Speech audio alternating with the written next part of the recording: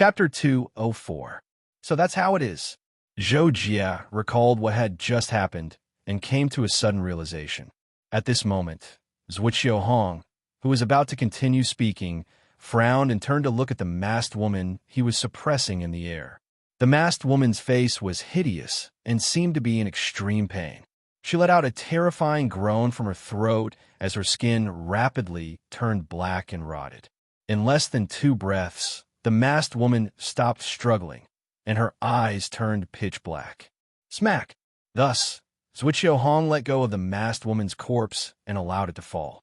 Soon, it fell to the ground on the 3rd floor of the base and turned into a puddle of rotten black blood.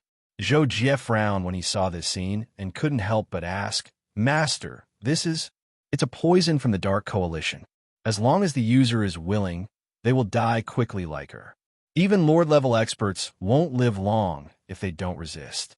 I can't stop her from dying," Zhuqiu Hong explained calmly. Clearly, he was used to this and didn't think much of it. Zhou Jie didn't ask any more questions when he saw this. "Zhou Jie, you've done very well this time. Even if I knew that you possessed the strength to surmount your cultivation to do battle, I never imagined that you would be able to surmount your cultivation to such a terrifying extent. If it wasn't for your constant composure, I might have been unable to refrain from making a move at the beginning." Zhuqiu Hong praised Zhou Jie once more, and his gaze sized Zhou Jie up from top to bottom. Zhou Jie couldn't help but feel nervous. He knew that Zhuqiu Hong was sizing him up because he was actually looking at the crow's heart, sacred beetle's shell, and dual sabers in his possession. These 3 treasures left behind by the Dark Shadow Emperor could be said to be divine artifacts, and he was afraid that Zhuqiu Hong would covet them. Zhou Jie spoke the truth in the face of Zhuqiu Hong's praise, but he was still modest. "I don't deserve such praise. If I knew the gap between us was so big, I definitely wouldn't have been so calm." Zhuqiu Hong only smiled at Zhou Jie's modesty and said, "Okay, put away your equipment and come with me to meet someone." "Yes, master." Zhou Jie could not help but secretly breathe a sigh of relief. Not long after, Zhou Jie followed Zhuqiu Hong and flew out of the base building. A bloated man in golden armor was floating in the air, and Mechanic King Yan Yu was talking to him. Zhuqiu Hong brought Zhou Jie and flew straight toward him. When Zhuqiu Hong and Zhuqiu arrived a few meters in front of the golden armored man, only then did Zhou Jie clearly see who this person was. At that time, he couldn't help but be shocked in his heart. Zhou Jie had seen this golden armored man at the entrance of the Sky Ocean Secret Realm, but he couldn't remember who this person was. But at this moment, Zhuqiu Hong asked the golden armored man, "Is it done?" "Of course." "You want to run in front of me?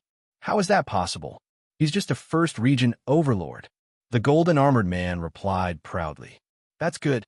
After getting a satisfactory answer, Zhuqiu Hong nodded and smiled. Then he glanced at Zhou Jie beside him and said to the golden armored man, "Come, let me introduce you. This is my new disciple, Zhou Jie." Then Zhuqiu Hong introduced the golden armored man to Zhou Jie. "Zhou Jie, you've met this person before. He's the leader of the Bounty Hunter Alliance, Jin Yu, also known as Jin D." When Zhou Jie heard this, he immediately recalled the golden armored man's identity. He immediately greeted Jin Yu respectfully. "Senior Jin D." Jin Yu grinned and said to Zhuqiu Hong, "Old Zhua, I'm really envious that you can always find such a good disciple. I've been looking for thousands of years and finally found one, but he died prematurely." "Seriously?" "All right, you just don't have the luck." Zhuqiu Hong could not help but tease when he heard that. The next morning, Zhuqiu Hong summoned Zhou Jie to the planet manager's office. "Zhou Jie, you're here. Have a seat." When Zhou Jie entered, Zhuqiu Hong was flipping through the documents on the electronic desk. Then, Zhuqiu Hong looked up at Zhou Jie and gestured for him to sit across from him.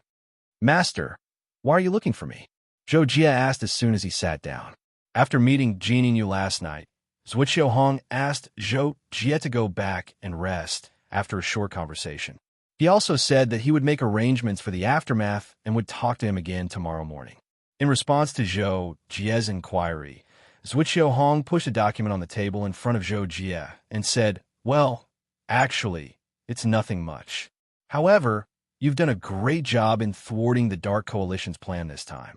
I called you here to show you the final results from last night. It's also considered a perfect explanation for yourself. Secondly, what do you think of being a supervisor?" Zhuqiu Hong's question stunned Zhou Jie for a moment. However, he quickly answered honestly, "I don't think I'm used to this kind of work." Hearing this, Zhuqiu Hong fell silent for a moment. The faint smile on his face disappeared, and he began to become serious. Ever since Zhou Jie met Zhuqiu Hong, he had rarely been this serious. "Zhou Jie, your future is limitless. You're destined to become one of the most powerful people in the Wanhai Star Zone, just like me now. Right now, I'm even more optimistic about you than I am about Luo Feng.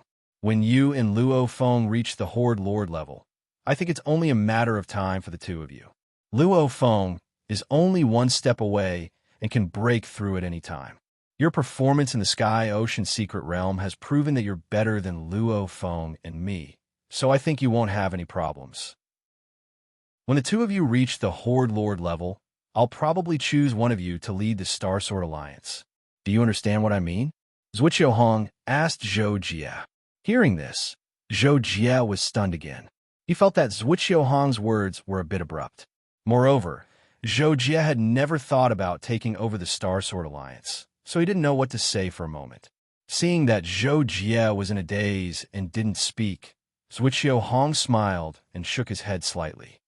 "Kid, you're indeed not suitable to be an official. However, not liking power is a good thing for cultivators. It's inevitable that I've come this far because I've been tied down by too many things after becoming the leader of the Star Sword Alliance. That's why I haven't been able to take this final step. However, I've already decided that after you and Luo Feng become independent, I'll hand everything over to the two of you. Then, I'll go out and travel in search of opportunities to break through. I know that you think it's too early to tell you this, but for me, I can't wait any longer. I want to train you in Luo Feng as soon as possible. However, you're not a 9-star lord yet. You can't even become a patroller. I seem to be in too much of a hurry." Zhuqiu Hong said again. However, Zhou Jie was even more confused about what Zhuqiu Hong was trying to say. As if he knew Zhou Jie's confusion, Zhuqiu Hong smiled and continued. "All right, then I'll get straight to the point. Zhou Jie, if you don't like being a supervisor, you can come to my place to cultivate. I'll give you the best cultivation resources and help you break through to a 9-star lord as soon as possible. There are also some opportunities in secret realms. If you need, I can take you to some secret realms that I know of, and you can train there. However, there's one thing I hope you can accept the position of a patroller after you become 9-star lord. This is because there are some things that I need you to help Luo Feng with. As for the specifics, I'll tell you when you break through to 9 stars. Zhou Jie wasn't too interested in being a patroller after hearing Zhuqiu Hong's words, but at least he didn't dislike it. After thinking for a while, Zhou Jie nodded and agreed. "All right, I'll listen to your arrangements, Master. However, I have my own plans for breaking through. You don't have to worry about it, Master." "Oh, you have your own plans?" Zhuqiu Hong was a little surprised to hear Zhou Jie's words. After all, he had already said that Zhou Jie could come to him to get free cultivation resources to complete the breakthrough as soon as possible. However, Zhou Jie had rejected him. Could it be that he had a better way to break through? "Yes, Master. I plan to go into seclusion for a while. I don't want to be a supervisor anymore. Anyway, there's nothing for me to do here," Zhou Jie quickly added. He was indeed in a hurry to improve his strength. Zhuqiu Hong saw that Zhou Jie didn't say how he was going to break through, so he didn't ask anymore. He could only nod and agree. "All right, go ahead. You're free to make your own arrangements. If you need anything, contact me." "All right, thank you, Master." Zhou Jie was overjoyed when he heard that. That afternoon, Zhuqiu Hong left the Mechanic King planet. Before he left, he asked Zhou Jie if he wanted to go with him. He could send Zhou Jie to wherever he wanted to go. However, Zhou Jie's seclusion would be in the Six Paths world, so he didn't need to move. Therefore, he politely declined Zhuqiu Hong's kindness and said that he still wanted to stay on the Mechanic King planet for a while. When the time came, he would leave and cultivate in seclusion. In his room, Zhou Jie finished reading the purging information that Zhuqiu Hong had sorted out for him. After closing the folder, he couldn't help but shake his head slightly. I didn't expect that there were 7 people in the base who joined the Dark Coalition, including Oba. I should go to. Zhou Jie then stood up and walked into the bedroom. Looking at everything in the bedroom, Zhou Jie suddenly felt an inexplicable reluctance. Although he had only stayed here for less than half a month, for some reason, he suddenly felt reluctant to leave. In the end, Zhou Jie just stood in the bedroom for a few seconds. After making sure that there was nothing to take with him, he left the room and flew straight into the sky. On the top of the 100 Weapons Tower, Yinyu looked at Zhou Jie's departing figure and smiled. Zhou Jie, the younger generation will surpass us in time. Half an hour later, Zhou Jie landed on a mountain peak on the Mechanic King planet and released Kakashi and the ship together. Jaka, where are we? On the mountain? As soon as Kakashi came out, he looked around and found that there were clouds and mist everywhere. He couldn't help but be surprised. Zhou Jie ignored Kakashi's question and said directly, Kakashi, I'm going into seclusion in the Six Paths world for a while. It might be a long time. Stay on the ship and protect the Six Paths world. You can do whatever you want. Hearing this, Kakashi's eyes lit up and he immediately agreed. Okay. Chapter 205. When Zhou Jie saw Kakashi's excited look, he couldn't help but add, but don't mess around. If you want food, ask them to send it to the foot of the mountain. Don't run around. Oh, hearing Zhou Jie's words, Kakashi immediately became listless, but he still agreed. Seeing this, Zhou Jie didn't say anything else. At this time, Kakashi also took out the Six Paths world. Without saying a word, Zhou Jie activated it, took a step forward, and then disappeared as usual. After Zhou Jie arrived at the Six Paths realm, he went straight to the Six Paths Pagoda. After entering the space of the Six Paths Pagoda, Zhou Tianwu naturally appeared in front of Zhou Jie.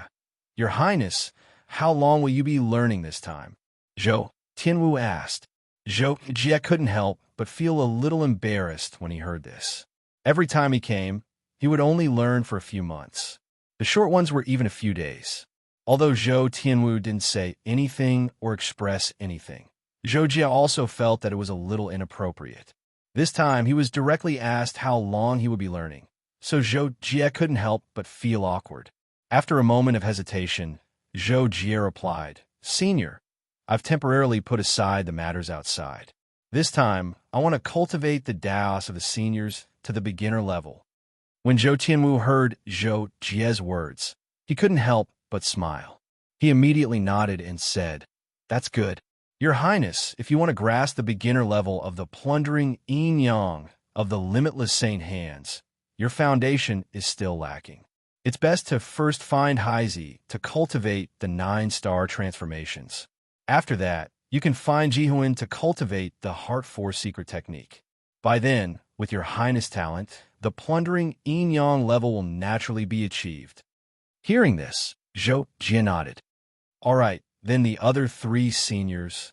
Which one should I find to cultivate with first? Upon hearing the question, Zhou Tianwu smiled faintly and replied, As for the remaining 3 Daos, your Highness can first cultivate the Divine Evasion Dao of the Dog Escape Dao, followed by the Divine Might Dao of the Dragon Aura Dao. The Divine Tactics Dao of MOG is the most time-consuming, but can be used to cultivate one's patience and even comprehension. Therefore, your Highness can leave it for last. All right, that's all. Thank you, Senior. Zhou Jie said. Then I will send your Highness to the Hedron, Zhou Tianwu said. After seeing Zhou Jie nod, he waved his hand, and Zhou Jie disappeared. Zhou Jie only felt a blur in front of his eyes. His consciousness was blurred for a moment before he recovered. In front of him was the same bright white space, but the person standing in front of him had changed into Zhou Mianzi, who was wearing only a pair of black pants. Your Highness, I already know about your situation. Next, I will teach your Highness the 9 transformations of the stars. Without waiting for Zhou Jie to speak, Zhou Mianzi spoke bluntly. His face was very gentle, and his words were also very gentle. He gave people the impression that he was harmless. However, there was no joy, sorrow, or expression on his face. Hearing this, Zhou Jie nodded and said straightforwardly, "Then please begin, senior." Seeing this, Zhou Mianzi also nodded slightly and said, "I will first derive the power of the stars for your highness." While Zhou Jie was surprised to hear that, he suddenly discovered that the scenery around him was changing rapidly. The bright white space turned into darkness, and there were many stars far away. The dim light was scattered everywhere, as if it were the void of the universe. Even the pure energy was replaced by the universal energy that Zhou Jie was familiar with. At this moment, Zhou Jie heard Zhou Mianzi say again, "Your Highness, your level is still low, so I will briefly explain universal energy to you first. Your Highness, you know that energy has attributes, and universal energy is too complicated to be directly absorbed by Star Lords. It can only be absorbed and stored after it is transformed into gentle, stable, and pure energy by the body. It's the same principle as when ordinary people eat food and transform it into energy. The most special thing about the 9-star changes is that it relies on the absorption of the power of stars, or astral power for short. Astral power is part of the universal energy after all, but it has undergone complicated evolution from the stars themselves and has a unique attribute. It can be counted as an independent existence in the universe, and you have to pay special attention to it. The attribute of astral power is sharp and violent, and it is difficult for ordinary people to sense it, let alone absorb it. However, the 9-star changes is a divine body secret technique that relies on astral power for training. Therefore, you have to sense and absorb the astral power first before you learn it. I'm deriving astral power for your highness so that you can sense and try to absorb it. After saying that, Zhou Mianzi looked at Zhou Jie and said, "Your highness, you could try to sense the astral power right now. Remember what I said. The attributes of astral power are sharpness and violence." Zhou Jie nodded, then closed his eyes and spread out his mental strength. At the same time, all the pores on his body opened up to strengthen his body's instinct to attract energy. Zhou Jie tried to sense the astral power very carefully, but the result was not as easy as he imagined. After more than 10 minutes, Zhou Jie still could not grasp the so-called sharpness and violence of the astral power in the vast universe of energy. Because the universe of energy itself was chaotic and violent, it was not easy to sense the astral power interspersed with it. Moreover, this was the first time Zhou Jie had carefully sensed, analyzed, and grasped the various energies in the universe. He did not know how to find the right direction, so he could only analyze it bit by bit and sense it clearly. After more than half an hour, Zhou Jie finally grasped the so-called astral power. In Zhou Jie's senses, it was a very strange energy. It was like countless thin threads running through the vast universe of energy, but in fact, it was not continuous. It was like intermittent waves, violent and rapid, coming from a distant place and going to a distant place. Zhou Jie tried to draw the astral power for his own use, but he found it very difficult. Although Zhou Jie finally used his own strength to draw the astral power, he could not absorb it when it reached his body.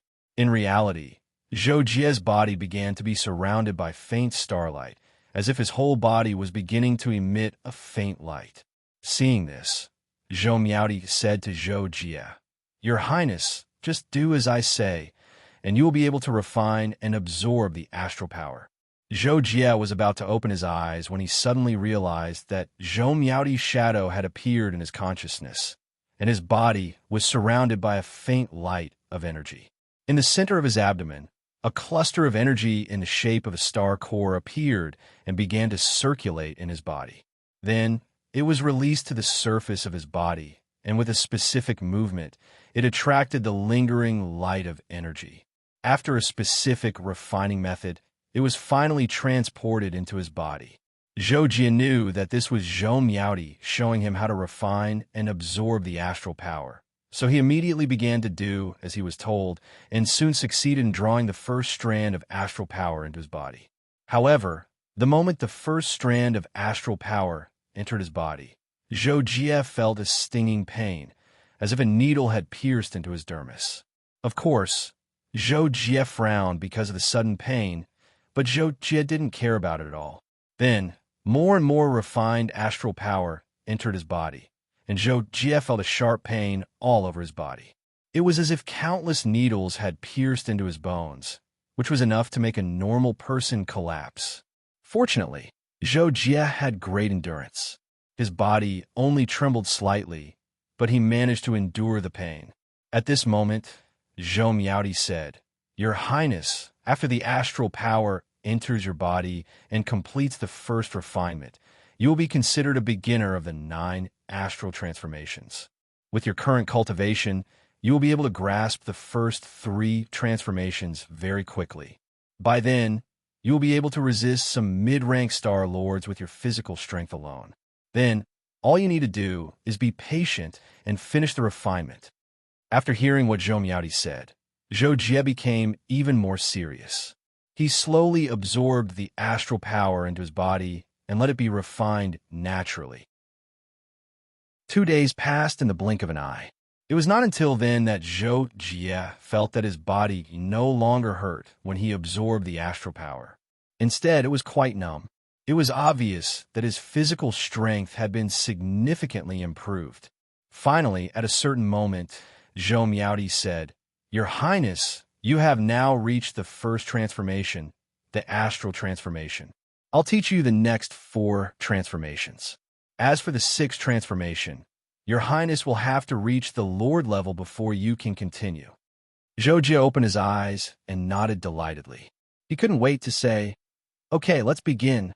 So, Zhou Miaoti began. The 2nd to the 5th transformations are the Starlight Transformation, Starlight Transformation, Starland Transformation, and Star Sea Transformation. First of all, your Highness, follow me to sense the astral power in your body and carry out the effects of the astral transformation. For the next half a month or so, Zhou Jie practiced the 9 transformations of the stars under Zhou Miaoti's guidance. With Zhou Jie's talent and hard work, he was able to master the use of astral force in just over half a month. His absorption speed of astral force had also improved by leaps and bounds. He had also successfully cultivated the astral transformation to the 4th transformation, the Starland Transformation. His physical strength had directly increased by more than 10 times, and his body had become 100 times tougher than steel. At this point, Zhou Jie also understood the uniqueness of astral power. It was different from the other energy in his body. It could not be stored in his veins forever. Instead, it could be deposited in his body, infiltrating every cell and becoming a part of his body. This was also a way to strengthen his body. Not long after Zhou Jie reached the 4th transformation, Zhou Miaoti asked Zhou Jie to stop. He also told Zhou Jie that there was a huge gap between the 5th transformation and the first 4 transformations. But as long as he spent some time, it wouldn't be a problem for him to reach the 5th transformation. Now, he could accept the cultivation of the Soul Tao first. This way, he would be able to speed up his cultivation of the 5th transformation. And so, Zhou Jie was sent away by Zhou Miaoti to the 2nd level of the 6th Taoist Pagoda, the Soul Tao level. Zhou Jihuan appeared in front of Zhou Jie immediately.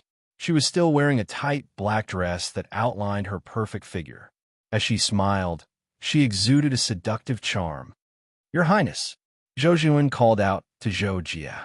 Her voice was pleasant to the ears, but when it entered Zhou Jie's ears, it felt like an illusion. "Senior." Zhou Jie calmed his mind and lowered his head. He couldn't help but frown.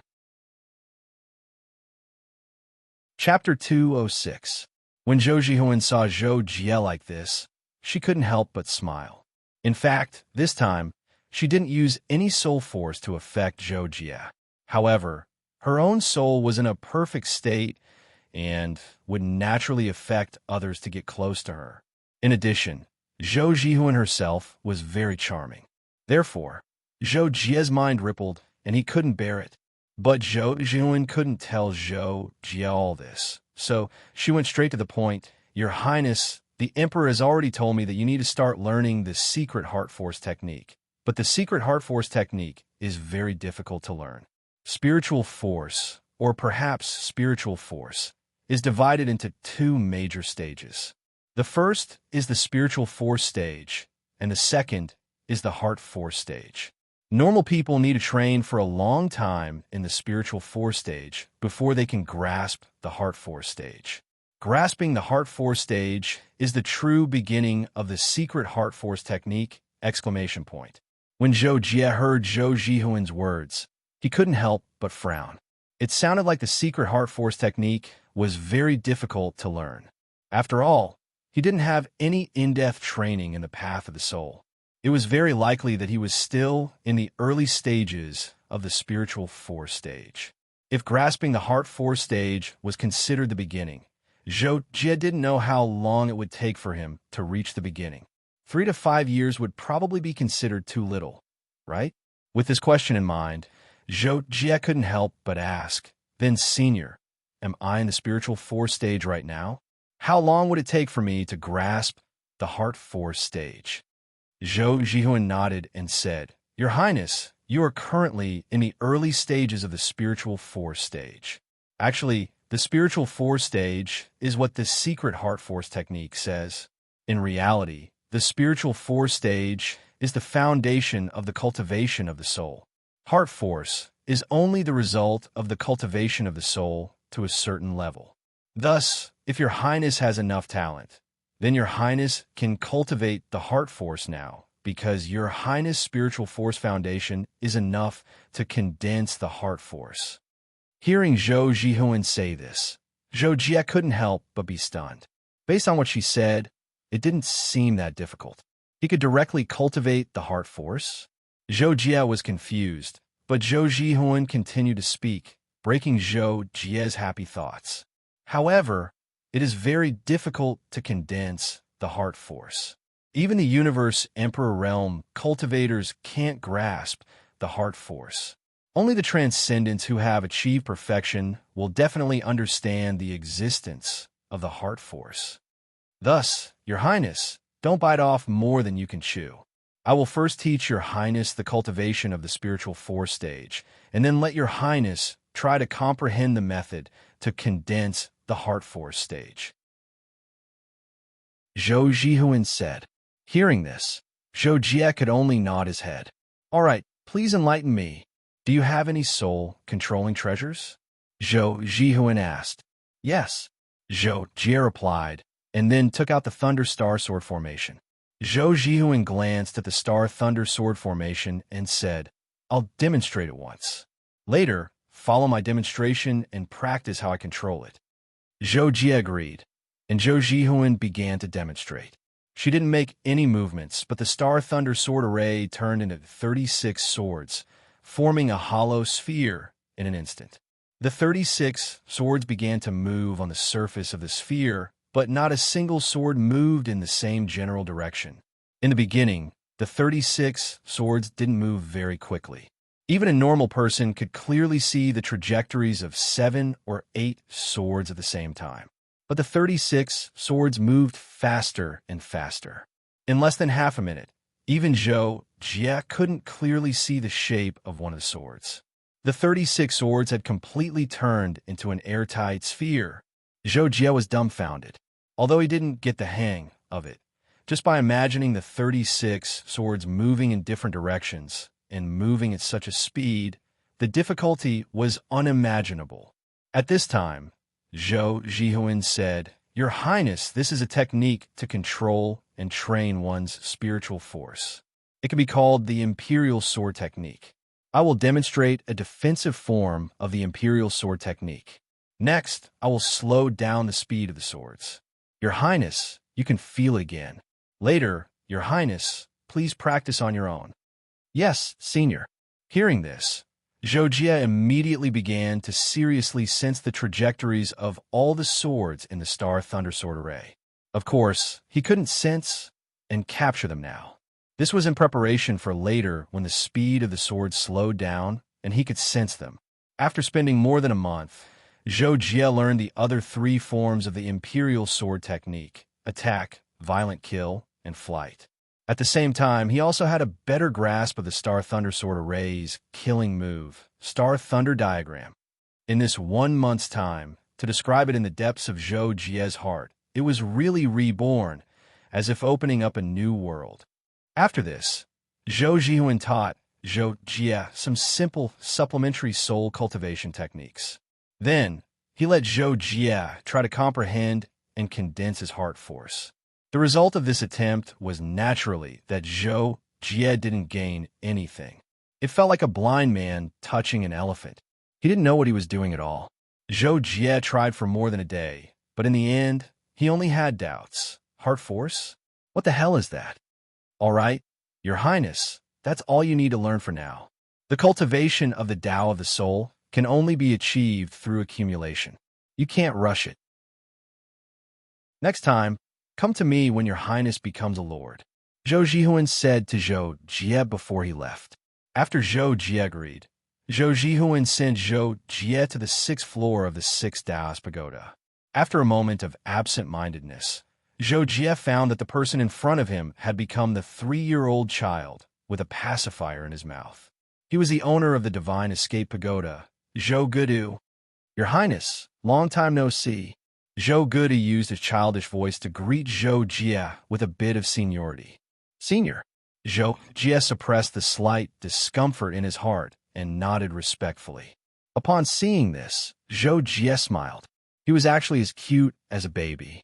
However, when Zhou Jie thought about how this was an old monster who had lived for tens of thousands of years, he couldn't help but feel uncomfortable in his heart. Your Highness, let's not talk about anything else. I'll start teaching Your Highness the 3,000 Thunder Haste. After laughing, Zhou Gudu said. Zhou Jie naturally couldn't wait for this to happen. He nodded and said, okay. Therefore, Zhou Gudu began to explain. Your Highness, the art of escape is simply a method to escape and protect your life. There are many things that you need to learn. I'll teach Your Highness from the basics. Let's start with the simplest wind element. To put it bluntly, the wind element is the chi of nature. It is the most commonly used elemental energy by all cultivators.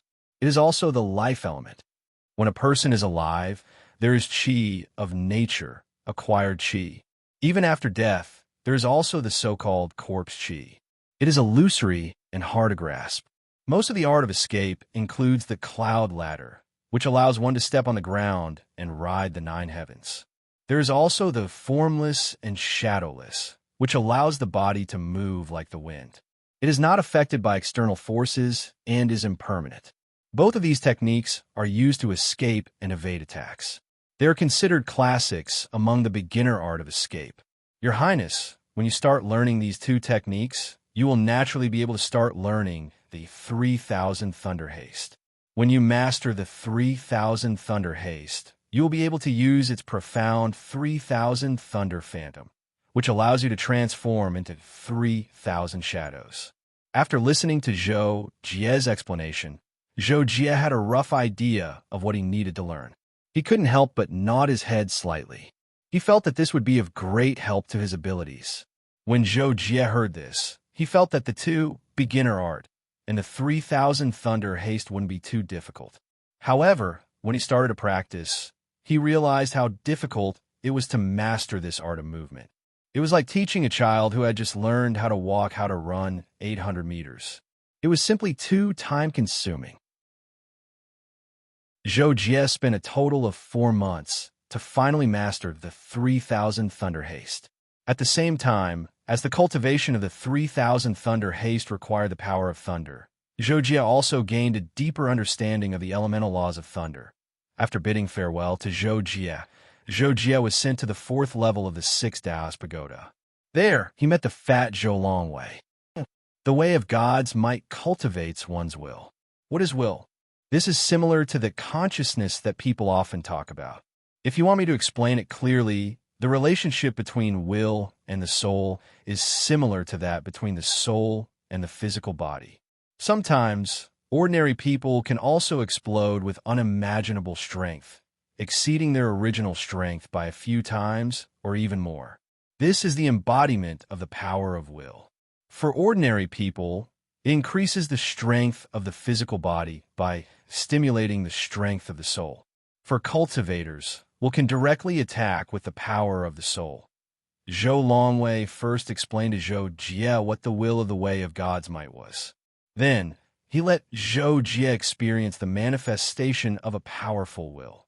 When Zhou Longwei unleashed the power of will, Zhou Jie felt his soul tremble in fear. At the same time, there was an indescribable pressure on his mind, making it hard for Zhou Jie to breathe and suffocate. After experiencing the power of will, Zhou Jie felt more and more that he was short-sighted. At the same time, he became very interested in the cultivation of the power of will. For the next 1.5 years, Zhou Jie was immersed in the cultivation of the power of will. It was both painful and joyful, and he was unaware of the outside world, until one day, when the pressure on Zhou Jie's mind disappeared. Zhou Longwei woke Zhou Jie up and told him that he already had a preliminary understanding of the power of will. However, there was still a big gap between him and the cultivation of the divine remembrance art. Then, Zhou Longwei told Zhou Jie that it was extremely difficult to get started with the divine remembrance art. Even before he reached the Imperial Emperor realm, it would be very difficult for him to do so.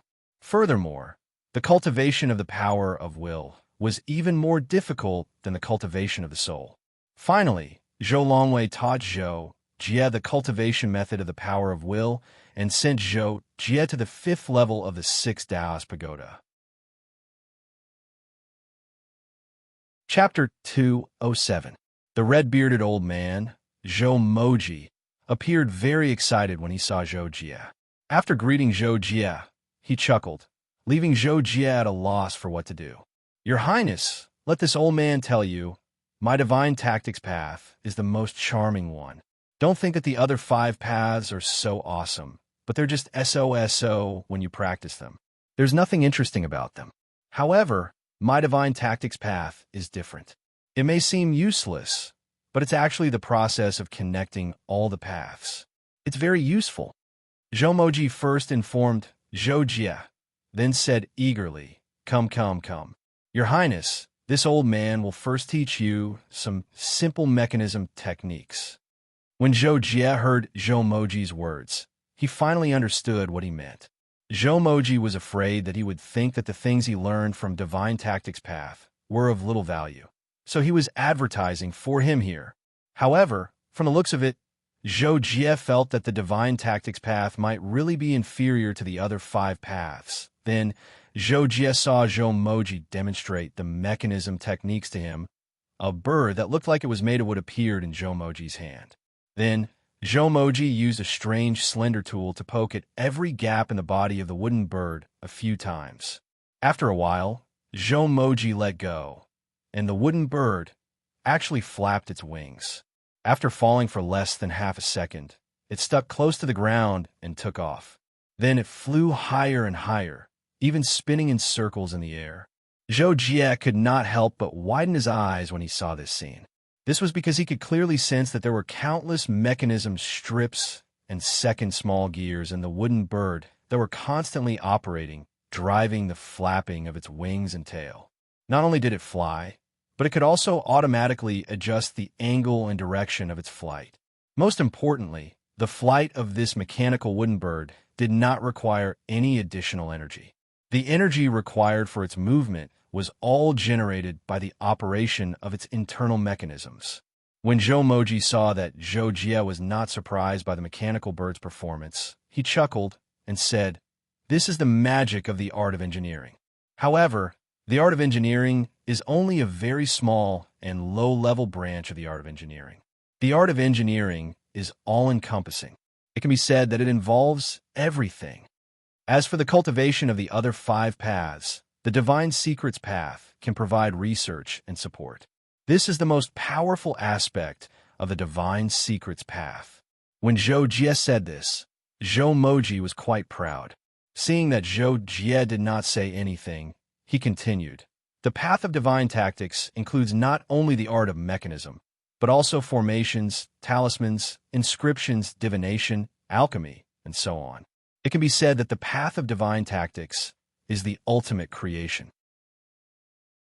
It is the study of all methods, and it is a way for cultivators to strengthen their own foundation. Your Highness, I'll demonstrate them to you, and then you can decide which one to learn first, Zhou Jie said. Zhou Jie felt a little stunned. Then, Zhou Jie saw Zhou Moji begin his demonstration. First was the formation. Zhou Moji did not seem to do anything, but a golden lotus bloomed under his feet. It shone brightly and quickly spread out like a golden tide.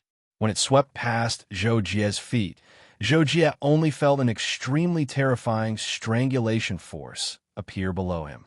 Even the energy was strangled and fluctuated visibly. Fortunately, there was no particularly strong suction force, so Zhou Jie was not harmed. This is the Golden Vortex Strangulation Formation. It can be set up by a Star Lord. It can strangle a 3-layer domain of a lord. Zhou Moji introduced in a timely manner. Then, the formation disappeared, and a dark golden talisman appeared in Zhou Moji's hand. The secret inscriptions on it were complicated and contained the power of laws. Zhou Moji used his energy to gently activate the talisman and threw it to a position dozens of meters away. The talisman was immediately activated and turned into countless golden rays of light that entangled in the air. Finally, it condensed into a golden spot of light and stopped moving. Zhou Jie was surprised by this, and Zhou Moji introduced it again. This talisman is called Golden Light Binding. It's used to bind the enemy. As long as the enemy's speed can't exceed the speed of light in an instant, they won't be able to get rid of the talisman's power. After hearing the effects of the talisman, Zhou Jie was secretly amazed. This was really an eye-opener for him. However, Zhou Moji did not wait for Zhou Jie to say anything. He continued to demonstrate the third type, inscriptions. Your Highness, good inscriptions require materials to be injected into the weapon. This old man will show you a relatively simple inscription first. It's made by injecting pure energy. As Zhou Moji spoke, he condensed a very ordinary piece of iron in his hand. Then, he gently tapped it with his finger. Countless rays of light turned into thin lines and slowly injected into the iron piece.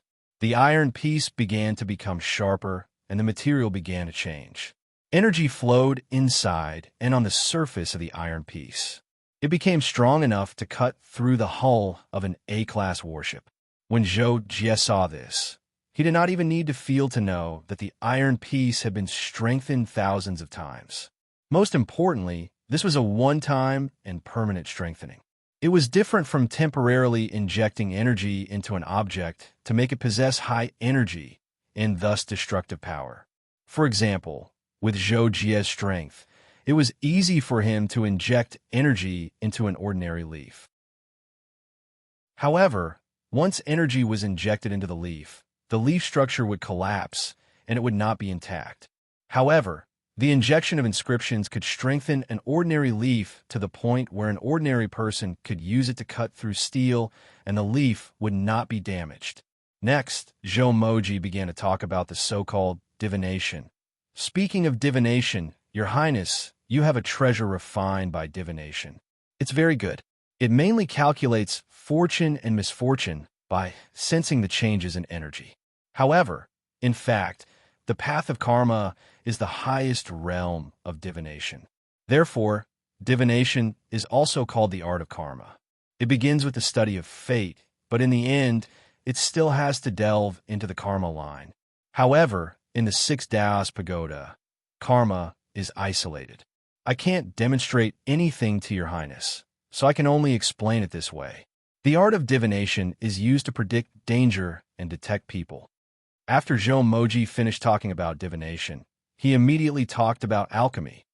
Your Highness, alchemy is also the art of forging. It teaches you how to make weapons and refine materials. In the future, Your Highness will also need it to nurture your natal divine weapon. Your Highness, you must not underestimate it. Originally, when we first met, I wanted to forge a weapon for Your Highness. Who would have thought that your highness already has a suitable weapon? This old man will not add flowers to brocade. Moreover, they want your highness to rely on your own efforts to grow.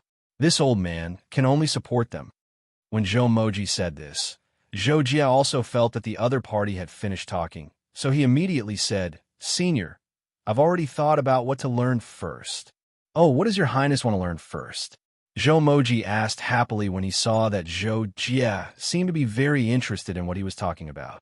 "I want to learn formations first," Zhou Jia said bluntly. Zhou smiled at this and nodded repeatedly. He said, "Yes, formations are indeed the best way to improve a cultivator's external strength. However, it is also the most difficult to learn. Your Highness, are you sure you want to learn the basics of formations?" "I'm sure." Upon hearing this, Zhou Jin nodded almost without hesitation. "Well then, I'll teach your Highness a few basic formations. We'll start with the simplest yin and yang formation. Your Highness needs to grasp the basic principles and construction methods of formations from it." Zhou began to speak tirelessly and demonstrated to Zhou Jia how to construct the yin and yang formation. Although he was already mentally prepared for the difficulty of learning formations, Zhou Jia had never expected that it would take him 2 months to perfectly construct the most basic yin and yang formation. He then spent another 12 days or so to completely understand it and reach the point where he could easily construct it. After that, Zhou nodded and told Zhou Jia that he had officially completed the basics of formations. Next, he could learn some basic formations. What was even more unexpected to Zhou Jia was that, in the following 2 years, he was completely immersed in the study of basic formations under Zhou guidance. His attainments in formations improved by leaps and bounds. He had mastered 3 basic formations that were much more complicated than the yin and yang formation. Finally, he had almost completely studied the 5 elements creation and death formation. On this day, Zhou Jia finally succeeded in setting up the prototype of the 5 elements creation and death formation. The reason it was called a prototype was because the setting up of a formation also required materials, and the materials used by Zhou Jia were all provided by Zhou. In Zhou words, if he could set up a formation with the materials he had changed, then he could set up a formation with the materials needed for a formation perfectly. Moreover, the formation's power would be much greater. Zhou Jia, who finally felt that he had made some achievements in formations, also received Zhou affirmation. He repeatedly praised Zhou Jia for his talent and diligence, and that he would definitely become a great person in the future. "Senior, I'll stop learning formations here. Next, I'll prepare to go to Senior Tianwu's place," Zhou Jia finally said to Zhou. Thus, Zhou sent Zhou Jia to the 3rd floor of the 6 Paths Pagoda. Returning to the 3rd floor, Zhou Jia once again met Zhou Tianwu. "Your Highness, how do you feel?" As soon as they met, Zhou Tianwu asked Zhou Jia. "I've benefited greatly." In response, Zhou Jia replied solemnly, "If I hadn't learned from the seniors, I wouldn't have imagined that there are so many things that can be mastered in the path of cultivation." Zhou Tianwu was clearly very satisfied with Zhou Jia's answer. He nodded slightly and revealed a smile at the corner of his mouth, saying, "Now that your Highness has entered the 6 paths, as long as your Highness uses the 6 paths for reference and practice, the 6 paths will have a great effect on each other. Previously, your Highness might have needed to reach the suzerain level to use stealing yin-yang, but now, that might not necessarily be the case. Next, I'll impart the core of stealing yin-yang to your Highness. Your Highness can go back and experience it well. I believe it will be of great help." After that, Zhou Jia stayed at Zhou Tianwu's place for another half a month. Not only did he learn the core of stealing yin-yang, but he also listened to Zhou Tianwu talk about the path of cultivation after everlasting divine hands. Finally, Zhou Tianwu told Zhou Jia's sentence, "There's a limit to a move, but there is no limit to its variations. Only by constantly creating moves that suit yourself can you go further on the path of divine martial arts." Chapter 208. After leaving the Six Paths Pagoda, Zhou Jie returned to the Supernatural Pagoda. After a few years of cultivation in the Six Paths Pagoda, he believed that his strength had undergone a tremendous change. Although he was still far from the peak of the Eight-Star Lord realm, Zhou Jie believed that he would be able to reach the peak of the Eight-Star Lord realm in a couple of years, thanks to the resources he had redeemed from Zhuqiuhong. Considering Zhou Jie's current strength, the gap wouldn't be too big as long as the gap was less than 1 star. Therefore, Zhou Jie believed that his level wasn't the main reason why he couldn't pass the 7th floor of the Supernatural Tower. He needed to strengthen himself in other aspects. That was why Zhou Jie had chosen to challenge the Supernatural Tower again. He wanted to make up for his weaknesses. Zhou Jie was quite confident that he could pass the 7th floor of the Supernatural Tower. After all, he was already an 8-star lord, and he was already as strong as a regular 9-star lord before he entered the Six Paths Tower. He was confident that he could even defeat Mina, who was disguised by the Dark Coalition. If he still couldn't pass the 7th floor, Zhou Jie would be devastated. Zhou Jie directly appeared on the 7th floor after entering the Supernatural Tower. A black energy phantom appeared in front of him and quickly turned into a dark gray entity. The weapon it was holding was still the Kadi's blade. Zhou Jie didn't dare to be careless in the face of a 7-star Lord's phantom, which was a genius from the Sacred Land. He had already equipped himself with the long and short dual sabers, the Sacred Beetle Shell, and the Crow's Heart. He even took out the Thunderous Star Sword Array, which turned into 36 swords and floated behind him. After the phantom solidified, it did not stop. In the blink of an eye, it launched an attack on Zhou Jie. It was the same direct attack as before. This time, Zhou Jie could clearly feel the change in the trajectory and energy. It was like a whirlpool that swept everything. All the energy was gathered on the blade, and it gave birth to the terrifying power of thunder and lightning. The power of thunder and lightning that had been condensed to the extreme. Although he was much stronger than before, Zhou Jie still found it difficult to deal with the phantom's attack. Such an attack was fast and explosive. Not only was it as powerful as a peak 9-star lord, it was also a top single-target attack. It was hard to imagine how a 7-star lord could unleash such an attack. Boom! Zhou Jie also struck out with his saber. His saber subconsciously blocked and counterattacked. After cultivating the Divine Martial Dao and Divine Soul Dao, Zhou Jie's attacks were also extremely terrifying. His saber burst forth with the strongest power, and at the same time, it also habitually contained variations to deal with the various variations of the enemy's attacks.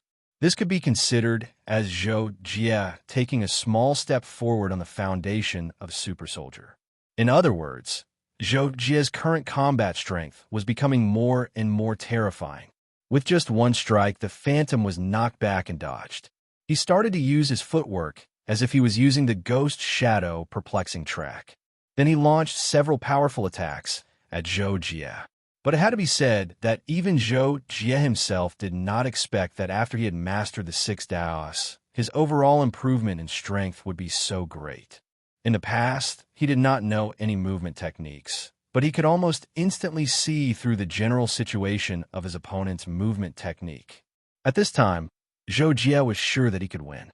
However, he wasn't in a hurry to defeat his opponent.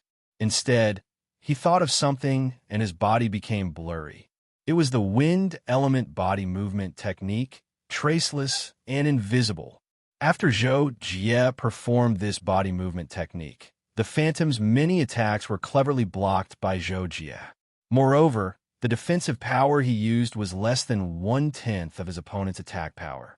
After practicing the formless and shadowless body movement, Zhou Jie finally decided to try to end the battle. His originally illusory figure suddenly turned into a lightning afterimage. His whole body flashed a few times like lightning and directly circled around the phantom, but the phantom's attack did not even touch the corner of his clothes. This was the body movement technique that Zhou Jie had just learned. 3,000 volts lightning. In the end, Zhou Jie attacked with his long saber. He activated the power of the precepts and slashed the phantom's waist. The phantom immediately disappeared. After Zhou Jie easily defeated the Phantom, he couldn't help but sigh inwardly. Last time, he was instantly killed. This time, if he had used all his strength from the beginning, he should have been able to instantly kill the Phantom. The gap between before and after was really unimaginable. Easily defeating the Phantom on the 7th level boosted Zhou Jie's confidence. He immediately decided to go to the 8th level to see how powerful the standard 8-star Lord of the Holy Land was. Facing the 8th floor's Phantom, Zhou Jie had originally planned to use the sword control technique to suppress it and then rely on his body movement to attack and kill his opponent. But who would have thought that the 8th floor's Phantom also had the Thunder Star Sword Array, which was a terrifying flying sword array, forcing Zhou Jie into a perilous situation. In the end, Zhou Jie did not even last 15 seconds before he was defeated by the Phantom using the long and short dual blades. Even Zhou Jie, who was wearing the crow's heart, could not withstand the penetrative damage of the law. The Phantom's equipment had the same effect as Zhou Jie's equipment. The long and short sabers had the precepts of penetration and poison. However, after Zhou Jie was defeated, a ball of light fell down and entered his body. Together with the precepts of healing of the supernatural tower, not only was Zhou Jie's wounds healed instantly, but his cultivation also soared. Very soon, he reached the advanced stage of the 8-star Lord and was close to the peak. As a result, Zhou Jie estimated that he would be ready to become a 9-star Lord after training for a year and a half after he left. Of course, Zhou Jie was well aware that he was walking on the perfect path.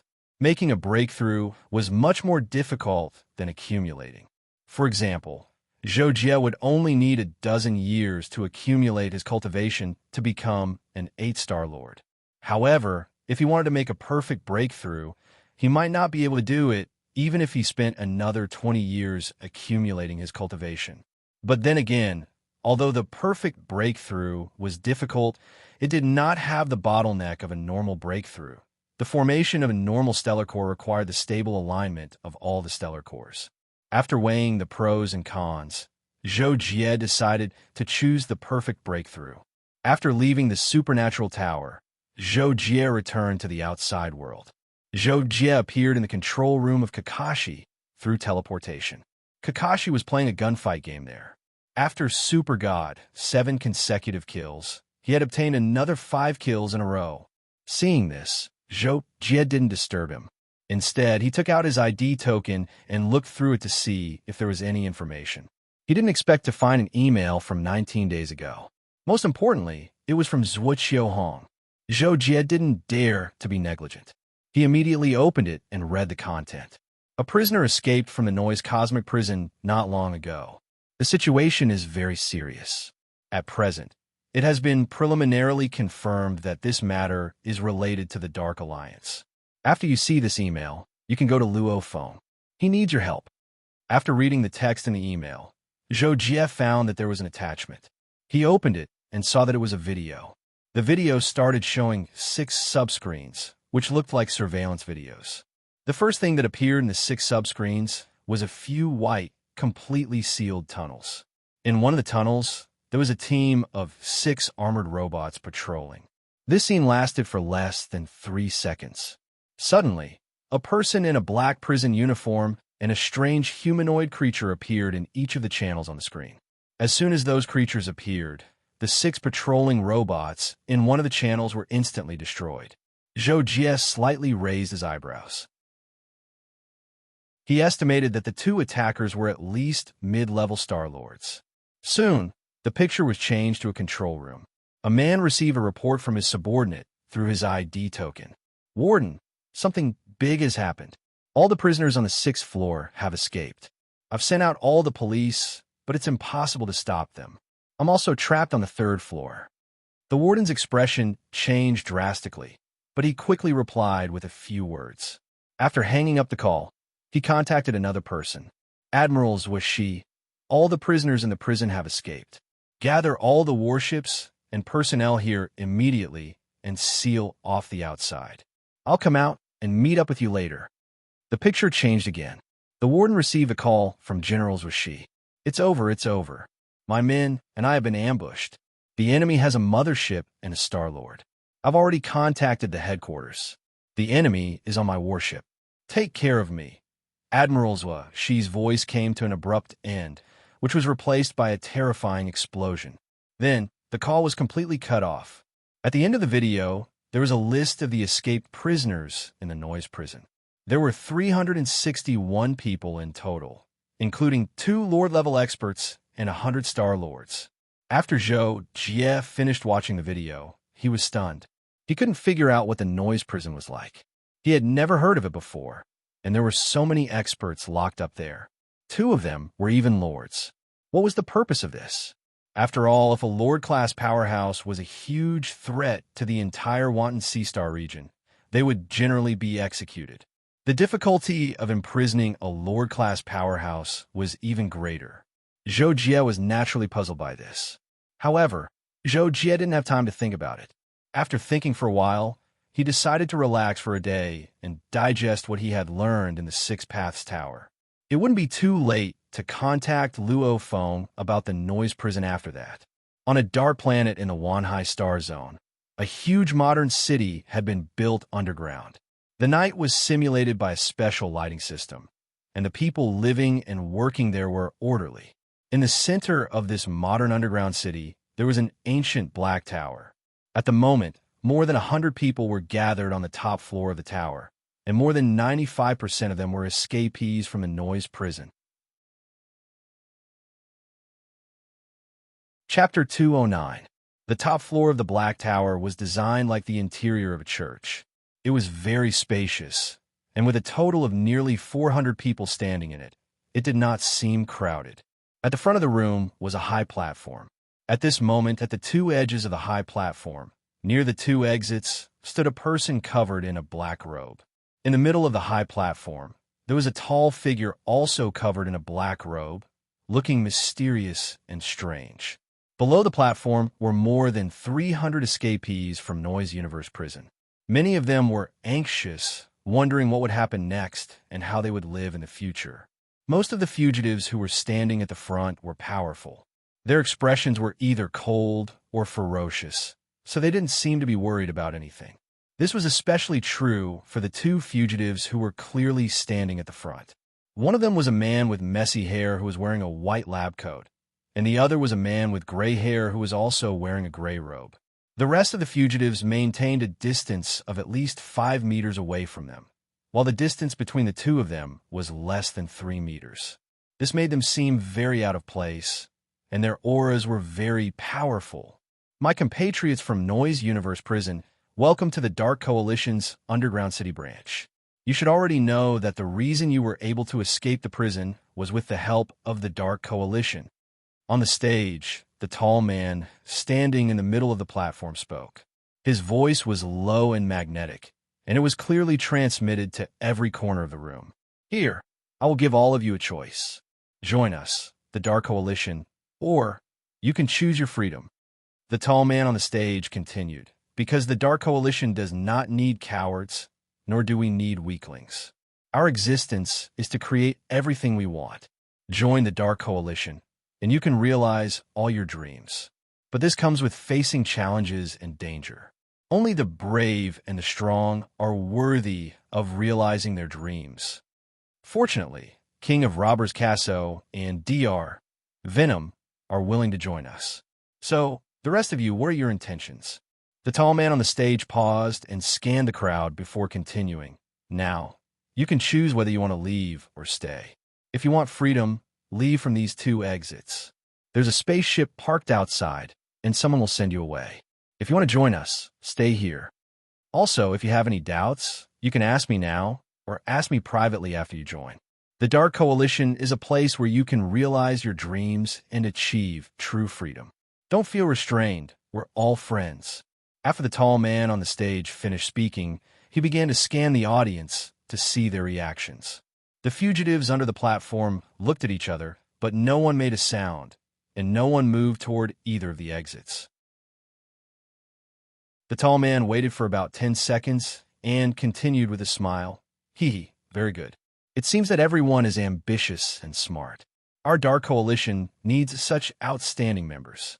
In the next few days, I will arrange some tests to test everyone's abilities and give everyone a job in the Alliance.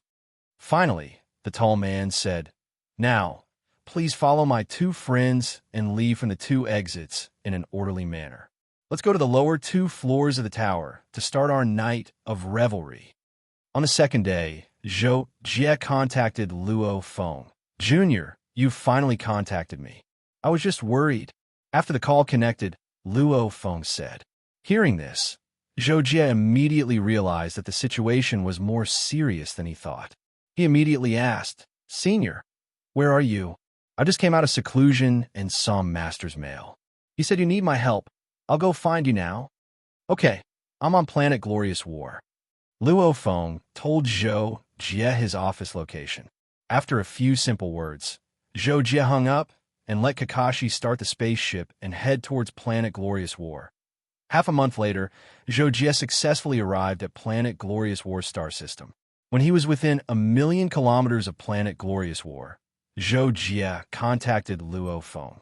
Luo Feng quickly sent him the navigation and let Zhou Jie smoothly drive the spaceship to planet Glorious War's patrol base. The patrol base's security was unusual. Zhou Jie followed Luo Feng's instructions and parked the spaceship. Not long after, Luo Feng personally rushed over to see Zhou Jie. "Junior, you're finally here. Come with me. I'll arrange a place for you to stay first. Then we'll go to my office and chat over a drink." Luo Feng saw Zhou Jie and welcomed him with a warm smile. 10 minutes later, Luo Feng arranged a place for Zhou Jie to stay and familiarized him with the main buildings of the patrol base. Then he pulled Zhou Jie to his office. Luo Feng's office was located in the basement. Next to the office was a bedroom and a training room. The overall layout was very classical. Other than a computer and some screens, there were almost no metal walls or other technological items. The bookshelves were all made of real wood. Luo Feng closed the door and asked Zhou Jie to sit down. Then he went to get 2 bottles of wine and wine glasses. "Here, open it yourself. This is good wine. It has a unique taste. Most importantly, it has a rich aftertaste. It's suitable for slow drinking." Luo Feng placed a bottle of wine in front of Zhou Jie's desk and handed him a wine glass. "Senior, tell me about the situation. Master said you need my help. What happened recently?" Zhou Jie took the wine glass and went straight to the point. Luo Feng sat down and replied, "It's like this. The prisoners in Noise Universe prison have all escaped.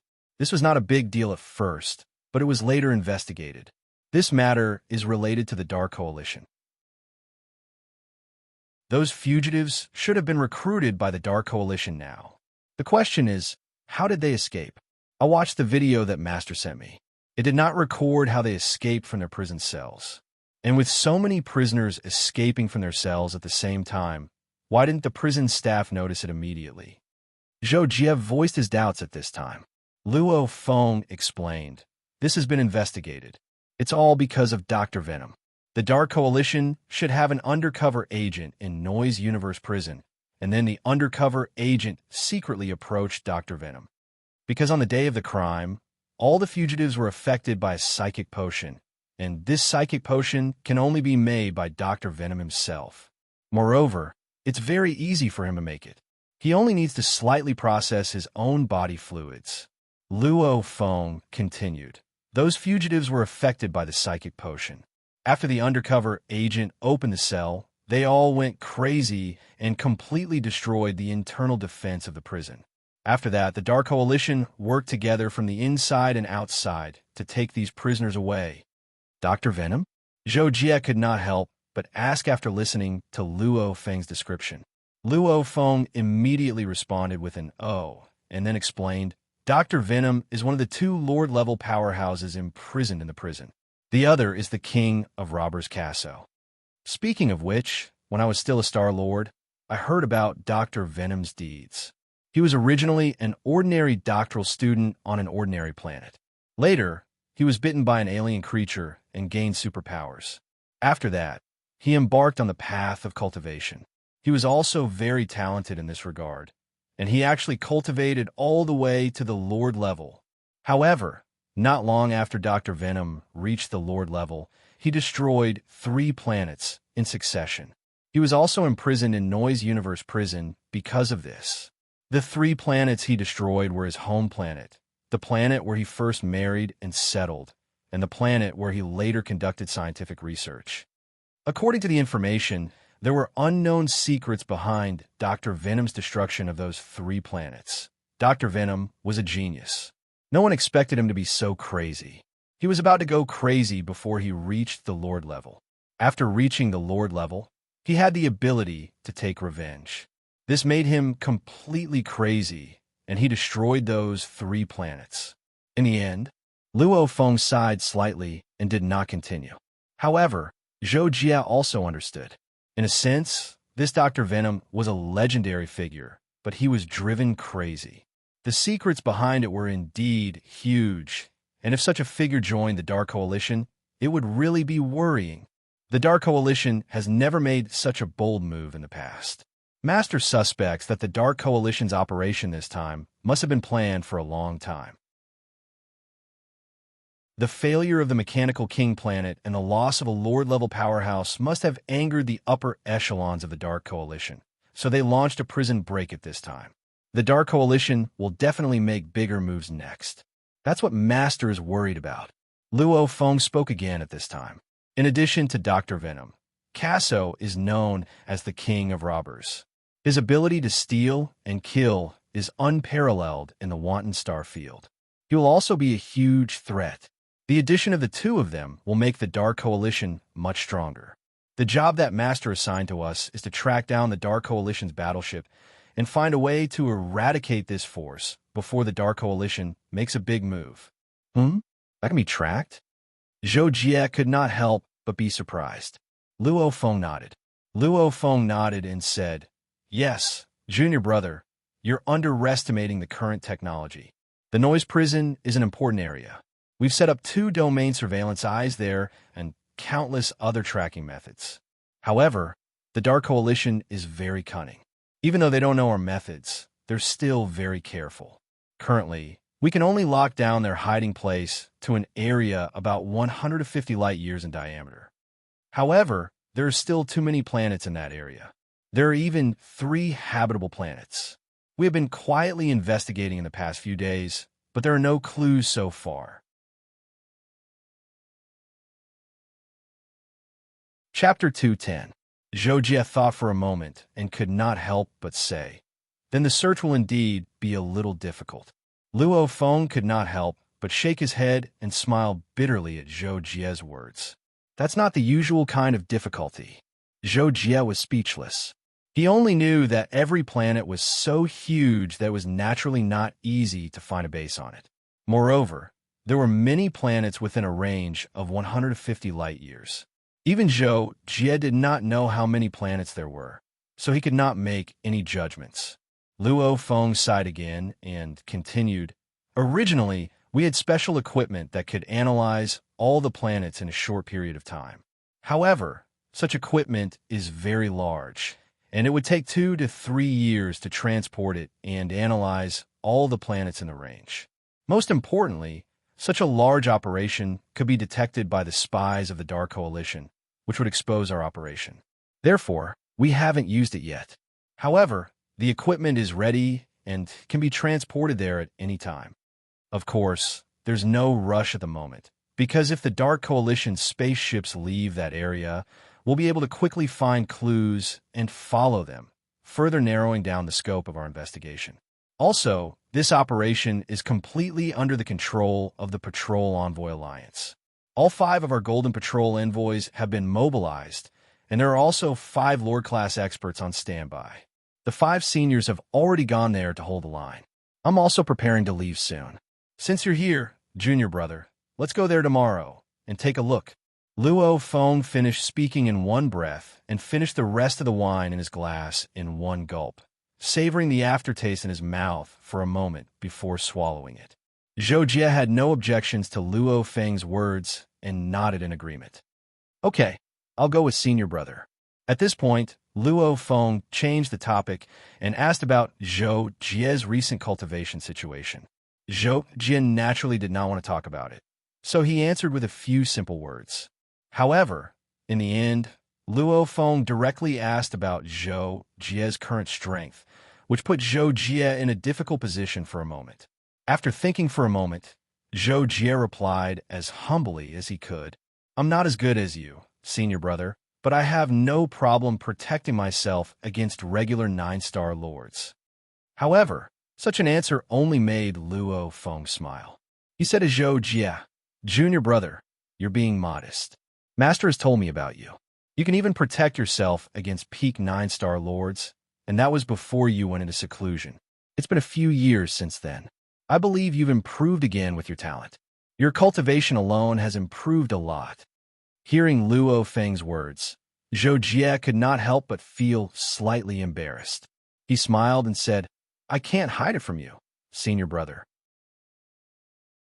However, I can only fight against regular peak 9-star lords because of my good equipment. Someone like you can only be bullied."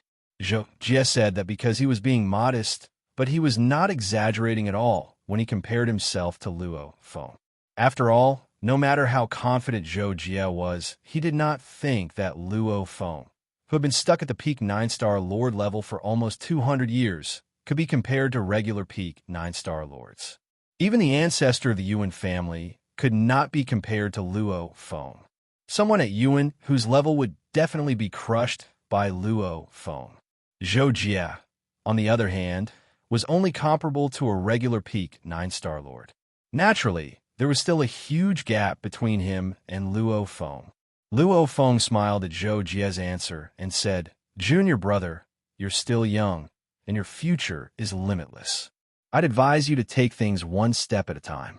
Don't just focus on improving your cultivation without a solid foundation. When you reach my level, you'll understand how important a foundation is.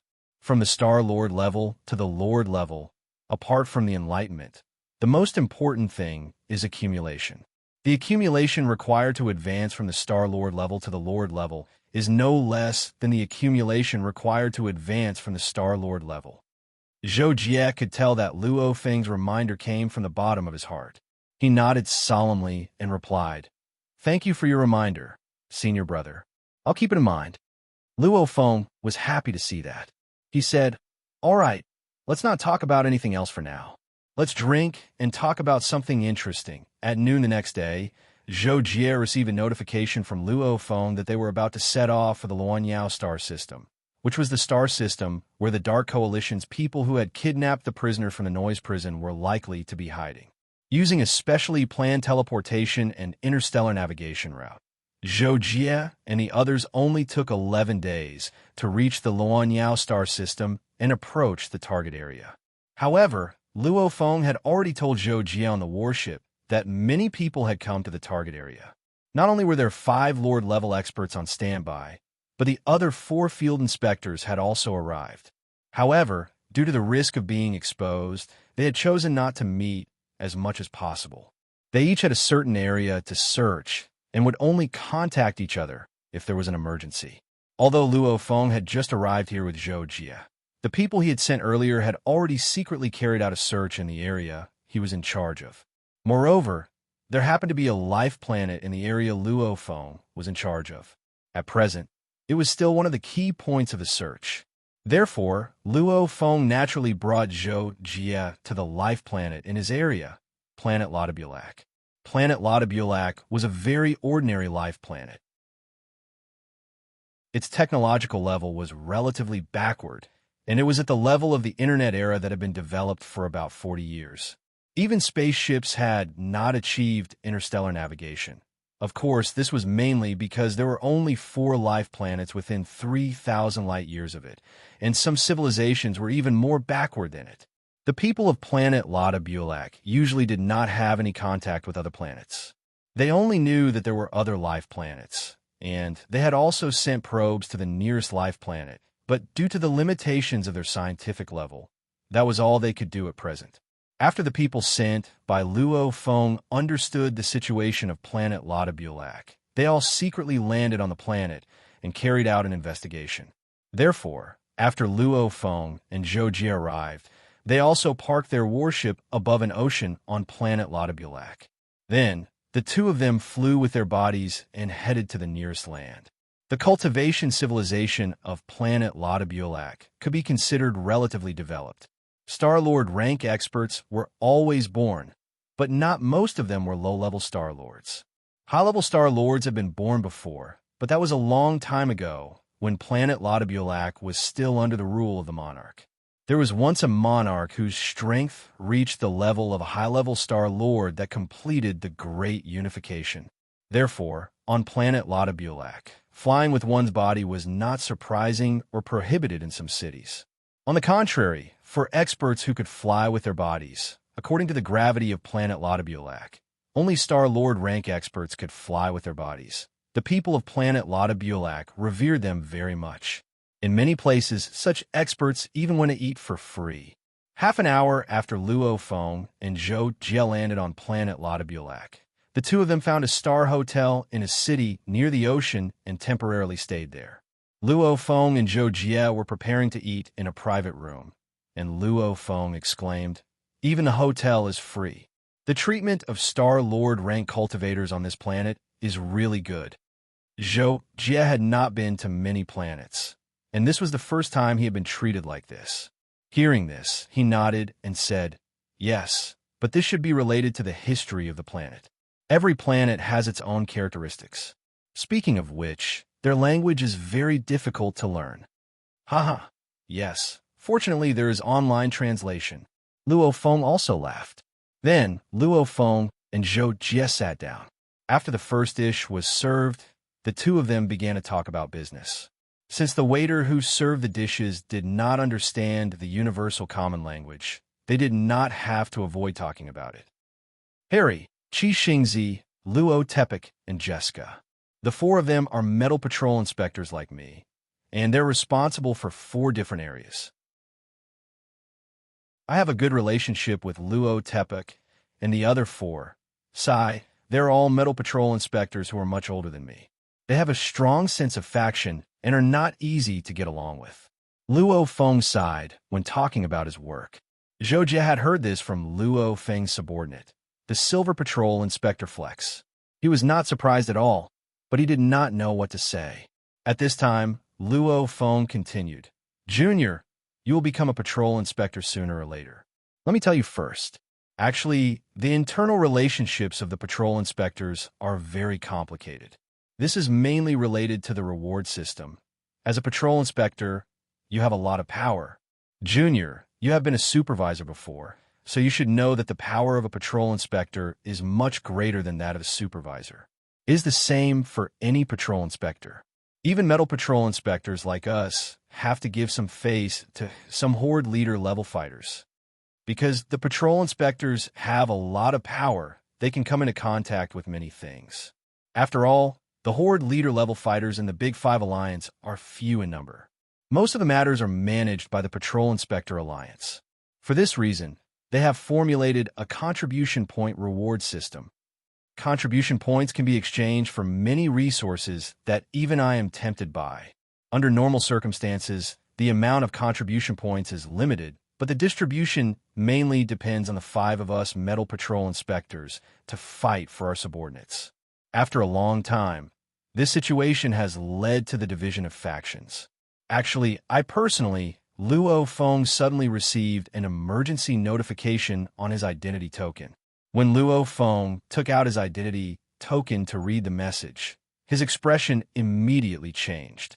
He said to Zhou Jie, "Qi Xingzi sent a call to prepare. He said that one of his subordinates has gone missing and is currently investigating the situation. He asked us to be prepared. If there are any movements from the Dark Coalition, he will inform us immediately." Half an hour ago, on Star Sector serial number YZYBT1-22789, a 6-star Lord Bounty Hunter Alliance investigator was investigating. When the investigator flew past the edge of Gray Hill, he suddenly discovered something and flew toward an old tree, not far away. The investigator looked at the old tree in front of him with some confusion. At the same time, he thought to himself that although there was water on this planet, it was far from being able to give birth to life. How did this tree grow? Chapter 211. The investigator wanted to report this situation to the headquarters, but when he took out his ID, he realized that his ID had been blocked. This made the investigator's heart skip a beat, but at the same time, he became excited. He suspected that he had found the hiding spot of the Dark Coalition, but based on the situation he discovered, it was far from enough to confirm, so he decided to carefully investigate further to find out what was going on with this tree in front of him. Blocking psychic detection. This tree is not a normal tree. After the investigator studied the tree in front of him, he came to this conclusion and could not help but mumble, but there was no air around, so his voice could not be transmitted. The investigator stayed in front of the tree for more than a minute, wondering if he should destroy it to check the situation underground. Suddenly, the ground under his feet caved in like quicksand, and there was a strong suction force that sucked him into the ground. A few seconds later, the investigator's original position returned to normal, and the ground was covered with gray sand again, covering the investigator's footprints. Dark Coalition branch, underground city, in a secret meeting room. The tall man who had spoken at the top of the central tower that day looked at the people who were participating in the meeting with a gloomy expression. Then he said, "I've just learned from the captured person that the Alliance of Patrol envoys already know of the existence of our base here. However, they have yet to find the exact location. However, they have narrowed down the search range to 150 light years. And, unfortunately, the captured person found our base. Although he is now under our control, and the Alliance of Patrol envoys cannot find our location for the time being, this is only temporary. We need to make an emergency move. I have already drafted the preliminary evacuation plan. Please take a look, and if you have any comments or questions, please raise them as soon as possible. We are in a hurry." After the tall man finished speaking, he distributed 6 documents to the 6 people around the table. A few minutes later, the tall man took back the documents and said, "Okay, since there are no questions, please follow me and evacuate." On planet Ladabrak, Luo Feng brought Zhou Jie to urgently gather the Star Sword Alliance members on the planet and contacted some of the investigators on other planets to be on standby. However, not long after Luo Feng was done with all this, Qi Xingzi sent another message, saying that the missing investigator had contacted them again. He also informed them that he was trapped in an area with no signal at that time. Currently, he had already escaped and contacted the organization as soon as possible. False alarm. After Luo Feng received this message, he could not help but shake his head. Zhou Jie frowned. Then he thought about it and asked Luo Feng, "Senior, how long has it been since we lost contact with that investigator?" Luo Feng was stunned. Then he frowned, shook his head, and said, "I don't know, but now that you mentioned it, I think I have to ask." "Okay." Zhou Jie nodded in response. He knew that Luo Feng had the same thought as him. Although it was more likely that the disappearance of the investigator was due to him being trapped in an area with no signal, there was a rule that stated that he had to report to the organization within a certain period of time. It would be strange if he exceeded the time limit by too much. After all, no matter how big the area with no signal was, with the investigator's ability as a 5-star lord, it would not take him long to escape. The time difference between when Qi Xingzi contacted Luo Feng was close to an hour, so there was a need to clarify the situation. Therefore, Luo Feng contacted Qi Xingzi and asked him about the matter in detail. Although Qi Xingzi was not happy about it, he still told Luo Feng about the situation, including which planet the investigator was temporarily lost on. He reported to the organization every half an hour, but the investigator was late by almost half an hour. The difference is really too big. After Luo Feng ended the call, he said to Zhou Jie, who was beside him, "Qi Xingzi probably wants to investigate on his own first so that he can take more credit. That's why he didn't tell us much." Zhou Jie agreed with Luo Feng's statement. He then expressed his opinion and said, "Then, senior brother, shall we go there and take a look?" "Sure, we have nothing to do anyway." Luo Feng quickly agreed. Therefore, Zhou Jie and Luo Feng immediately headed to planet YZYBT1 22789, However, about half a day later, Luo Feng, who was still on the way with Zhou Jie, received an urgent message. A warship suspected to be from the Dark Coalition has appeared at local coordinates XXX. Currently, we are trying our best to track it down and initiate a blockade to intercept it. All patrol envoys are requested to stand guard nearby. The mission is as follows. Luo Feng immediately searched for the coordinates given in the message. His eyes widened as he said in surprise, "It's less than 20 light years away from us. What's going on?" Upon seeing this, Zhou Jie immediately asked. Therefore, Luo Feng explained the situation to Zhou Jie and decided to immediately head to one of the locations where the warship was most likely to be intercepted. He then activated a special interference device to prevent the warship from performing a space jump. However, less than a minute after Luo Feng's warship changed its direction, another urgent message came. It said that another warship had been discovered in the direction it was traveling and was almost the opposite of the first one. If we couldn't confirm that it was a warship from the Dark Coalition before, we can be absolutely sure now. Luo Feng said to Zhou Jie after receiving the second message. Then, he immediately got busy again. He needed to contact his subordinates and arrange better missions to maximize the blockade. At this time, Zhou Jie suddenly frowned. He was considering whether to say it or not when Luo Feng suddenly received a third message. After reading the message, Luo Feng frowned and said to Zhou Jie, "The third warship has also appeared. It seems like the Dark Coalition wants us to split up our forces. Out of these 3 warships, it's possible that only one of them has gathered all their Horde leader level contenders. Of course, it's also possible that there's not a single one. However, we have to intercept all of them. Otherwise, we won't know which warship is hiding the main force of the Dark Coalition," Luo Feng quickly added. Then, he continued to get busy and didn't have time to say anything else. At this time, Zhou Jie seemed to have thought it through. Therefore, he said to Luo Feng, "Senior, then you continue with your work.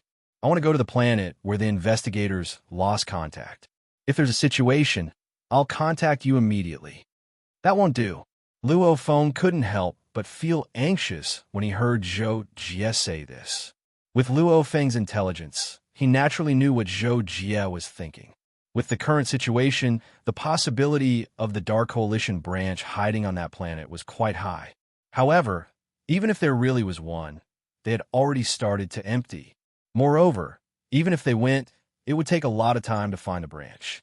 Luo Feng needed to go and command, and his warship also needed to carry out the blockade mission. Therefore, Luo Feng couldn't go to that planet at this time to investigate if there were any remnants of the Dark Coalition branch. The Dark Coalition wasn't stupid. Under such circumstances, it was more likely that they would empty out all at once. It would be a waste of time.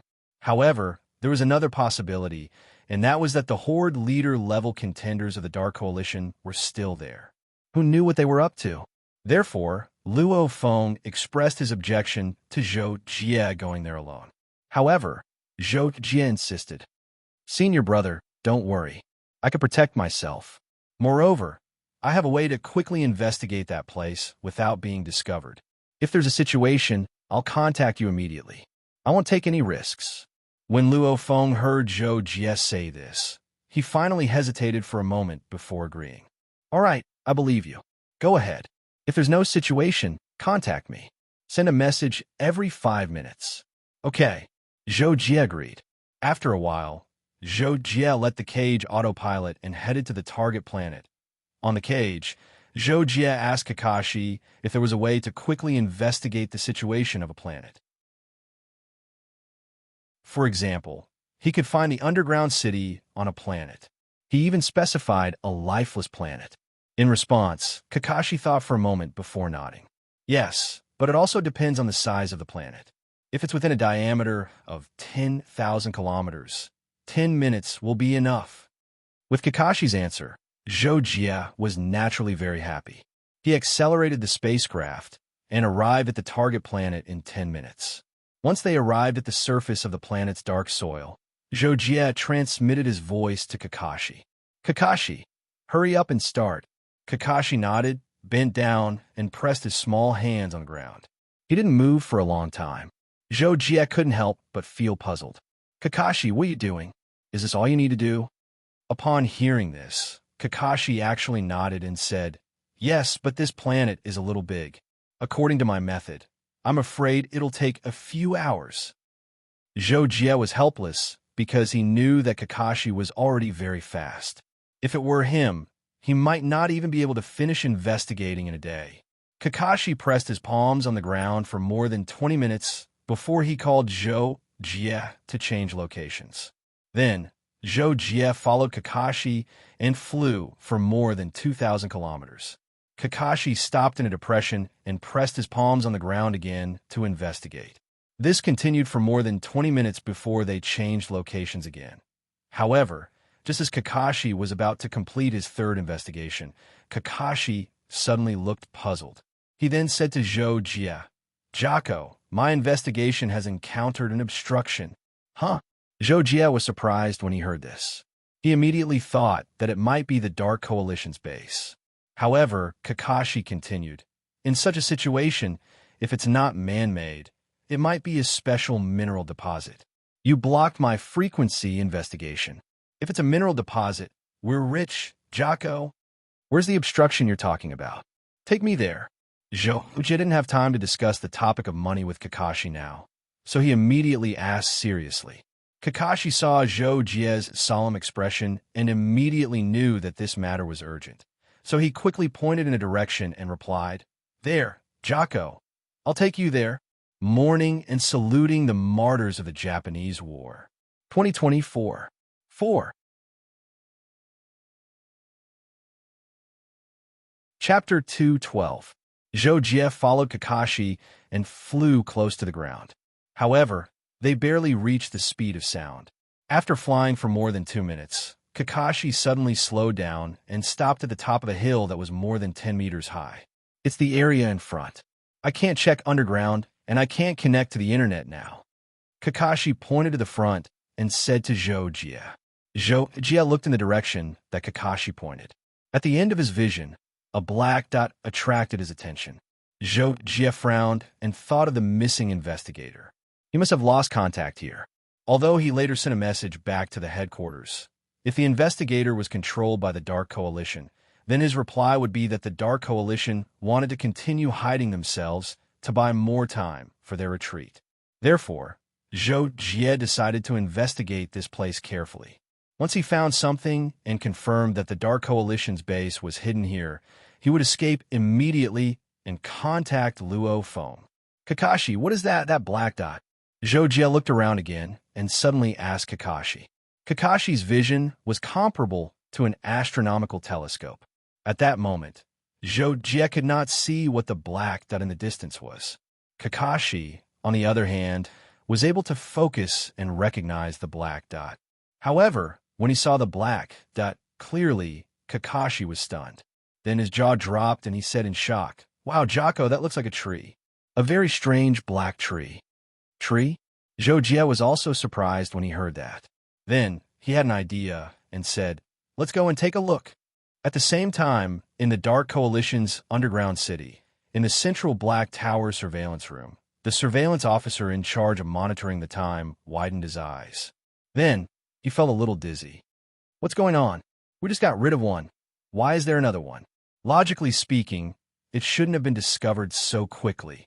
After a series of doubts, the surveillance officer immediately contacted the highest leader of the Dark Coalition's underground division, Ogadia. At this moment, Ogadia was under orders to arrange the final evacuation. They were the last batch to evacuate. In fact, they were also the least important. However, this last batch of evacuees had a lot of people and were generally weaker. They also had a lot of supplies to take away. He had been busy because of this and was about to finish preparing. It was also at this time that Ogadia received an emergency message from the surveillance officer. When he saw it, he almost fainted from shock. Damn it, could it be that they've already confirmed that it's this planet and launched a large-scale search? Otherwise, how could someone find it so quickly? Ogadia thought to himself as he handed over the final arrangements to his assistant beside him. He then quickly called the surveillance officer and asked him about the situation on the ground.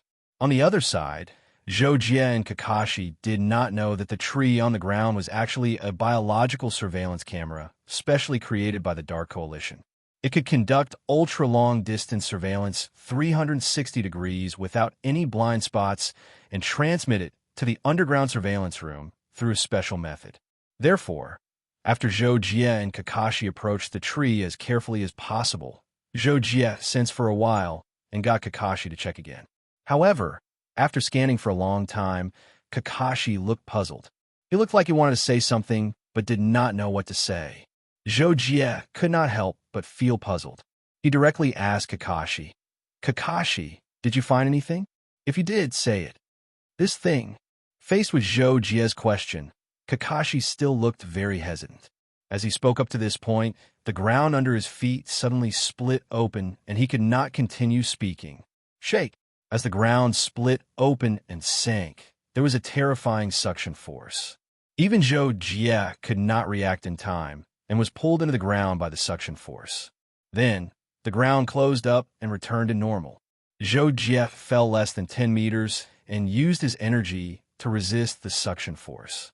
However, Kakashi could not resist it. Jojie had no choice but to continue falling and grab Kakashi with one hand.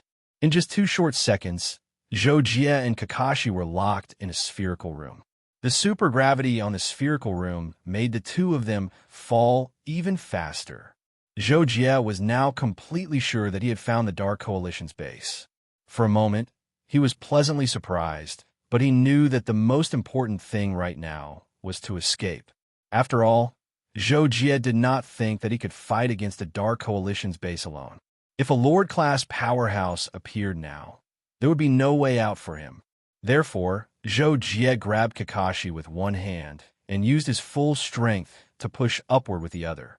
Relying on his Lord-class physical strength and 9-star cultivation base, Jojie's outburst caused the entire spherical room to fall into relative stillness for a second. The next second, it began to move upward. However, to Jojie's surprise, the ceiling of the spherical room only caved in a few meters after being hit by his attack. It was far from being torn apart or broken. It was really tough. At the same time, in the monitoring room, Ogedia's expression changed slightly. He frowned and said, "This power, could it be a 9-star overlord, a field inspector?" Ogedia quickly considered the current situation of the base and decided to let Jojie leave after obstructing him appropriately. The last batch of evacuees and supplies had just been arranged, and they could leave through a special passage in less than a minute. Even if Jojie escaped now and said that he had found the base, it would not matter. There was still a great chance that they could safely evacuate. After Jojie stabilized the surrounding space, he put Kakashi back into the space ring. With his hands free, Jojie immediately launched another round of attacks. He finally broke through the ceiling of the spherical room and escaped from it. Resisting the supergravity, he flew upward at an even faster speed. However, just as Jojie was about to break through the surface of the ground 2 seconds later, he suddenly stopped and fell downward with the help of the supergravity. No, there is no Lord-class champion coming to deal with me at this time. Could it be? Jojie thought about that and changed his mind at that moment. Instead, he accelerated downward with the help of the supergravity. Soon, Jojie reached the bottom and saw a way out, but it was blocked by an alloy door. This time, Jojie was even more certain of his guess. There is no Lord-class champion here. Therefore, with the long and short swords in hand, Jojie cut open the door that blocked the way in front of him and flashed into the underground city of the Dark Coalition's branch. Jojie appeared at the edge of the underground city. When he saw the scene of the city in front of him, he was instantly shocked. Such a bustling modern city, and it was obviously in use all the time. At the moment, there were no lights in the huge city. There was only a huge bead embedded in the ground that was about the same height as Jojie, emitting a terrifying light. Through a layer of glass, it illuminated the entire city. Zhou Jie looked down from above and soon saw a huge open space near the center of the city, dozens of miles away. There were several spaceships parked on it. Are they evacuating at the last minute? Zhou Jie quickly sensed the area within a few miles of the city in front of him and found that there was no one inside. He could not help but guess instantly. At this moment, Ojadia and the monitor had already hurriedly left the central Black Tower's monitoring room. The monitor rushed to the spaceship parking area and prepared to evacuate with everyone, while Ojadia flew toward Zhou Jie. Speaking of which, Ojadia's neck was almost crooked from anger. Damn it, if Zhou Jie had chosen to escape, he could have quickly ordered everyone to take off and evacuate. But who knew that Zhou Jie actually returned to the underground city? This time, out of consideration that Zhou Jie might hinder him, Ojadia decided to take down Zhou Jie as soon as possible and then evacuate with everyone. On this side, Zhou Jie understood the situation and was already planning to destroy those spaceships. However, just as Zhou Jie was about to move, he sensed that Ojadia was flying toward him. He was very fast and intercepted Zhou Jie in the blink of an eye. In the face of the aggressive Ojadia, Zhou Jie was not surprised but delighted. He looked at him and asked, "You're evacuating at the last minute? Your leader has already left?" Ojadia did not have the time to answer Zhou Jie's question at this time. He only wanted to kill Zhou Jie as soon as possible. So he said fiercely, "An 8-star lord, you still dare to barge in here. I really don't know if you're stupid or if you want to die, but you just have to die now." Before he could finish his words, Ojadia was already wielding 2 thick dark red rods as he launched an attack at Zhou Jie. Not only was Zhou Jie not flustered, but he also secretly rejoiced. Ojadia was obviously the last person in charge here, although he was a 9-star lord. As long as there were no lord-level powerhouses, Zhou Jie felt fearless. Moreover, he alone could possibly stop the last batch of people from the Dark Coalition from evacuating. Boom! When Ojadia's 2 rods arrived in front of Zhou Jie, terrifying flames burst out, causing the temperature of the surrounding air to rise to more than 1,000 degrees. Zhou Jie was not afraid at all as he drew his sword at lightning speed. He directly activated the power of the law of penetration attached to his long sword and clashed head-on with his opponent's attack. Both sides separated as soon as they made contact and retreated quickly. It was also at this moment that Ojadia was completely dumbfounded. At the same time, his heart collapsed. Damn, what the hell is this? He's obviously an 8-star lord. How can he be so strong? His first powerful attack was actually on par with his opponent. Ojadia was shocked, but Zhou Jie secretly breathed a sigh of relief. This was because from his first exchange, he judged that his opponent's strength was slightly inferior to Mina. With his current strength, he could definitely fight to his heart's content. However, Zhou Jie's main purpose was to prevent the remaining members of the Dark Coalition from evacuating. If no one could restrain him, it would be even simpler.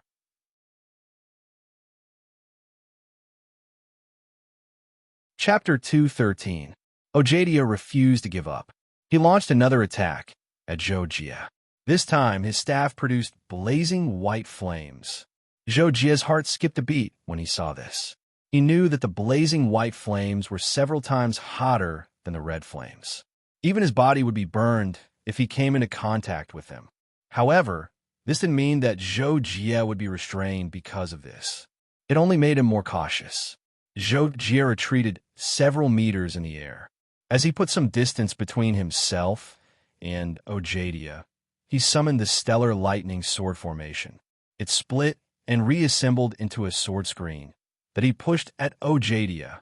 Ojadia attacked with all his might, instantly shattering the sword screen. Zhou Jie had already crouched and stood up. He swung his saber from bottom to top, aiming for Ojadia's throat. Ojadia was caught off guard. He could only forcefully block the attack. However, Zhou Jie took advantage of the situation to change his attack. The saber slashed across Ojadia's waist before he dodged to the side. Ojadia couldn't even touch the corner of his clothes. Zhou Jie's attack was imbued with the law of penetration. The waist of Ojedia's armor was directly cut open. Almost a third of his waist had been cut open.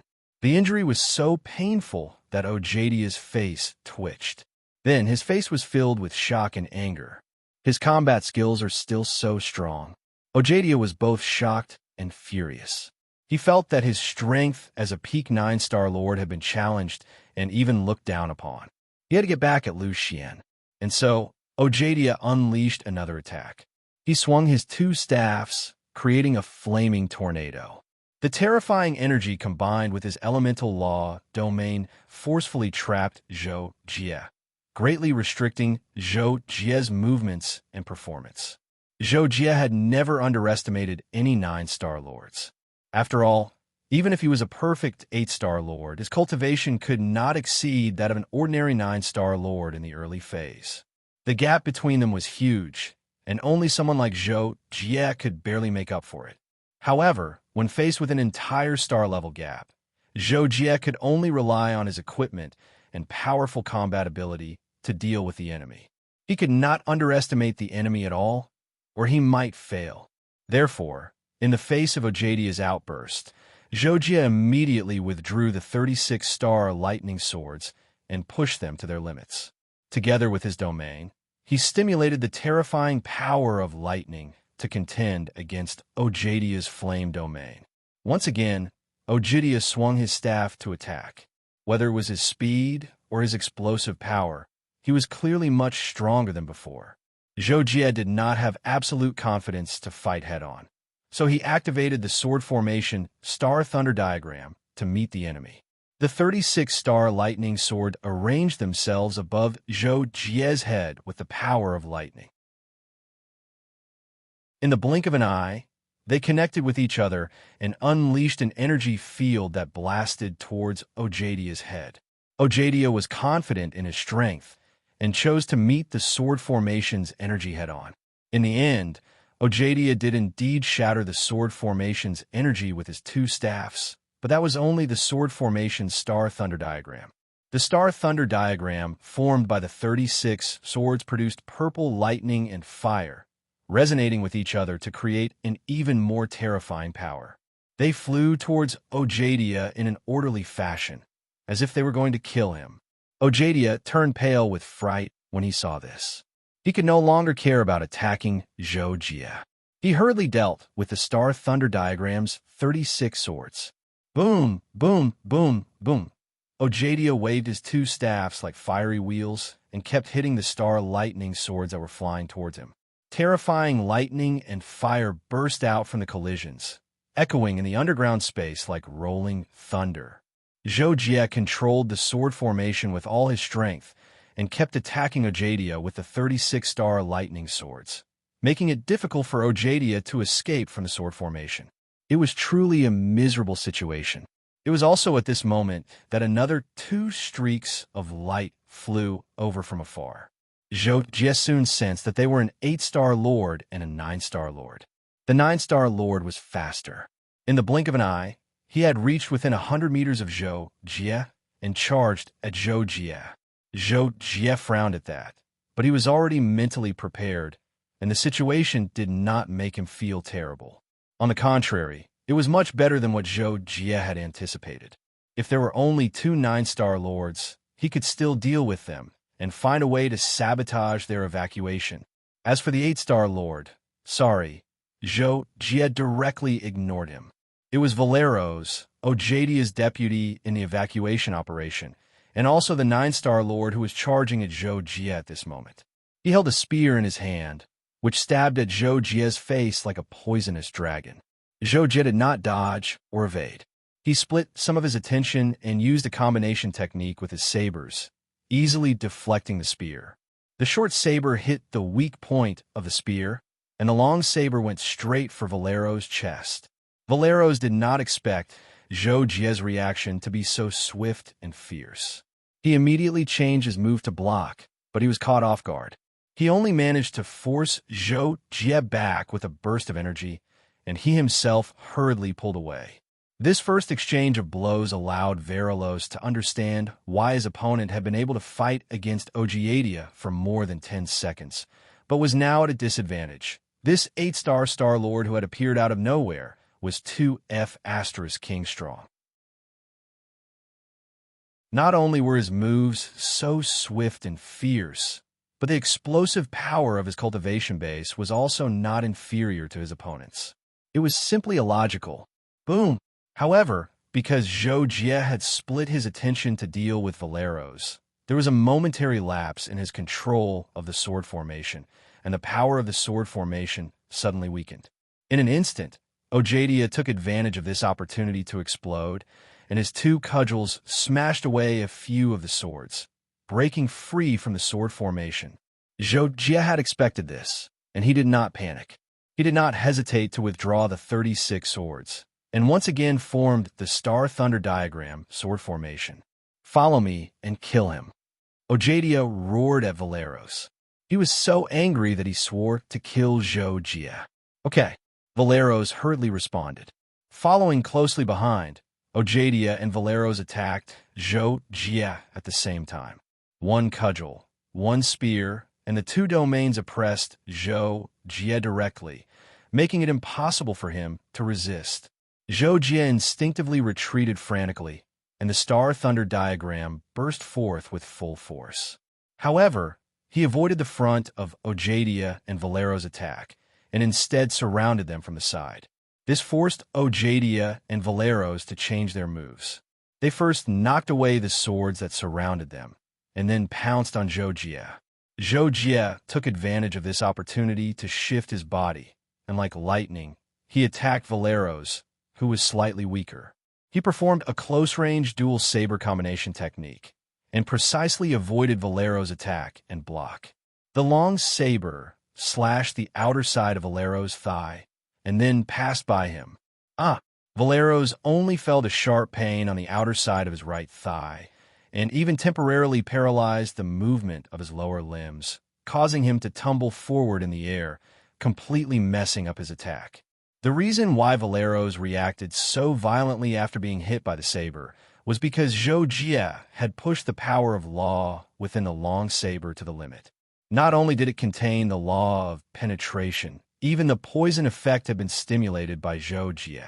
The special energy within the long saber entered Valero's body, causing him unbearable pain and temporarily paralyzing his lower body. Ojadia was shocked when he saw this. As a result, he wasn't able to catch up to Zhou Jie in time, and Zhou Jie easily escaped from their semi-encirclement.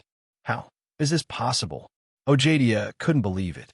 An 8-star master actually had a cultivation level comparable to a 9-star master, and the strength he could unleash wasn't any weaker than his own. Furthermore, there was that terrifying sword formation and swift movements. Damn, he was simply a monster. While Ojadia was shocked, Zhou Jie's injury to Valeros pushed his fighting spirit to the peak. This caused Zhou Jie to turn around and attack Ojadia without any fear. Kill. The 36 Stellar Thunder swords moved again. Although they didn't form a stellar thunder diagram, they formed a tripartite formation and attacked Ojadia from 3 sides. At the same time, Zhou Jie launched a frontal attack, his long saber pointing directly at Ojadia's face. What? In that instant, Ojadia raised his head to look at Zhou Jie. He only felt that he wasn't facing an 8-star master, but an invincible god of war. He couldn't resist at all, but in the next instant, Ojadia realized that he had been affected by Zhou Jie's soul force. However, it was already too late for him to perfectly respond to Zhou Jie's 4-sided attacks. Roar. No. Ojadia let out an explosive roar, doing his utmost to resist Zhou Jie's attacks. The terrifying energy that accompanied the brandishing of his twin cudgels sent the flying swords flying from 3 directions flying away, and also forced Zhou Jie to retreat from his direct attack. However, Zhou Jie's strength lay in his actual combat ability. Faced with Ojadia's all-out attack, Zhou Jie took the initiative to retreat at the end. With the Crow's Heart, defense, Zhou Jie withstood Ojadia's explosive energy and followed up with a series of attacks. The final result was self-evident. Ojadia's explosive energy was untouchable, but the moment it ended was when he was at his weakest. He was practically defenseless. Faced with Zhou Jie's fierce and terrifying killing intent, Ojadia was quickly hit by dozens of blades. However, he also sacrificed himself to hit Zhou Jie, sending Zhou Jie flying. Impossible. You're an 8-star master. How can you be so strong? After forcing Zhou Jie to retreat, Ojadia roared with wounds all over his body. At this moment, he was extremely close to madness. His life force was also depleting rapidly, and he was approaching death. As for Verilos, he had just recovered from his injuries. When he saw with his own eyes how Zhou Jie had crazily crushed Ojadia, he was completely stupefied. Just as Ojadia had roared, he was also in disbelief. How could an 8-star Star Lord be so powerful? As for the 8-star master, not far away, he had not arrived in time to join the battle. Now that he was asked to join the battle, he did not dare to do so. With his little combat ability, he probably would not even know how he died when facing Zhou Jie. For the glory of the Queen of Darkness. Chica, evacuate the spaceship immediately. I'll hold him back. Ojadia roared at this moment. He knew that there was no chance for him to escape at this moment. Rather than that, he might as well give up his life to hold Zhou Jie back and complete the mission given to him by the Alliance. That way, at least his friends would be compensated, and he would be praised for it. You won't have a chance. Zhou Jie shouted coldly and charged at the 8-star Star Lord Chica.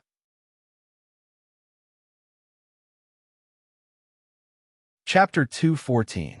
Chica turned pale with fright. He turned around and tried to escape, but how could he outrun Zhou Jie? Just as Zhou Jie's saber was about to reach his back, Ojadia had already launched a surprise attack on Zhou Jie from the side. If Zhou Jie insisted on killing Chica in one strike, he would definitely be hit by Ojadia's attack. Although Ojadia was heavily injured at the moment, his powerful vitality allowed him to maintain his strength at a high level for a short period of time. Therefore, Ojadia's attack was still a threat to Zhou Jie. However, Zhou Jie still did not withdraw his saber to dodge or block Ojadia's attack. His saber accurately slashed at Chica's spine, splitting him in two. Chica, who was only focused on running away, took Zhou Jie's saber without any resistance. His body was immediately torn apart by the violent lightning saber aura, and he died on the spot. Ojadia's staff landed solidly on the side of Zhou Jie's back, sending Zhou Jie flying to the side. An astonishing pillar of fire immediately engulfed Zhou Jie. If it had been an ordinary battle armor, Ojadia's staff strike would have left Zhou Jie half dead, if not half dead. Fortunately, Zhou Jie was wearing the Heart of the Crow, which weakened the attack by nearly 10 times. In the end, it only caused Zhou Jie to feel a jolt of pain in his body. It could be considered a minor injury, but there was nothing else. However, Ojadia was determined to kill Zhou Jie. After that attack, he quickly followed up with a series of attacks. Terrifying energy bombarded Zhou Jie's body without regard for his own life. It still caused Zhou Jie to feel dizzy, so uncomfortable that he wanted to vomit blood. After enduring a round of attacks, Zhou Jie also used his saber to meet the attacks. The power of Ojadia's attacks was rapidly decreasing. Zhou Jie blocked a few times with ease. At this point, Ojadia was no longer a threat to Zhou Jie. At this moment, Verilos did not choose to help Ojadia because he was completely afraid. He felt that he would be courting death if he went up, so he might as well take the opportunity to slip away. Furthermore, Verilos was smart enough not to take the spaceship. He turned around and ran towards the entrance that Zhou Jie had come from. Zhou Jie naturally noticed Verilos's escape very quickly, but Ojadia was still desperately attacking.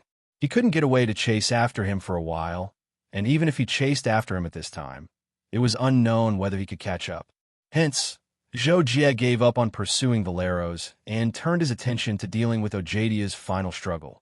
On Luo Feng's side, he tried to contact Zhou Jie a few minutes ago, but found that there was no signal on Zhou Jie's side. He couldn't help but worry. After another 10 minutes, Luo Feng still hadn't received Zhou Jie's signal. He couldn't help but start to regret letting Zhou Jie go alone. This was completely different from what they had agreed on. Could something have happened to Junior Brother? He said that there was a way to investigate and that he would send a signal back every 5 minutes. It wasn't risky at all. This is really... The more Luo Feng thought about it, the more anxious he became. He finally decided to contact a Horde Lord and asked him to go to the planet that Zhou Jie had gone to investigate. However, at this moment, Zhou Jie sent a message. Senior Brother, I found the underground base of the Dark Coalition on the planet. I've subdued the remnants. Sent a fleet to escort them. I'll continue to send my location signal. When Luo Feng saw Zhou Jie's message, he was pleasantly surprised at first, but then he frowned. However, after thinking about it carefully, he decided to do as Zhou Jie said. Although sending a fleet at this time would have a certain impact on the success rate of the interception operation, the chances of successfully intercepting the main force of the Dark Coalition, which was a group of Star Lords, escaping were low. It was better to use a fleet to deal with the remnants of the Dark Coalition's base. In the underground city of the Dark Coalition, after Zhou Jie killed Ogiedia, Chica, and Verilos, the members of the Dark Coalition in the underground city no longer had the power to fight against him. Zhou Jie also destroyed the passageway for spaceships to take off. The remaining members of the Dark Coalition hid in their spaceships in fear. None of them dared to come out. Just like that, Zhou Jie told Kakashi to take his ID token and run to a place with a signal to send a message to Luo Feng. Meanwhile, he sat quietly in the air, waiting for the fleet that Luo Feng had sent. After almost a day, the fleet that Luo Feng had sent finally arrived at the planet that Zhou Jie was on. Zhou Jie had told Kakashi to use his ID token to send a location signal outside. When a location signal was locked onto, Kakashi edited a navigation image on Zhou Jie's ID token and released it outside. Then he ran back to the underground city that Zhou Jie was in. In less than half an hour, dozens of fully armed Star Lords in the fleet arrived at the underground city through a huge cave on the surface. They also saw Zhou Jie standing in the air. The captain of the fleet, Li Yufei, flew to Zhou Jie at once. After bowing to Zhou Jie, he briefly learned about the situation. Then, under Zhou Jie's command, he began to call in all the members of the fleet, ready to detain the remnants of the Dark Coalition. However, 2 mid-level Star Lords of the Dark Coalition resisted while they were being detained. They killed 2 members of the fleet in an instant. Then, they were killed by Zhou Jie with a thought. That was why the rest of the fleet stopped resisting. Zhou Jie had a video call with Luo Feng on the way to meet up with him. Firstly, he wanted to reassure Luo Feng, and secondly, he wanted to tell Luo Feng about his discovery of the Dark Alliance's base. He wanted Luo Feng to know that the 3 warships they were going to intercept included all the Star Lords of the Dark Alliance's base, as well as all the prisoners who had escaped from Noise Prison. After learning that, Luo Feng immediately contacted the higher-ups and asked them to pay great attention to the operation. Even if the 3 warships couldn't intercept all the Dark Coalition's bases, they could at least intercept one of them. In the following 7 days, Zhou Jie followed Luo Feng to intercept one of the Dark Coalition's warships. The interception failed. They chased the warship for 7 days, but in the end, they were still shaken off in the dangerous Broken Star Zone. Later, Luo Feng learned about the interception of the other 2 teams. None of them succeeded. Luo Feng and Zhou Jie couldn't do anything about it, but they had no choice but to accept it. What could they do if the enemy had shaken them off? Since the main force of the Dark Coalition had escaped, Luo Feng and the others focused their attention on the remaining members of the Dark Coalition that Zhou Jie had captured. However, the interrogation work had nothing to do with Zhou Jie, so Zhou Jie didn't know what the outcome was. 3 days after the battle about the Dark Coalition, Luo Feng was still working on it. Zhou Jie, on the other hand, was relaxed again. He said goodbye to Luo Feng for the time being and planned to meet his old friends. The gloomy palace was terrifyingly quiet. The leader of the underground city branch of the Dark Coalition, a tall man, was kneeling on one knee and looking forward solemnly. Opposite the tall man was a training platform about half a meter high. The platform was engraved with array patterns. Dark energy condensed on it and didn't dissipate, shrouding the figure on the platform like a black fog. It's indeed my dereliction of duty. I didn't expect a second person to discover the branch base. The tall man reported to the figure on the platform about the loss of the base that he was responsible for not long ago. His breathing gradually became rapid. Okay, I already know the situation. Fortunately, the people who came back are the most important. You can leave now and call Dr. Venom in. The figure on the platform spoke. It was actually a royal sister's voice that made people feel numb. Yes, Your Majesty. The tall man heard this and hurriedly got up and left as if relieved of a burden. After a while, Dr. Venom, who was wearing an experimental robe, walked in. Dr. Venom, I've heard a lot about you. The figure on the platform spoke first. Dr. Venom was a middle-aged man with a thin face. His chin was full of dark green stubble, and he looked slightly haggard. When he heard the voice, he was a little surprised. Immediately, he asked as respectfully as possible, Your Majesty, Dark Queen, you're looking for me personally? Well, I heard that you're very good at making poisons. The Dark Queen asked. Dr. Venom's heart shuddered when he heard the question. He hesitated for a second before replying, You flatter me. I just did some research for revenge. A 6-layer domain lord. Can you make an effective poison?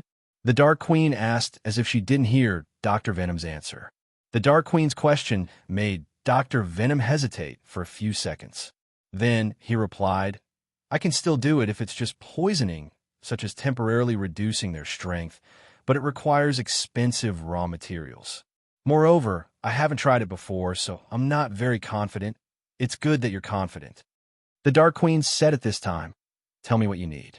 I'll prepare the raw materials for you. You make such a poison for me. After it's done, you can have anything you want. When the words, You can have anything you want, fell into Dr. Venom's ears, he couldn't help but be moved. After a moment of thought, he didn't show any joy, but he also said, Okay, to make this poison I need. After Dr. Venom left, the Dark Queen sat quietly on the training platform for a long time. Suddenly, a black shadow flashed in front of the Dark Queen and reported, Your Majesty, Verilos has returned. This subordinate has asked about the situation. The destruction of the base branch was mainly because of an 8-star lord named Zhojia. Moreover, he and Luo Feng are fellow apprentices.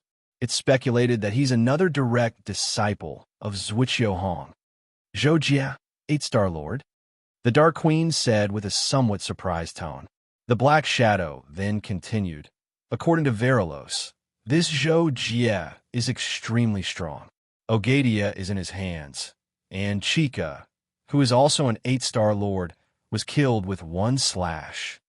Hearing this, the Dark Queen was silent for a moment before suddenly saying, Send someone to kill this Zhojia. The Black Shadow was shocked when he heard this order. He hesitated for a moment before saying, Your Majesty, I'm afraid we'll need to send a lord-level powerhouse, and it's possible that, no matter what, kill him. The Dark Queen interrupted the Black Shadow with a cold voice.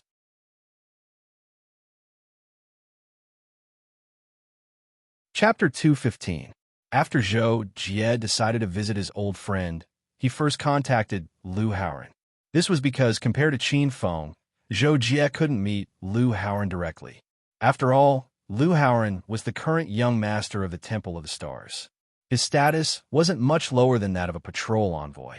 On the other hand, Zhou Jie was still nameless.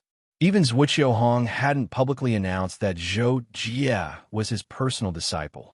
The last time Zhou Jie contacted Lu Haoran was when he followed Luo Feng to meet Zhuqiu Hong. The two chatted for a while, and then contacted Qin Feng to join the group chat. The three of them talked a lot that day, but after that, Zhou Jie was busy and didn't contact the two of them again. This time, Zhou Jie planned to meet with Lu Haoran and have a meal together like before. This was an idea that Zhou Jie came up with out of nowhere, but he really wanted to do it. About 20 days later, Zhou Jie and the two of them finally met on an ordinary life planet. Jocko, Haoran, long time no see. The two of you are getting more and more handsome. You've both become big shots. I'm the only one who's still a nobody, Qin Feng said with a smile when they met. The feeling he gave Zhou Jie was similar to when they were at the elite training base. Zhou Jie and Lu Haoran both knew that this was just Qin Feng's joke, so they just smiled and went forward to hug Qin Feng before hugging each other. Lu Haoran suddenly remembered and asked Qin Feng with a smile, "You're doing pretty well too. Weren't you unwilling to follow me when I asked you to?" Qin Feng immediately waved his hand and said, righteously, "Sai, my mother taught me since I was young that I can't live under someone else's roof. I have to be strong and independent. Besides, you're my brother. I can't rely on you. That will make me lose the motivation to move forward and lose my life's ideals. I'll become a weakling who can only eat handouts." Zhou Jie Lu Haoran, I didn't know that your eloquence was getting better and better. Okay, let's find a place to eat. Zhou Jie couldn't stand it anymore and said. 10 minutes later, the three of them sat down in a private room on the top floor of a star hotel.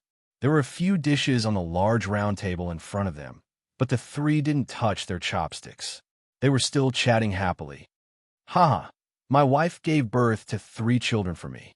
Haoran, you don't have a girlfriend yet, right? Jocko, cough, cough, cough. Sorry to change the topic. Qin Feng had just started talking about his own situation. He was in the middle of talking on a whim, so he quickly interrupted himself. Lu Haoran heard this and looked at Zhou Jie nervously. However, Zhou Jie just smiled faintly and said, "It's okay. Qin Feng, you can continue.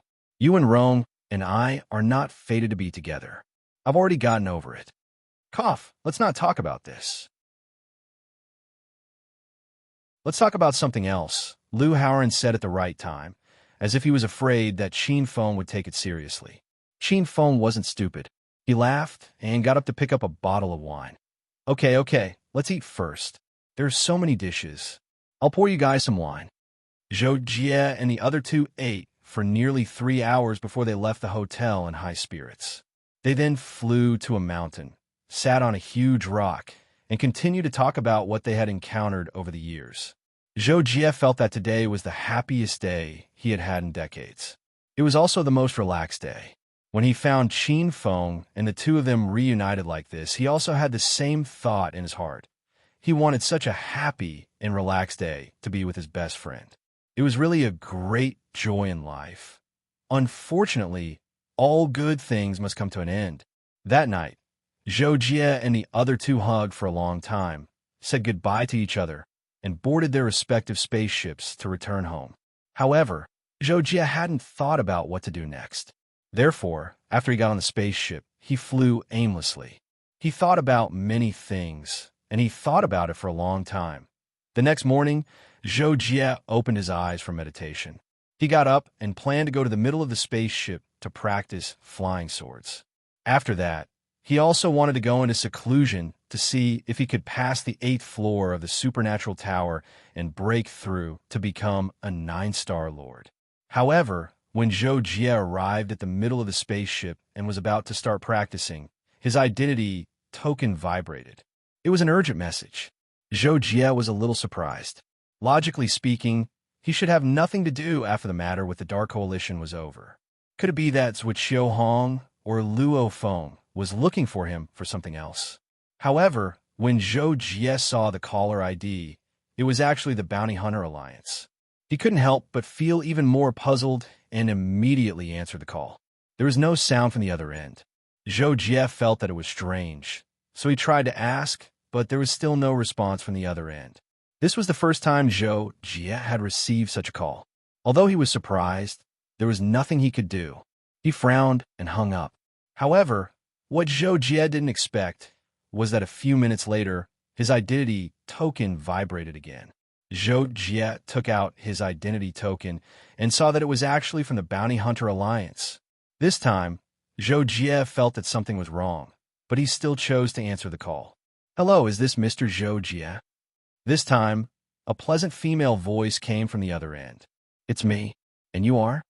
Zhou Jie asked doubtfully. "It doesn't matter who I am. What's important is that I have something to do with Miss Yu and Rome. I hope to talk to you," the other party said. Zhou Jie couldn't help but frown even more when he heard this. What was going on? Why was someone looking for him to talk about you and Rome at this time? What was it about? But I don't have any relationship with her anymore. Zhou Jie calmly thought for 2 seconds before opening his mouth. Do you not care about her life or death? The female voice asked again. This time, Zhou Jie went silent. He naturally couldn't care about Yuan Rong's life or death. No matter what, she was once his woman. After a moment of silence, Zhou Jie directly asked, Where are you? Within a month, go to the fiendish Wind Valley on the Bloodshed Planet. The Valley Master will personally receive you. Remember, it's just you. The female voice replied before directly hanging up. Zhou Jie remained in the same position as when he was talking. After thinking for a few seconds, he tried to contact Yuan Rong. In the end, Zhou Jie called 3 times every 5 minutes, but no one picked up. Zhou Jie couldn't help but frown. He naturally wanted to contact Yuqi Hongze to clarify things. However, after struggling for a while, he still didn't contact Yuqi Hongze. Instead, he started to search for information related to the Bloodshed Planet. The Bloodshed Planet was historically known as the Assassin's Holy Land. It wasn't under the jurisdiction of any top-notch organization. Due to the unique environment of the universe, it couldn't establish a starfield network and had no economic value. However, the Bloodshed Planet had once given birth to a 9-star Lord Assassin who called himself the Bloodshed Devil Ancestor. He ruled over the Bloodshed Planet, and for a long time, the Bloodshed Planet was a harmonious assassin family. After the Bloodshed Devil Ancestor died, the Bloodshed Planet's assassin family fell apart. Today, the Bloodshed Planet could be considered under the influence of the Bounty Hunter Alliance. There were many assassins who were Crimson Gold rank and above. The Bloodshed Planet's fiendish Wind Valley was rumored to be the lair of a 9-star Lord Assassin, the fiendish Wind Valley Master. Currently, it was the forbidden area of the Bloodshed Planet. After understanding all this, Zhou Jie closed his eyes and pondered for a moment. He couldn't understand why the fiendish Wind Valley Master was looking for him. He had only been born after obtaining the Dark Shadow Monarch's inheritance. He didn't have much experience and didn't have much fame. There should be very few people who knew about him. This fiendish Wind Valley Master was very mysterious. Zhou Jie couldn't find any detailed information about him. He only knew some rumors. Could it be that I accidentally killed someone related to him and offended him? Zhou Jie could only think of this in the end. He didn't consider that this was related to the Dark Alliance. In the end, Zhou Jie decided to go alone. Before he left, he told Luo Feng that he wanted to make a trip to the fiendish Wind Valley. When Luo Feng asked for the reason, Zhou Jie only said that the fiendish Wind Valley Master was looking for him, and he had to go. After informing Luo Feng, Zhou Jie asked Kakashi to plan the best route to the Bloodshed Planet. Kakashi calculated and told Zhou Jie that it would take at least 27 days to reach the Bloodshed Planet. If that's the case, the time given is very tight. Zhou Jie pondered. He gradually had many guesses in his heart and decided to make some preparations. In the end, the Kaji arrived at the Bloodshed Planet as scheduled. There were still 2 days left before the deadline set by the other party. Zhou Jie quickly found the location of the fiendish Wind Valley and rushed towards it. In less than half an hour, he appeared in the sky above the valley. Zhou Jie hovered in the sky for about a minute. He saw that the valley below him was a barren land with nothing to hide. There wasn't a single person in sight. He couldn't help but look towards the valley. The fiendish Wind Valley wasn't big. It was about 4 to 5 li in length and about 100 meters in width. From where Zhou Jie was in the sky, he could see the entire bottom of the valley. It was filled with boulders and rocks. There wasn't any place for people to live in. However, just as Zhou Jie was about to go down and see if there were any caves or secret passages in the valley, a white-clothed man suddenly appeared out of nowhere. He flew up and soon reached the same height as Zhou Jie. Zhou Jie vigilantly looked at the clothed man in front of him. He tried to check the other party's cultivation. However, he discovered that this person was actually a dead person. Follow me. I am waiting for you. Just as Zhou Jie was astonished, the clothed man spoke. The voice came from his abdomen. At this moment, Zhou Jie seemed to understand the situation in front of him. He didn't say anything and followed the clothed man down. "Is you and Rong all right?" Zhou Jie asked as he followed the clothed man down. "She's fine for now," the clothed man's voice replied. At this moment, Zhou Jie had already followed him to a cave behind a boulder. "Why are you looking for me?" Zhou Jie asked again. At the same time, the clothed man moved the boulder slightly and entered the cave. Zhou Jie hesitated for a moment before following him in. "Someone wants me to kill you," the clothed man replied. Zhou Jie immediately stopped in his tracks.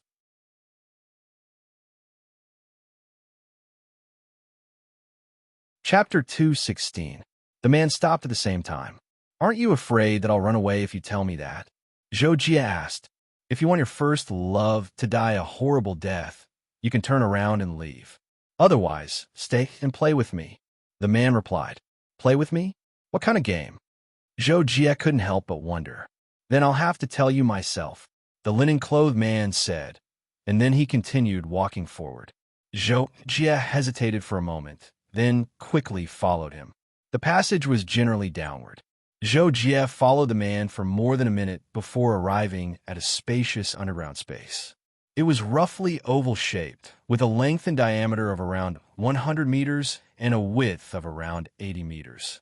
It was more than 20 meters from the ground to the ceiling. Boom! Zhou Jie entered the underground space. A thick barrier was placed at the entrance of the passage behind him. Zhou Jie frowned and became even more cautious. After quickly sensing the underground space, Zhou Jie discovered that there was a formation set up here, and it wasn't weak. After Zhou Jie roughly checked the layout, he guessed the effects of the formation. The cloth-clothed man walked to the center of the underground space and suddenly collapsed, completely turning into a corpse. Zhou Jie was slightly shocked when he saw that. He couldn't help but stop and look at a curved passage on the other side of the underground space. He had already sensed the presence of energy there. As expected, a tall, thin man wearing a blue battle suit flashed out of the passage in the next second. He was a man with a cold expression. His features were delicate, and his long blue hair was tied behind his head. He even wore a half-helmet. He looked a little weird. However, Zhou Jie didn't care about how the man dressed. He only cared about the man's cultivation. He was a peak 9-star lord, and Zhou Jie sensed that he was exceptionally powerful. He was comparable to Luo Feng. The master of the Evil Wind Valley is that strong? Zhou Jie was shocked. He found it unbelievable.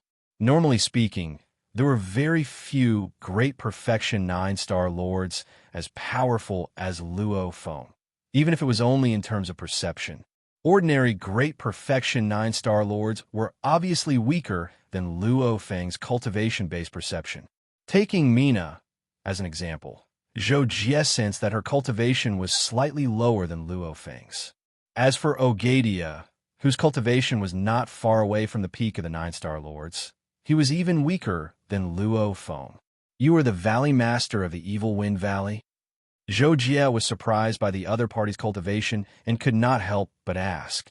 However, to Zhou Jie's surprise, the azure-haired man replied, "No, the fiendish Wind Valley's Valley Lord died long ago.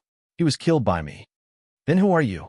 Zhou Jie couldn't help but be even more confused as he asked. "Tung Zhua Fua," the green-haired man replied. His cold and indifferent eyes stared directly at Zhou Jie.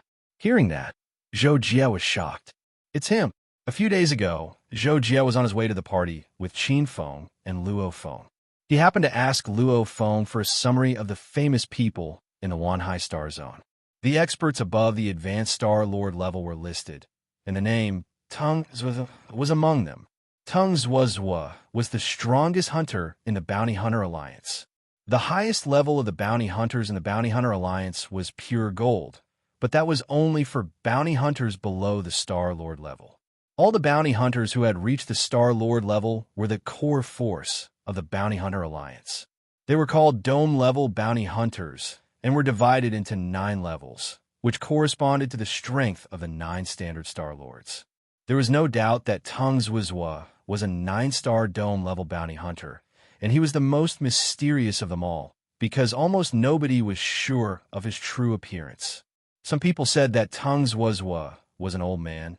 Some said that Tongues was a woman, and some said that Tongues was a teenager. There were also some who said that he was a middle-aged man or a young man, but none of them were accurate.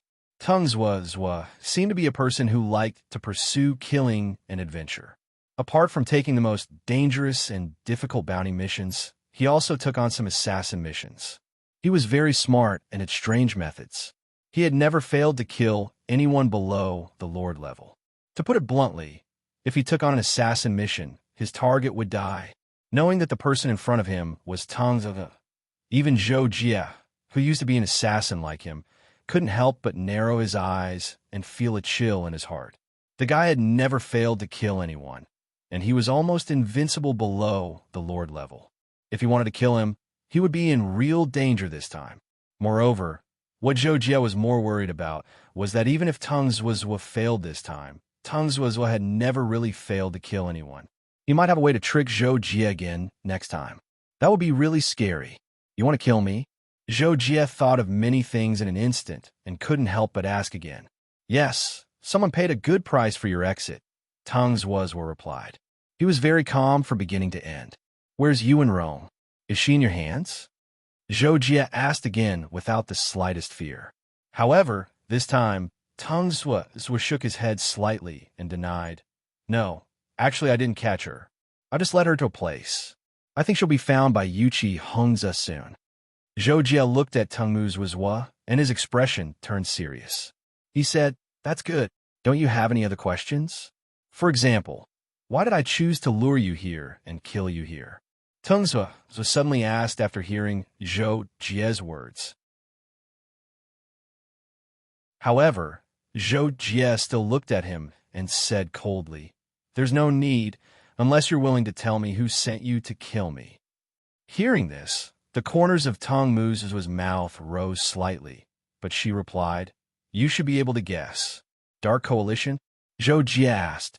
Tongues didn't comment. Seeing this, Zhou Jie didn't say anything else. He had already put on the crow's heart and the sacred beetle's shell. At this moment, with the long and short swords in his hands, Zhou Jie circulated his star power and used the fourth starland change. Then he said, Do it. Hearing this, a 3-foot-long sword appeared in Tongues' hand, and he suddenly disappeared. Zhou Jie sensed the direction of Tongues' sudden attack, but he didn't have time to dodge. He directly blocked with his short sword. Ping! At the place where the swords collided, wind and thunder were directly generated. Powerful energy and chi rippled out, and Zhou Jie couldn't help but take a step back. However, when Zhou Jie stepped back, he found that the ground was surprisingly hard. His foot, which could break a steel plate, didn't even leave a mark. However, this was not Zhou Jie's concern. Tongues' attacks came one after another. Zhou Jie erupted with energy and used both swords to fight. In the blink of an eye, they exchanged more than 100 blows. Boom! In the end, Tongues was stabbed straight at Zhou Jie's long sword and directly sent Zhou Jie flying. The long sword almost fell out of his hand. After knocking Zhou Jie back with the sword, Tongues didn't chase after him. Instead, he turned around and said, You are indeed very strong. You are beyond my expectations. Zhou Jie took the opportunity to stabilize his body. He completely ignored Tongues' praise, and his face became a little ugly. At this moment, he knew that Tongues didn't treat him as a challenging target at all. This was because when Tongues attacked just now, only the last sword could be considered serious. The other attacks to him were like taking a leisurely stroll in the park. There was no intention to speak of it all. But even so, Zhou Jie had to do his best to deal with Tongues' attacks. He was even worse than when he was fighting Mina. As for the last sword that Tongues was slightly serious, he directly compressed his domain. It seemed simple, but its power was terrifying. It was not something that Zhou Jie could resist at all. Not getting hurt was his limit. If you and I had the same cultivation, maybe you could be my opponent, but it's a pity that you're going to die today. Tongues continued, as if talking to himself, and even his expression became a little sad as if Zhou Jie was his lifelong enemy and was about to be killed by him. At this moment, he would be lonely for the rest of his life because he was invincible. You really talk a lot of nonsense. Zhou Jie was also a little angry at this moment.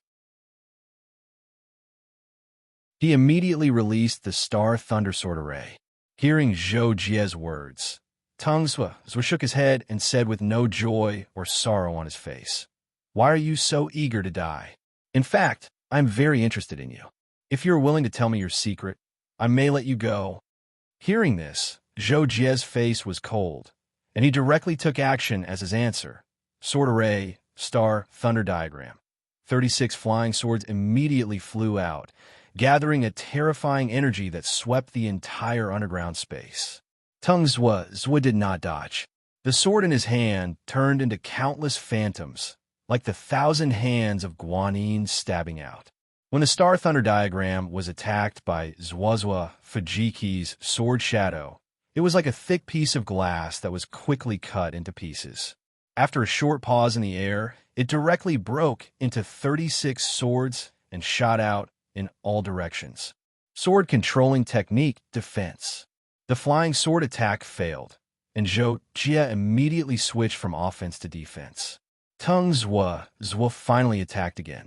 The power of this sword was more tyrannical than all the previous ones. The move was simple and direct. A Z cut fell on Zhou Jie's defensive sword screen. In an instant, Zhou Jie felt that the swords under his control seemed to have encountered a whirlpool, and their trajectories were uncontrollably distorted. This caused the originally perfect defensive sword screen to suddenly collapse. Boom!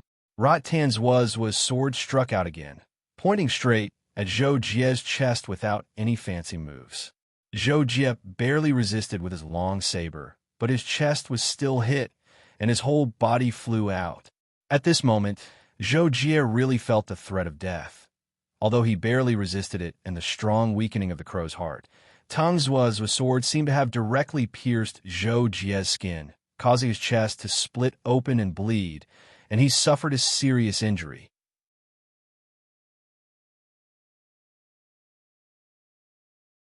Chapter 217. However, this kind of injury was mainly on the surface.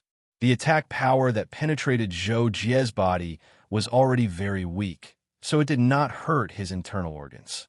Therefore, Zhou Jie circulated his star power, and the injury healed in the blink of an eye. However, this also made Zhou Jie understand that he was far from being Zhuozhua Fujiki's match in a one-on-one fight. Even if he had a full set of divine equipment, he would be beaten to death before long. However, at this time, Zhuozhua Fujiki was not in a hurry to attack. Instead, he hovered in the air and looked at Zhou Jie with a burning gaze. "Your equipment contains the law of Tao. It seems that you are very lucky. My hope of breaking through to the Lord level may be in your hands." As Zhuozhua Fujiki spoke, an unparalleled aura suddenly erupted from his body. At the same time, a cyan armor covered his entire body, including his face, leaving only his eyes exposed. "You must have extraordinary life-saving means. Let me see if you can escape today," Zhuozhua Fujiki said after completing his transformation. Then, he held his sword and charged at Zhou Jie with an imposing aura. In fact, Zhou Jie had wanted to use his life-saving means, but Zhuozhua Fujiki had stopped talking nonsense, which made Zhou Jie hesitate again. Now that Zhuozhua Fujiki was charging at him, he knew that if he did not use his life-saving means, he would really be finished. Therefore, he immediately released the 6 sealing stones. The sealing stones turned into 6 auroras and flew toward Zhuozhua Fujiki. They were scattered by his sword. The sword light intertwined and arrived in front of Zhou Jie in an instant. Zhou Jie immediately blocked with 2 swords, but he was thrown back by the huge force. He was completely unable to block Zhuozhua Fujiki's sword. Zhuozhua Fujiki was about to continue attacking when he suddenly sensed a strong, murderous aura behind him. He immediately turned around and looked behind him. It didn't matter if he didn't look, but when he did, even the calm Zhuozhua Tang's expression changed. Because at this moment, there were a total of 6 people standing on both sides and in front of him. Moreover, every single one of them was emitting powerful energy fluctuations. It could be said to be shocking. The 6 who had appeared out of nowhere were none other than the General, Widow, Wasp, Butcher, Hermit, and Mountain Cat formed from the Sealing Stone. They were all 9-star Lord-class puppets, and their bodies were so strong that even a 6-tier domain lord couldn't easily destroy them. In fact, if the Dark Shadow Emperor hadn't been heavily injured at the time and didn't have much time left to refine these 6 puppets, the General and the others would have had Lord-class combat power. Even though Zhuozhua was experienced and knowledgeable, he couldn't help but be stunned on the spot. After all, even though he knew about the existence of puppets, it was really hard for him to accept the fact that there were 6 of them. He didn't dare to think that the General and the other 5 were puppets. While Zhuozhua Fujiki was still in a daze, Zhou Jie heard the General's voice in his mind. "Master, do you want to kill this person?" Zhou Jie left and replied, through the special connection sent by the General, "Yes." Therefore, Zhou Jie saw the General holding a long sword and charging towards Zhuozhua Fujiki. The Widow and the other 5 followed closely behind. Zhuozhua Fujiki retreated and turned to pounce on Zhou Jie. This was the so-called capture the ringleader first. Zhuozhua Fujiki was stunned just now, but now he had a clear plan of action, which was to kill Zhou Jie. Zhou Jie was shocked, but did not panic. He immediately dodged as much as possible and used the 3,000 volts of lightning to dodge around like a flash of lightning. Previously, Zhou Jie did not use the 3,000 volts of lightning to deal with Zhuozhua Fujiki because he was not prepared. After that, he was even more helpless against Zhuozhua Fujiki's attack. Now, Zhou Jie completely gave up on fighting and chose to dodge with all his might. After using his movement skill, Zhou Jie was really fast. He even dodged Zhuozhua Fujiki's sword attack. Zhuozhua Fujiki was shocked again. He then released his domain suppression, which limited Zhou Jie's speed. However, at this time, Zhuozhua Fujiki could no longer use his second attack to chase after Zhou Jie. This was because the General's attack had arrived behind him, and he had to turn around to deal with it. Pung! The General's attack was equally terrifying. It collided with Zhuozhua Fujiki in midair. Although the General was immediately pushed back, Zhuozhua Fujiki also turned around and retreated. Obviously, it was not easy for him to deal with it. The lynx, who was closest to Zhuozhua Fujiki, also attacked with his claws. His target was Zhuozhua Fujiki's side body and head. Zhuozhua Fujiki's swordsmanship was excellent. His combat ability was only slightly weaker than Zhou Jie's. He reacted quickly and released his domain suppression of the elemental law of wind and wood. It directly evolved into hundreds of green leaves. As the wind swept away, he borrowed the force of the wind to move to the side. The flying leaf tornado disrupted the lynx's perception and also blocked its vision. In the end, the lynx did not attack Zhuozhua Fujiki and retreated. The General and the others mainly relied on energy to move. During battle, they consumed a lot of energy. Absorption could not keep up with consumption. Therefore, they would try their best to conserve energy during battle. However, Hermit quickly attacked with his sword. His 2 swords activated wind and thunder and stabbed towards Zhuozhua Fujiki like lightning. At the same time, Widow's 2 fans, Wasp Spear, and Butcher's 2 swords all attacked Zhuozhua Fujiki. Zhuozhua Fujiki pushed his swordsmanship and body movement to the limit. His whole body was blurred like a phantom. Countless rays of sword light spread out like a fairy, scattering flowers, repelling all the attacks from Hermit and the others. Zhuozhua Fujiki took advantage of the momentum and flew backward. On the way, he clashed with the lynx again. "Very good," Zhuozhua Fujiki said coldly as he flew to the edge of the field. He looked at Zhou Jie and the General and the others who were surrounding him. Judging from his expression, Zhuozhua Fujiki was really angry at this time. Boom! As soon as Zhuozhua Fujiki finished speaking, his aura rose again, reaching a level that shocked even Zhou Jie. The formation set up in the underground space was completely activated at this moment. The energy particles in the air were quickly locked, making it more difficult for Zhou Jie and the others to absorb and use them. However, it made it easier for Zuozua Fujiki to control the formation. At this moment, Zhou Jie also quickly sent a voice transmission to the general and the others. You guys hold him back. I'll break the formation. Zhou Jie had learned formations from Zhou Jie for nearly 3 years. It was comparable to a Star Lord who had learned formations for 100 years. Because most people stopped studying formations after reaching a certain bottleneck, they would make little progress. At most, they would be more familiar with the layout and use of formations in Zhou Jie, but they were not much better than Zhou Jie. Therefore, as soon as Zuozua Fujiki activated the formation, Zhou Jie could sense the operation of the formation more clearly. Based on his intuition alone, he was confident that he could break the formation in an instant. Therefore, he immediately sent a voice transmission to the general and the others. The general and the others received the order and immediately prepared to attack Zuozua Fujiki.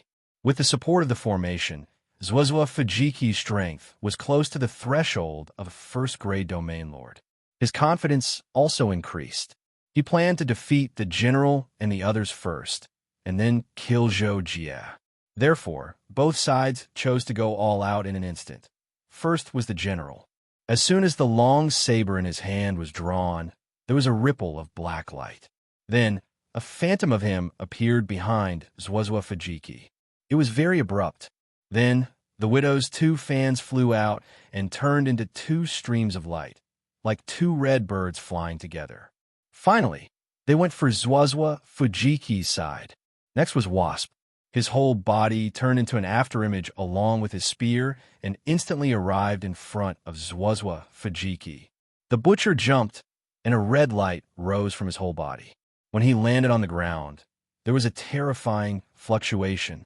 Fortunately, Zhou Jie had experienced it before. Seeing this, he leaped into the air. The hermit quickly crossed his legs and spun his 2 swords to form a shield around him. He summoned a powerful thunderbolt to descend on Zuozua Fujiki's head. Finally, the lynx. Black light rose from his claws, and he threw out a dim light that was suffused with the strange power of law. It flew towards Zuozua Fujiki's other side. The moment Zuozua Fujiki exploded, he sensed the general's phantom behind him. He turned his hand and blocked with the sword on his back. Then, he tried to block the widow's double fans with the sword in his left hand, but it was pierced by the wasp spear. The penetrating power of law instantly injured him. Zuozua Fujiki gritted his teeth and used his sword to deflect the widow's double fans. But in the end, the lynx's dim light hit the side of his arm, and he couldn't help but dodge to the side. But then, the hermit's thunderbolt descended and struck Zuozua Fujiki to the ground. When he was close to the ground, Zuozua Fujiki was attacked by the butcher's law of wave attack. His whole body was swept by the law of wave attack. It was so uncomfortable that he wanted to vomit blood. In addition to the injury from the thunderbolt, he immediately spat out a mouthful of blood and finally fell to the ground with his sword. What the general and the other 5 launched could be said to be their own innate skills. They were released by the cooperation of their weapons and bodies. The attacks had the power of law, so they were very powerful and their moves were very strange. Zuozua Fujiki was also caught off guard, so he suffered a great loss. However, the innate skills of the general and the other 5 had a continuous cooldown period, so they couldn't be used again immediately. Although Zuozua Fujiki was injured and vomited blood, he could suppress his injuries to the greatest extent and recover under the support of the array. Therefore, after Zuozua Fujiki landed on the ground, he roared and his aura burst out again. The elemental law domain also burst out, and he charged at Zhou Jie with an indomitable will. The general and the hermit who were closer to Zhou Jie immediately intercepted him. At this moment, Zhou Jie was breaking the array and couldn't divert his attention to use the 3,000 volts lightning. If Zuozua Fujiki chased after him too fiercely, he wouldn't be able to continue breaking the array. In the face of the general and the hermit's double interception, Zwiswa Fujiki attacked with all his might. Fortunately, the general and the hermit's combat ability was very strong, so they were able to entangle him in one place. The other four immediately surrounded Zwiswa Fujiki. In the face of Zwiswa Fujiki's direct attack, Zhou Jie flew to one side while still paying attention to breaking the array. In a short time, he found 2 nodes of the array, and he estimated that he would be able to use the Thunder Star Sword array to attack more than 10 nodes at the same time and successfully break the array.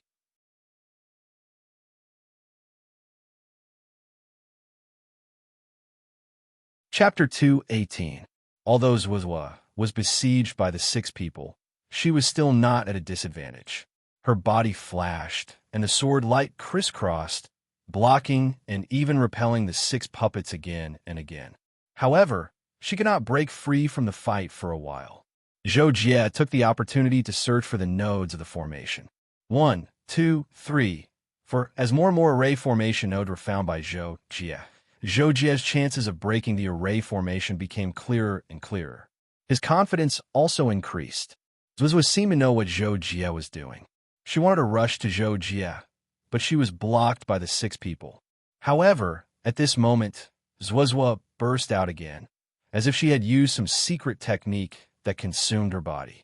Her momentum rose again, and at the same time, she suddenly drew the energy of the formation to the limit and released a terrifying sword light. She forced Lynx's defense away and stabbed directly at Zhou Jie. Zhou Jie sensed the terrifying attack, and his expression changed. He wanted to dodge, but found that he was locked on by the sword light.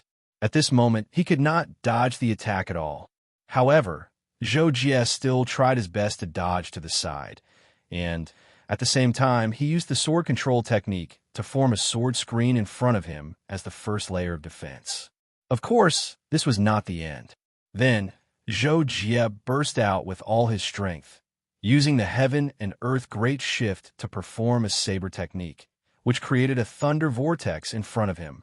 Almost as soon as Zhou Jie performed this saber technique, the sword screen formed by the sword control technique exploded, and the 36 swords scattered in all directions. The terrifying sword light was not damaged at all, and it pierced into Zhou Jie's thunder vortex, and soon came into contact with Zhou Jie's long saber. In an instant, Zhou Jie only felt that he was hit by an irresistible tyrannical force, and he flew back uncontrollably. The long saber was lifted up in the air, and the broken sword continued to bombard Zhou Jie's heart of the crow, and finally shattered into bits of starlight. Dong! Zhou Jie used all his strength to deflect the force, but he still slammed into one of the walls of the underground space. He even broke the surface of the wall that was set up with a formation. Zhou Jie immediately felt a huge tremor, and the burning pain spread all over his body. Then, he could not help but spit out a mouthful of blood. Fortunately, the heart of the crow had a strong damage reduction effect, so Zhou Jie did not die on the spot. On the other side, Zwiswa Fujiki's momentum and strength after the attack. His strength also plummeted. In the face of the 6 people's attacks, he could only barely resist a few attacks, and then he was injured again. In less 10 seconds, Zwiswa Fujiki, of course, Fujiki's head, and then he was dead from the attacks as Zs's. 9 Star Lords can live for a long time even if their heads are chopped off, and they can reattach their heads.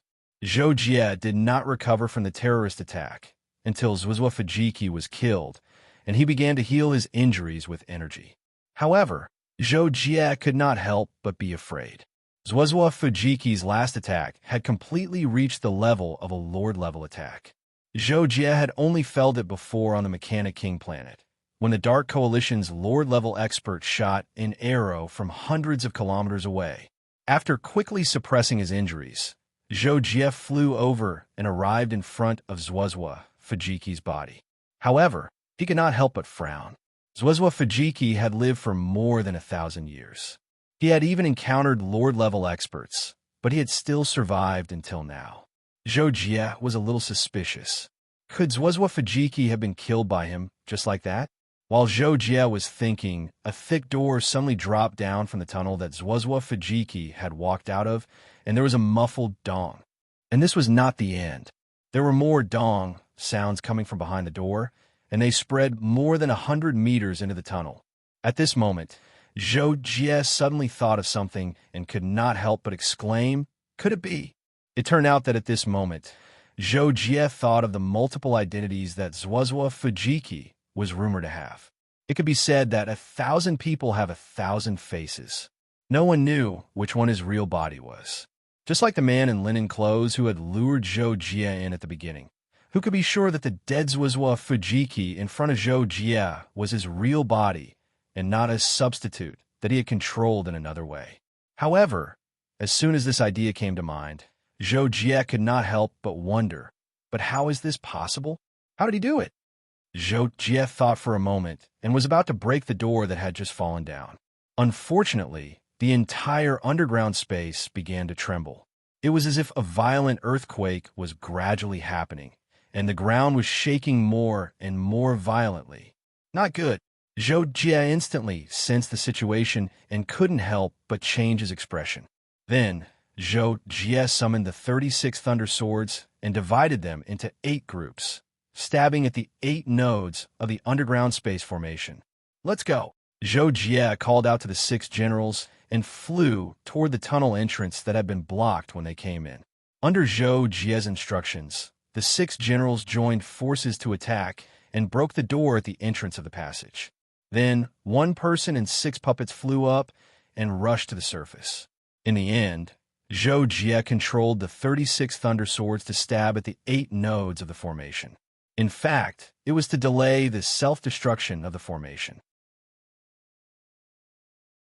This was because Zhou Jie had sensed that the trembling of the underground space was due to the huge energy change in the core of the underground Great Formation. It had started to release energy on its own accord, shaking the entire underground space. Soon, the entire underground space would collapse. Fortunately, Zhou Jie had made the right decision and delayed the energy explosion of the formation. In the end, Zhou Jie, the 6 generals, and the other generals escaped to the surface. Almost as soon as they came out of the cave, the entire underground space had completely collapsed due to the explosion of the formation's energy. After that, Zhou Jie surveyed the surroundings of the canyon. Finally, he found a hidden underground cave in a patch of messy grass 20 li away. There were traces just now. Zhuozhuo Fujiki is indeed not dead. Zhou Jie stared at the cave entrance and could not help but frown. About half an hour later, Zhou Jie boarded the Kaji and left Planet Bloodshed. He then contacted Yuan Rong again. To Zhou Jie's surprise, Yuan Rong actually picked up the call. "Are you okay? Why didn't you pick up my call earlier?" Zhou Jie asked immediately. Yuan Rong was very surprised. However, she still said to Zhou Jie, "I received a message a few days ago. I was tricked into going to a place. There was a formation there, and I was trapped for a month. I just got out. Why are you looking for me?" Zhou Jie heard this and was secretly shocked by Zhuozhuo's calculation ability. He then said to Yuan Rong, "It's okay. You should stay in the Yuchi family for a while. Be careful." Yuan Rong heard Zhou Jie's sudden words and could not help but feel puzzled. She was not stupid. She could vaguely guess what was going on. However, Zhou Jie did not continue explaining to Yuan Rong. He only said, "That's all. Goodbye." Zhou Jie hung up the call. He closed his eyes and meditated for a while. Then he thought for a while and picked up the identity token to contact Luo Feng. "Junior brother, what's wrong?" Luo Feng asked immediately. "Senior brother, I told you before that I was going to Planet Bloodshed because someone wanted to kill me and lured me there," Zhou Jie said. Luo Feng was obviously shocked. His voice became more serious as he asked, "Do you know who it is?" Zhou Jie only replied, "The person who came to kill me is Zhuozhuo Fujiki. Although he did not tell me who ordered him to do so, I think it must be the Dark Alliance." Luo Feng was silent for a while. Then, he said, "The Dark Alliance. It seems like there's going to be a tough battle coming up." Luo Feng quickly suggested to Zhou Jie, "Junior brother, if that's the case, you should hurry back to where I am. Perhaps it's best if you go to Master's place and cultivate for a while. You can come out after the storm has passed. However, Zhou Jie said, yes, senior brother, I know. I plan to cultivate in seclusion for a while and break through to become a 9-star lord. Luo Feng was stunned again. He could not help but ask, so fast? Are you confident? I'll give a try. Zhou Jie did not dare to make any guarantees. He immediately replied as such. Luo Feng hung up the call not long after. He thought about his conversation with Zhou Jie and could not help but frown. Zhua Fujiki. What the hell? Junior brother actually managed to escape Zhua Fujiki's pursuit? Amazing, amazing. I have to tell Master about it. On the other hand, Zhou Jie was still drifting in space on Keiji. He asked Kakashi to watch over the ship and then entered the Six Paths realm. Zhou Jie had made up his mind about the seclusion. He decided to cultivate until he became a 9-star lord. During that time, he would have to pass the 8th floor of the Transcendental Tower. Otherwise, Zhou Jie believed that 200 years would not be enough for him to become a 9-star lord naturally. Zhou Jie knew that he was not strong enough to pass the 8th floor of the Transcendental Tower. He had to study the secret techniques that he had been practicing and improve in all aspects. That way, he might be able to pass the 8th floor of the Transcendental Tower in a couple of years. On the evening when Zhou Jie entered the realm of Six Paths, in a dark, quiet room, the tall man from the Dark Coalition was talking. What? You failed? How is that possible? The tall man was shocked to hear what the other party said. Yes, and I've decided to give up the mission. You should find someone else, said the other party in a hoarse voice. This time, the tall man was even more shocked. What? Didn't you claim that there are no missions that you can't complete? Why would you back off? The other party was silent for a moment before he replied. I lost my most important substitute this time. There's nothing I can do. I won't do it again. The tall man was anxious to hear that, but the other party had already hung up. The room was caught in dead silence. The tall man closed his eyes and seemed to be thinking about something. It was the first time that it was so difficult to write. I'll just leave it to fate.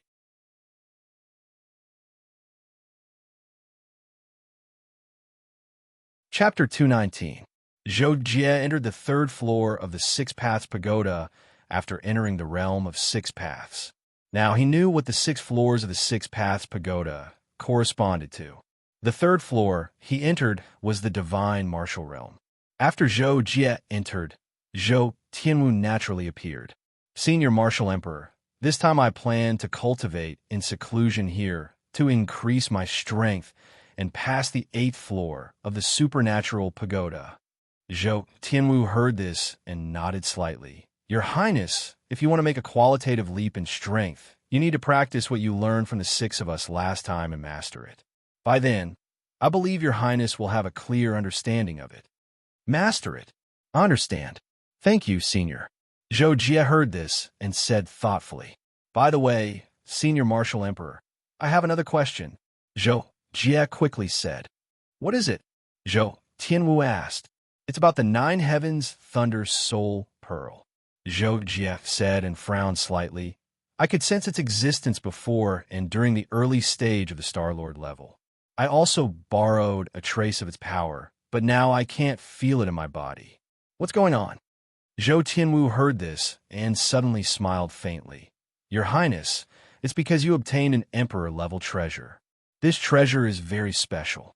It's hidden deep in your body's magnetic field space and formed its own karma. Perhaps it felt that your Highness wasn't strong enough to protect it in the 9 Heavens Thunder Soul Pearl, so it hid the existence of itself in the 9 Heavens Thunder Soul Pearl. Is that so? Zhou Jie heard this explanation. Although he knew the reason, he still didn't understand, so he spoke with a questioning tone. Zhou Tianwu seemed to know Zhou Jie's thoughts and continued. Your Highness, the 9 Heavens Thunder Soul Pearl, is one of the 99 pearls of the universe Emperor artifact. 9 Heavens Thunder Soul. In terms of grade, it can also be called an Emperor artifact. If you want to control it, your Highness needs to be at least at the Lord level, so your Highness shouldn't think about it now. Well, I understand, Senior.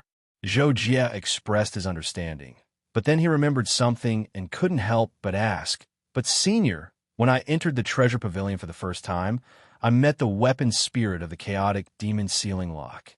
It asked me to return the 9 heavens thunder soul pearl the next time I entered, and it was willing to come out with me." When Zhou Jie said this, he couldn't help but feel a little depressed because according to this, he wouldn't need the 9 heavens thunder soul pearl in the future, and he hadn't really used it since he got it. However, Zhou Tianwu said, "The chaotic demon sealing lock is the most powerful treasure in the treasure pavilion, and it was left by the first holy son.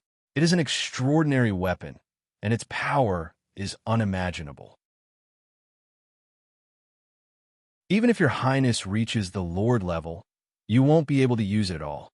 Moreover, the weapon spirit of the chaotic demon sealing lock is both good and evil, and it is a consciousness life born in the law of chaos. Your highness doesn't have enough strength to subdue it. If you encounter an emperor-level expert, it won't be able to protect your highness, and it will escape on its own. But if you encounter an ordinary emperor-level expert, your highness's treasure can help your highness escape. In addition, the law of thunder of the 9 heavens thunder soul pearl is compatible with your highness. When your highness becomes an emperor in the future, you may be able to use it as one of your natal weapons. Therefore, it won't be too late for your highness to subdue the chaotic demon sealing lock after you reach the emperor level." After hearing Zhou Qianwu's words, Zhou Jie immediately understood, and he couldn't help but nod and say, "Then I understand. Thank you, senior." Zhou Tianwu nodded slightly, and then said, "Then your highness should cultivate well here. I will open the passageways to the upper and lower 6 paths pagoda for your highness. If your highness wants to consult the other pagoda masters, please feel free to do so." And okay. Zhou Jin nodded in response, and then Zhou Tianwu disappeared. After Zhou Tianwu left, Zhou Jie began to think about his own cultivation, but he suddenly realized that he didn't know where to start. Divine body, divine soul, divine martial, divine aura, divine escape, and divine armament. A total of 6 paths. In addition to his own combat skills, weapons, and equipment, he needed to cooperate with them to unleash the most perfect combat strength. Zhou Jie believed that this was the only way to achieve a comprehensive understanding. However, because of this, Zhou Jie didn't know what to do for a moment. Therefore, Zhou Jie decided to think about it carefully. He recalled all his previous combat experiences to make up for the flaws in his combat skills. One had to admit that Zhou Jie's attitude was extremely rare and precious. It played a crucial role in his future growth and strength, and this was something that Zhou Jie would sigh about a long time later.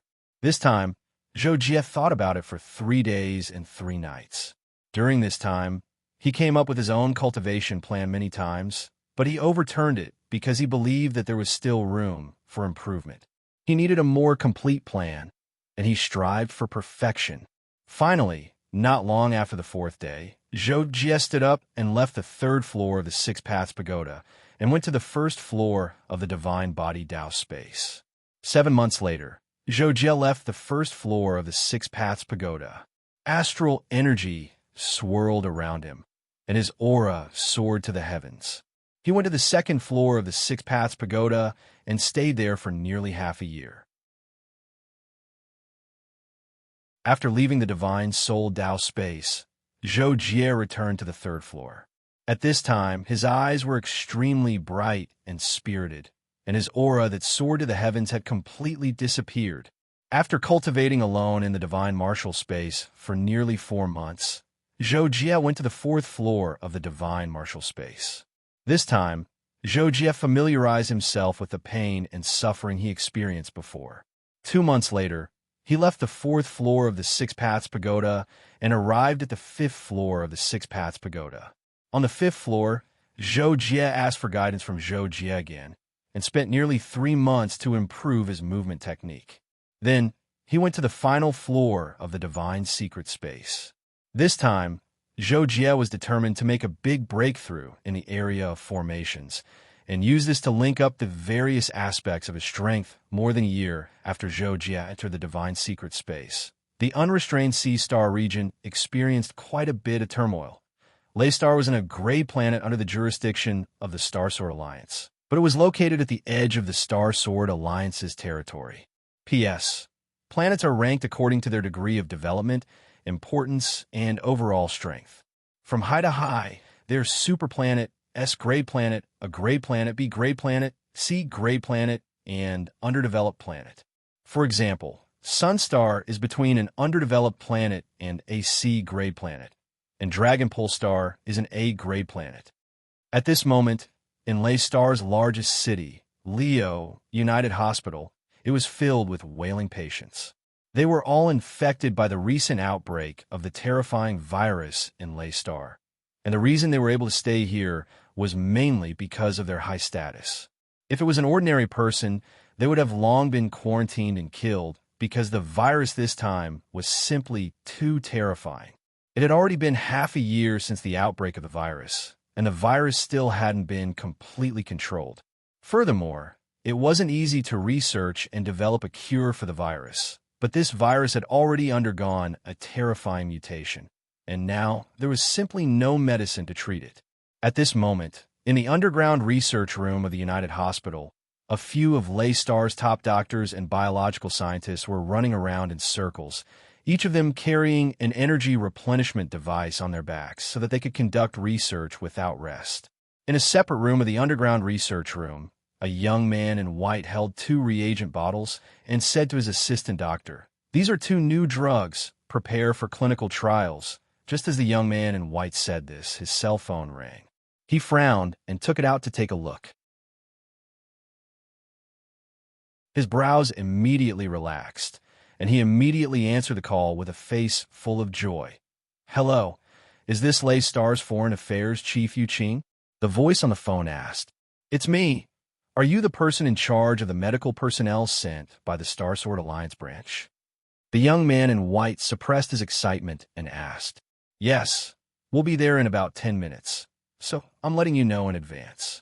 The voice on the phone said. Yu Qing immediately became even more ecstatic and hurriedly replied, "Okay, Leo United Hospital. I'll personally pick you up." A few days later, Glorious Warstar, Luo Feng's office. Luo Feng closed the document in front of him and couldn't help but let out a breath, and then took out his identity token to contact Zhuqiu Hong.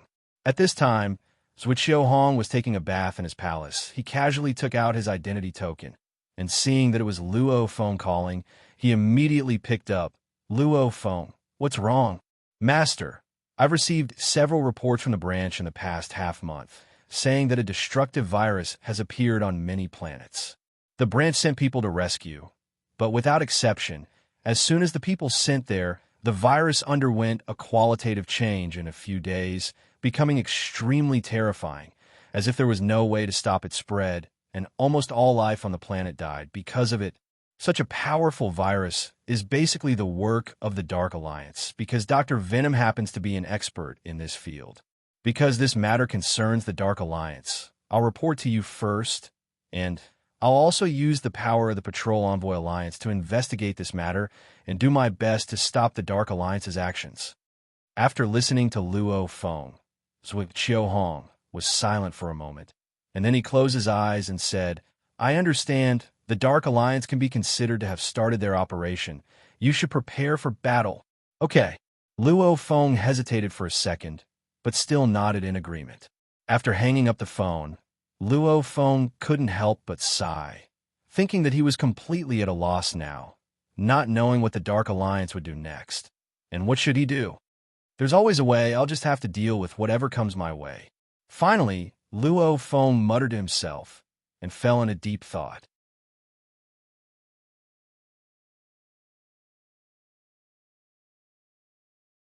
Chapter 220. Not long after, news of the terrifying virus outbreak on the various planets of the Starsword Alliance began to spread. The Patrol Envoy Alliance officially filed a case for investigation. Other than Luo Feng, the other 4 patrol envoys also began to help Luo Feng. The Patrol Envoy Alliance had 1 headquarters and 5 branches, each belonging to one of the 5 top powers. The 5 patrol envoys were also appointed by the 5 top powers. Therefore, although the Patrol Envoy Alliance appeared united on the surface, there were still many internal conflicts. To put it bluntly, the Patrol Envoy Alliance was a means for the five top powers to interfere with other powers other than themselves, and the interference here naturally had many meanings. Furthermore, due to the possibility that this incident was related to the Dark Coalition, the Patrol Envoy Chief Long Yuan also took it seriously after learning about it. He ordered the other four patrol envoys to bring people to Planet Glorious War to help Luo Feng deal with the virus outbreak. Luo Feng also expressed his warm welcome to the arrival of the other patrol envoys. After all the patrol envoys had gathered, a pre-war banquet was held. A total of 38 patrol envoys participated in this banquet. The day after the banquet, there was a pre-war meeting. First, Luo Feng and the other four patrol envoys had a meeting. Then, all 38 patrol envoys present had a joint meeting. After the meeting, the initial battle plan was drafted, and they immediately began to carry out the plan.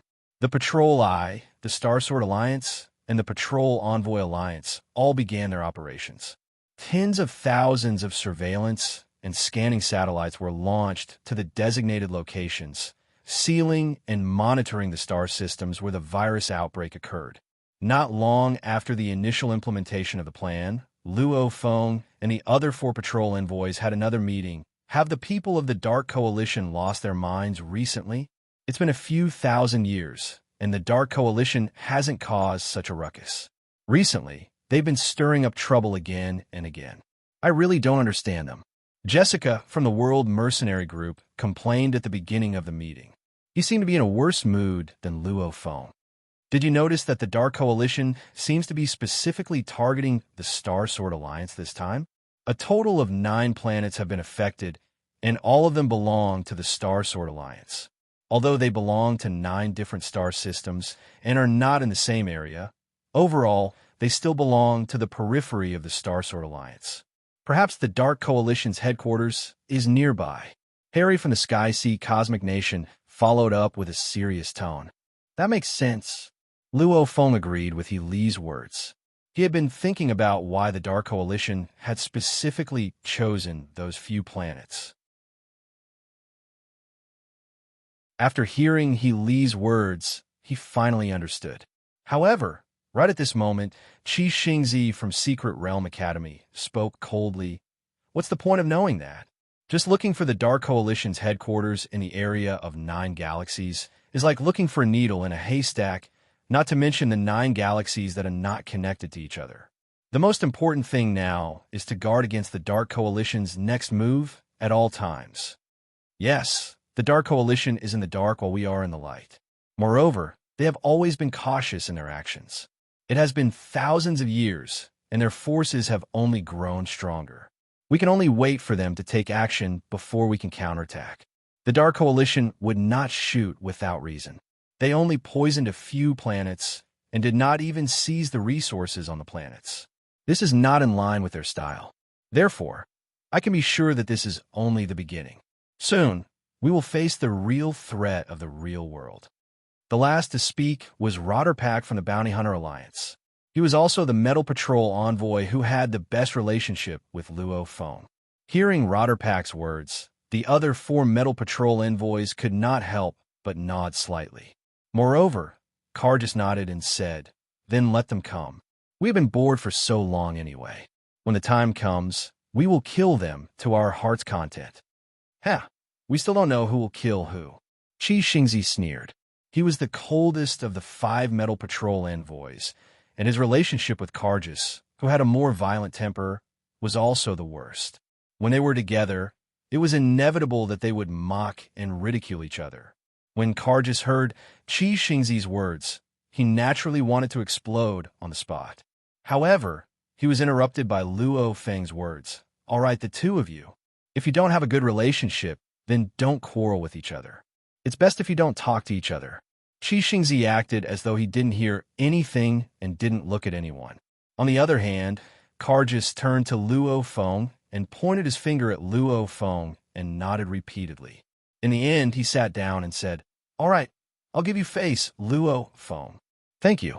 Luo Feng thanked Cargus when he saw that Cargus was giving him face. Then, he looked at everyone and said, "All right, let's think of a few countermeasures and prevention plans together. I have one in mind. So let's start." Luo Feng and the other 4 Metal Patrol envoys' meeting lasted for more than 6 hours. They finally succeeded in coming up with a few useful plans.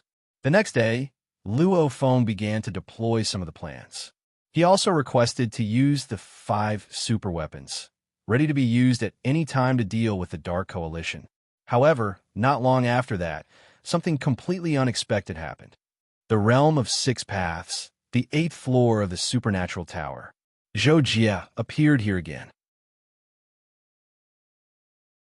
He looked at the phantom energy that was rapidly gathering in front of him. His eyes were deep and calm, and there was a confidence that was different from before. Whoosh! The phantom attacked Zhou Jie with its 2 blades. The energy it unleashed was no weaker than that of a peak 9-star lord, and its control over the elemental laws was extraordinary.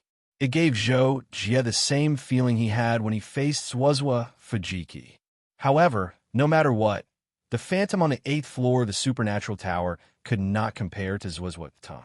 In addition, Zhou Jie's current strength was worlds apart from when he entered the 6 realms more than 2 years ago. This time, the phantom's attack was no longer difficult to react to and defend against. Instead, it was at a normal level. Whoosh! Zhou Jie also attacked with his 2 blades. Elemental lightning appeared behind him, and it looked like an 8 trigrams formation. The energy he unleashed was shocking. It was no weaker than the phantom's opponent. Boom, boom, boom. In the blink of an eye, Zhou Jie and the phantom had clashed hundreds of times with their blades. The phantom was almost imitating Zhou Jie's moves. Since the difference in strength was not obvious, Zhou Jie only had a slight advantage despite his powerful combat ability. He couldn't defeat the phantom for the time being. When the battle reached 3 seconds, Zhou Jie moved away and turned into a blur of lightning. 3 Zhou Jie appeared in the blink of an eye and surrounded the phantom. Then, the 3 Zhou Jie attacked at the same time, but they all attacked different parts of the phantom's body.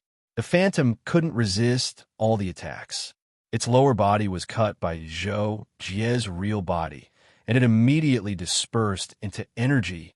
In the next second, the afterimages that filled the sky dissipated, and the 3 Zhou Jie merged into one, revealing Zhou Jie's original body.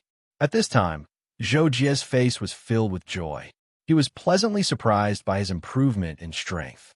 Last time, Zhou Jie had been defeated by the 8th level's phantom, but this time, he had defeated the phantom with ease. The improvement he had made was indeed very obvious. Then, a familiar ball of light descended on Zhou Jie's head and quickly entered his body. Zhou Jie immediately sensed the enormous energy that entered his body. It was much more terrifying than the mark of 9 heavens that he had obtained before. However, the energy was very gentle. It naturally spread throughout Zhou Jie's body, seeping into his bones and muscles. It even seeped into his nerves. Zhou Jie couldn't help but be surprised, because the energy this time was more special than before. It seemed easier to absorb, but there was a lot of it, and it still took a lot of time to absorb. However, Zhou Jie still wanted to use it to try to become a 9-star lord. Therefore, he didn't mind having more energy. Soon, he began to cultivate peacefully and gradually approach the peak of the 8-star lord level. Zhou Jie didn't come out of the supernatural tower until 3 days later. He had successfully become a 9-star lord, and he was in a good mood. However, when Zhou Jie was about to leave the 6 realms, a young man in a green robe suddenly appeared in front of him. Zhou Jie couldn't help but be shocked when he saw the person who had suddenly appeared in front of him. He quickly bowed and said, "Senior." The young man, who had suddenly appeared in front of Zhou Jie, was the transcendent consecrator of the Holy Land that Zhou Jie had met when he first entered the 6 realms. Ivan. Ivan looked at Zhou Jie indifferently and then said, "Holy Son, you've improved very quickly. You've exceeded my expectations. although there's still a gap between you and the last holy sun. That's because you haven't awakened your bloodline. Zhou Tianwu said that you're practicing the everlasting sacred hands. Watch carefully. Zhou Jia was a little stunned when he heard that. He saw Ivan stretch out his right hand and shake his middle and index fingers slightly. Immediately, a faint red light and a faint blue light were produced. They rotated around each other and quickly became thicker and longer like two swimming dragons. They devoured the fire and water elements and energy around them, and their power became even more terrifying. Zhou Jie's eyes immediately lit up. He couldn't help but concentrate on sensing and carefully experience Ivan's demonstration. In an instant, many insights appeared in his mind. Stealing yin-yang. I understand now. After a short 10 seconds, Zhou Jie suddenly said without realizing it. Hearing this, Ivan dispersed the roaming dragon aura at his fingertips and said to Zhou Jie, "This is a detection technique I learned when I was at the Lord level. It's called Soul Roaming Dragon, and it has the same effect as the everlasting sacred hands. Although you understand it now, you may not be able to perform it. The limit of a 9-star Star Lord is to perform the stealing yin-yang of the everlasting sacred hands. I wish you success." After saying this, Ivan disappeared, leaving Zhou Jie to carefully comprehend it on the spot. There were space detectors about 1,000,000 kilometers away from Planet Glory War to prevent unknown foreign spaceships from entering Planet Glory War. If an enemy fleet invaded, they would be able to predict and prepare in advance. However, at this moment, several unknown spaceships quietly entered the detection range of Planet Glory War. The people in the control rooms of Planet Glory War did not notice them at all.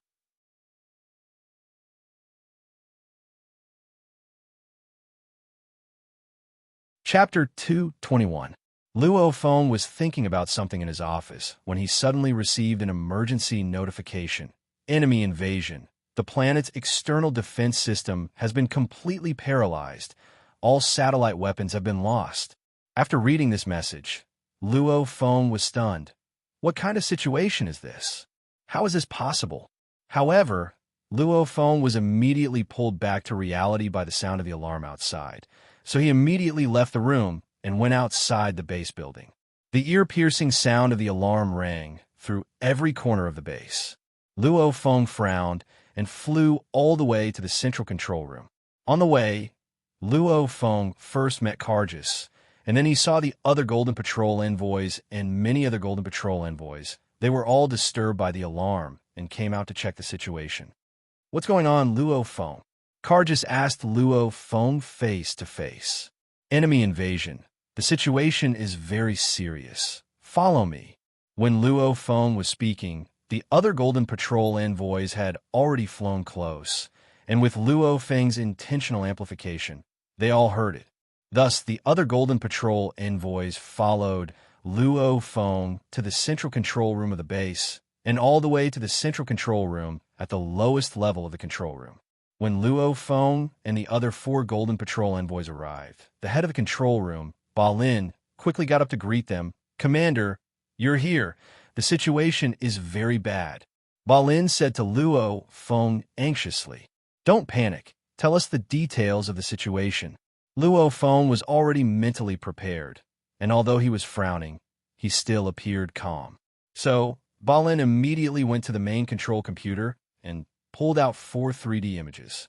Balin then pointed at one of the images and said, "Commander, this is the defensive deployment map of the southeast quarter planet, and it's completely lost.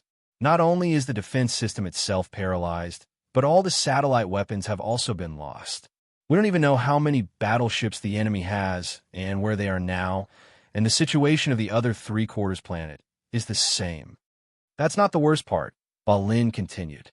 "The worst part is that the enemy has used some unknown means to block the entire planet's external network communications.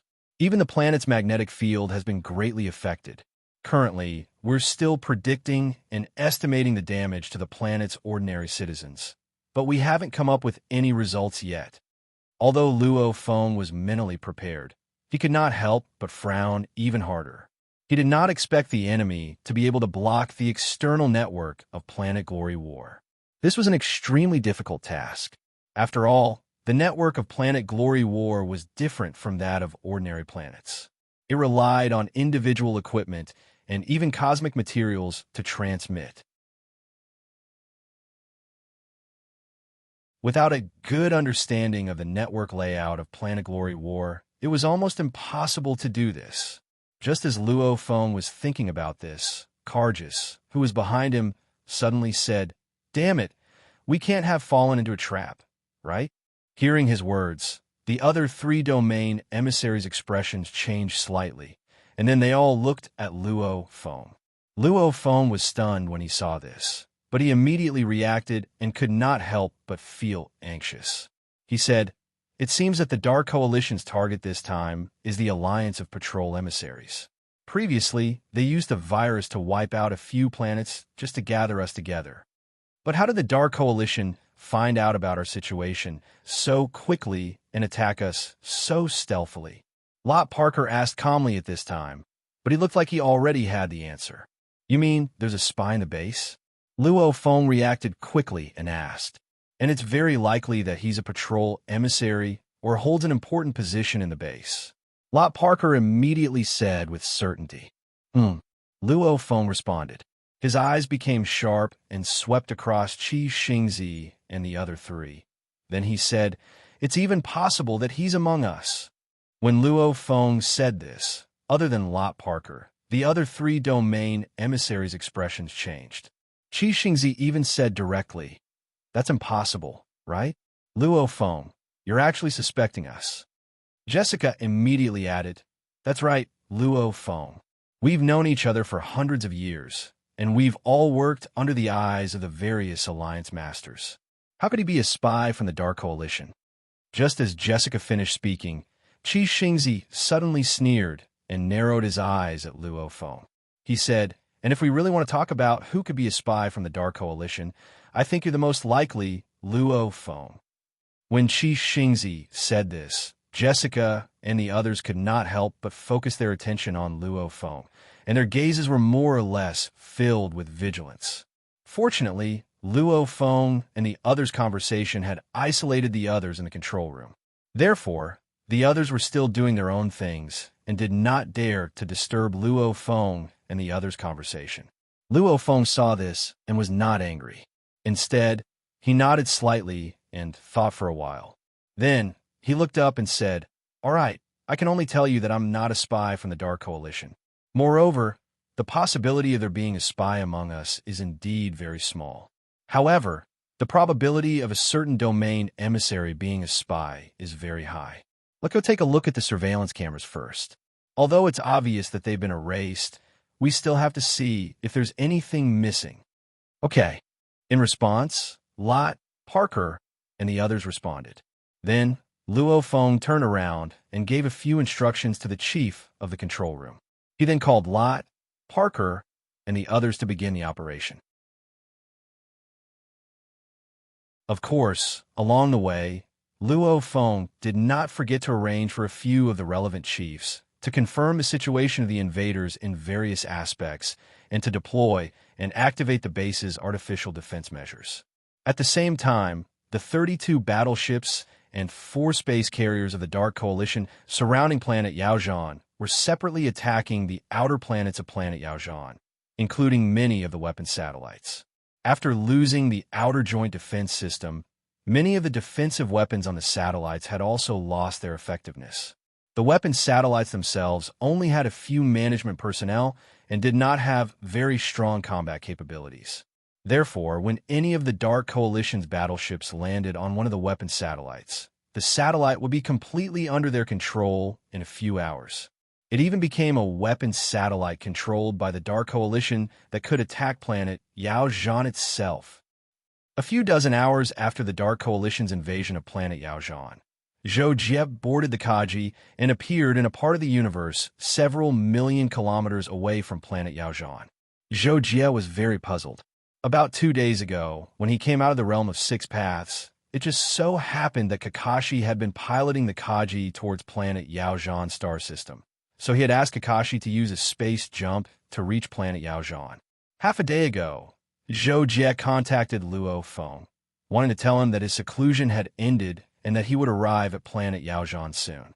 However, he found that he could not contact Luo Feng. The notification said that Luo Feng was not in the service area. Zhou Jie was helpless. He wondered if Luo Feng was not on planet Yaojian, but since he was not far away, he decided to come and take a look. When Zhou Jie was 1,000,000 kilometers away from planet Yaojian, the ship suddenly issued a warning. Detected an area shielding magnetic field 6,420 kilometers ahead. Zhou Jie was stunned when he heard this. What was going on? Wasn't that planet Yaojian? How could there be a shielding magnetic field on planet Yaojian? Kakashi, who was beside Zhou Jie, also looked surprised. He muttered, "What's going on? I'm asking you." Zhou Jie looked at Kakashi and said. Kakashi was helpless.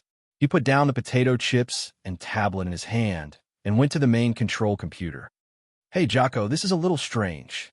Kakashi looked at the 3D image that popped up on the screen and could not help but say, "What's wrong?" Zhou Jie looked at the 3D image, but he did not understand it at all, so he asked. Then Kakashi explained, "Jocko, this shielding magnetic field can't appear for no reason, and it didn't exist before, so it must be man-made. But the strange thing is this shielding magnetic field seems to be set up around planet Yaojian. In that case, planet Yaojian would be cut off from the outside world. Why would they do this?" When Kakashi asked this, Zhou Jie suddenly seemed to realize something. His expression changed slightly, and he immediately took out the ID token. At the same time, he said to Kakashi, "Kakashi, make the ship invisible. Let's try to get closer." If I'm not wrong, planet Yaojian's external defense detection system is also ineffective. Kakashi, however, said, "No problem, Jocko. Even if it has a defense detection system, I can shield it." A few minutes later, Kaji entered the detection range of planet Yaojian's defense system, but did not receive any warning. It continued to approach, and some of the weapons and satellites around it could be seen with the naked eye. "Jocko, there's something wrong with planet Yaojian." Kakashi looked at the screen and said. In fact, Kakashi did not need to say much. Zhou Jie had already seen the clues. Something must have happened on planet Yaojian, and it must be a matter of life and death. Kakashi, what's that over there?" Suddenly, Zhou Jie pointed at a grade on the screen and asked Kakashi. Kakashi followed Zhou Jie's instructions and quickly locked on to the grade. He then enlarged it to the limit, and after the system automatically filled it in, it formed a two-dimensional image of a battleship. Zhou Jie looked at the battleship image for about 2 seconds, then said in surprise, "This is not a battleship from the Alliance of Patrol Envoys, nor does it belong to any of the 5 major forces. Regardless of whether it was a battleship from the Alliance of Patrol Envoys or the 5 major forces, they all had their own special markings. However, although the markings on the screen were blurry, it was definitely different from any battleship markings that Zhou Jie knew of. Oh no, planet Yaojian might be under attack. The magnetic barrier just now was set up by the enemy." Zhou Jie was now completely sure of his guess, but he could not help but be shocked. What kind of place was planet Yaojian? Even the lords of the 2nd or 3rd layer regions would die, without a doubt, if they tried to force their way in. Now, they were actually under a closed siege. This was simply unbelievable. This kind of attack is simply overt. Is the Dark Coalition so bold? Zhou Jie could not believe it and could not help but wonder.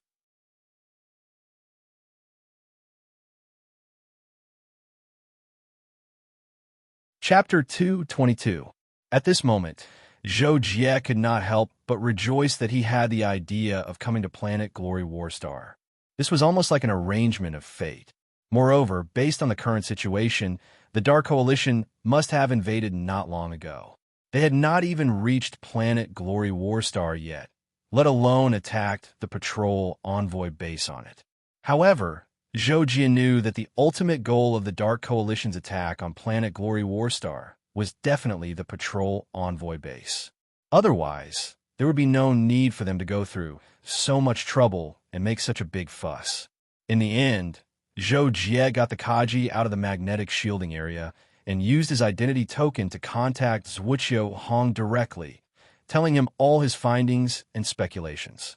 Zhuqiu Hong was also shocked when he heard about this, but he quickly told Zhou Jie not to act rashly and that he would personally deal with this matter. However, to everyone's surprise, the communication between Zhuqiu Hong and Zhou Jie was suddenly cut off in the middle of the conversation. Zhou Jie was shocked at that time, thinking that he had been discovered by the Dark Coalition and had been attacked by interference waves or something. However, when he asked Kakashi, Kakashi told Zhou Jie that there was no such thing. This time, Zhou Jie was not just shocked, but shocked. If there was no problem on his side, then did that mean that there was a problem on Zhuqiu Hong's side? How is this possible? The Dark Coalition actually dares to attack Star Sword Continent. Zhou Jie felt as if he was no longer in a human world, because everything that had happened was simply too. He could not react for a while. However, at this time, Zhou Jie had no way of understanding what had happened on Star Sword Continent. Considering the situation on planet Glory Warstar, he immediately decided to sneak in to take a look. This was mainly due to Kakashi's existence, which allowed the Kaji to deceive the space sensor network that the Dark Coalition had set up near planet Glory Warstar's atmosphere. Therefore, Zhou Jie was not worried that he would be discovered when he entered and left planet Glory Warstar. At the same time, in the patrol envoy base on planet Glorious War, Luo Feng had gathered all the patrol envoys to an underground laboratory for an emergency meeting. Attention, everyone!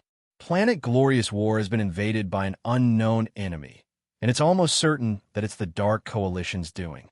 I've already arranged for a warship to request assistance, but time is of the essence, so we can't place our hopes on external help. In a moment, everyone, follow me to the core of the base. Luo Feng scanned the crowd and continued, but I suspect that there are spies sent by the Dark Coalition among us. I don't know who they are, but I want everyone to enter the core of the base to prove everyone's innocence. The core of the base can't communicate with the outside world, so if the Dark Coalition spies are among us, they won't be able to send messages. But if the enemy knows about our movements or plans, it means that the spies aren't among us. As for how to find the spies, we'll discuss it later. After Luo Feng finished, he had all the patrol envoys follow him to the underground core of the base. The core of the base was a place like an underground air raid shelter, but the walls were made of a special white material. It was so hard that even a Horde leader would not be able to break in from the outside in a short amount of time. Not even a 6-stage Horde leader. The defense of the core of the base was designed to deal with Horde leader-level powerhouses. Although, if a 6-stage Horde leader came, the core of the base would not be able to do anything, but there were less than 26-stage Horde leaders in the entire Wasteland Star region. More than half of them stayed away from the mortal world and focused on breaking through. The Dark Coalition would not even send a 3rd-stage Horde leader-level powerhouse to attack Planet Glorious War. After all, Planet Glorious War did not have a single Horde leader-level powerhouse. P.S. The number of Horde leader-level powerhouses in the Wasteland Star region is relatively small. The 5 top forces can only send out about 30 Horde leader-level powerhouses. Moreover, most Horde leader-level powerhouses prefer to cultivate alone, so they rarely have any Horde leader-level powerhouses in one area. For example, the Patrol Envoy Alliance only has Long Yuan at their headquarters. Most of the Star Sword Alliance's Horde leader-level powerhouses are on the Star Sword Continent. Luo Feng had the patrol envoys gather in the innermost hall of the core of the base. He then told them that they could move around freely, but they were not to leave this place. He then led the other 4 patrol envoys into the control room of the core of the base through a secret door at the side of the hall. This is the core control room of the base. I will briefly explain the operation in a moment. Then, I will need 2 of you to stand guard here. I will bring the other 2 out to understand the situation outside. This way, we can monitor each other and prevent any spies from the Dark Coalition from leaking information to the outside world or doing anything else. Luo Feng said to the patrol envoys as he led them to the core control room. Hearing this, Rodderpack questioned, Luo Feng, I don't think this will work. If we leave two people in the control room, if one of them is a spy, the other person will have a hard time stopping him. After all, the difference in strength between us is not that big. No one can stop the other person from causing trouble in such a small control room. Yeah, what kind of rotten idea is this? I don't want to be alone with a spy. What if he sneaks up on me? Qi Xingzi also said. Luo Feng heard this and said, actually, the possibility of there being a spy among us is very low. Don't worry too much about this. Then, let's do it this way. I will leave two people here and teach them how to operate the control room. After that, the other two can go outside and wait. If there are no special circumstances, don't enter this place. Is that okay? That's the only way. Rodderpack heard this and nodded after a moment of silence. The others did not refute. So, after a while, Luo Feng and the others agreed that Rodderpack and Qi Xingzi would stay in the core of the base while the others rushed back to the surface base. Luo Feng, Cargus, and Harry first came to the control room of the base to understand the situation of the spaceships sent out to communicate with the outside world. Chief Commander, the situation is very bad. The enemy has taken control of most of our weapons and satellites. The 8 spaceships and warships we sent out have all been destroyed by our own weapons and satellites. Fortunately, they are all unmanned, so there are no casualties. Faced with the inquiry of Luo Feng and the others, the chief of the control room answered with a bitter expression. In response, Luo Feng and the others could not help but frown. But now that things had come to this, they could only prepare for the worst, which was to fight to survive. If we don't communicate with the outside world, if we are lucky, the outside world will only find out about the situation here in these 2 days. If we are unlucky, we won't find out even after 10 days or half a month, let alone wait for reinforcements. We should prepare for the worst. Deploy all the weapons and defense systems in the base and planet Glory Battlestar that we can still use and prepare for the enemy's attack. If it doesn't work, we will retreat to the core of the underground base. Luo Feng said helplessly in the control room. He then handed this matter over to the chief and asked him to relay the message to the various departments in the base. A few hours later, Luo Feng and the others were running around, checking on the various deployments in the base. At the same time, they were also looking for the Dark Coalition spies who might be hiding in the base.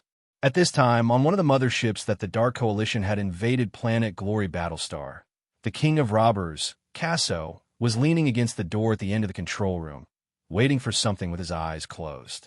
Not long after, a 9-star man appeared in front of Casso and said respectfully, "Sir, everything is ready. All the warships are about to launch a general attack.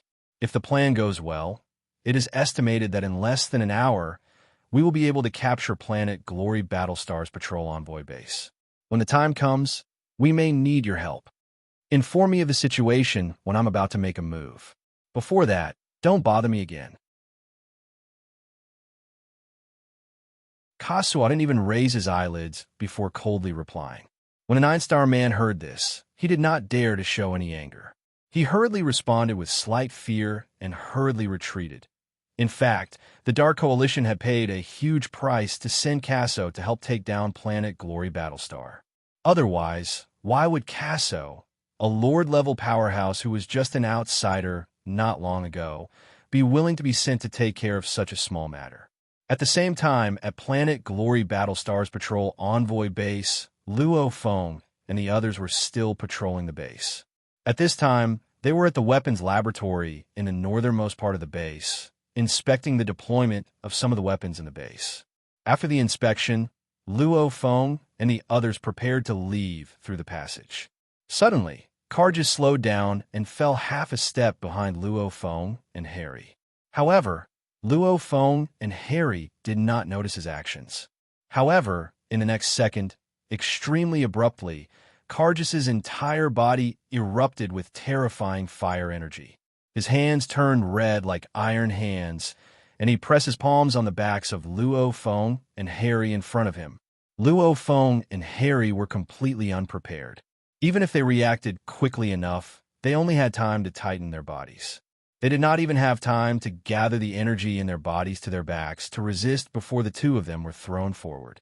Their spines were both broken, and they each spat out a mouthful of blood into the air. However, no matter what, Cargus had not prepared his attack. His attack power was not even at 60% of his peak.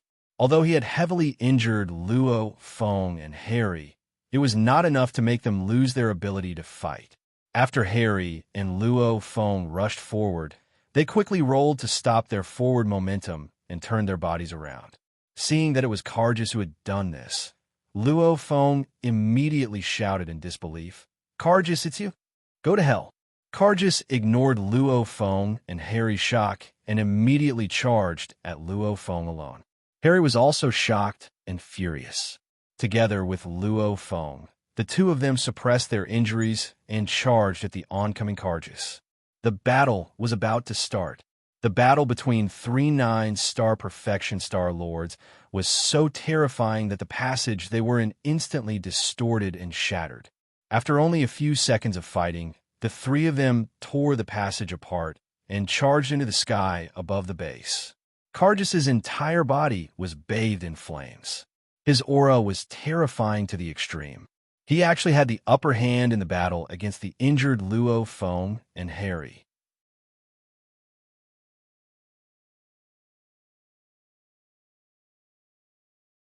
Chapter 223. Luo Feng and Harry took out their own runic soldiers. Luo Feng had a long sword while Harry had a spear. Then, the two of them attacked Cargus together. Seeing this, Cargus flipped his hand and took out a dark red scimitar with a thick back. His figure moved violently and charged toward Luo Feng.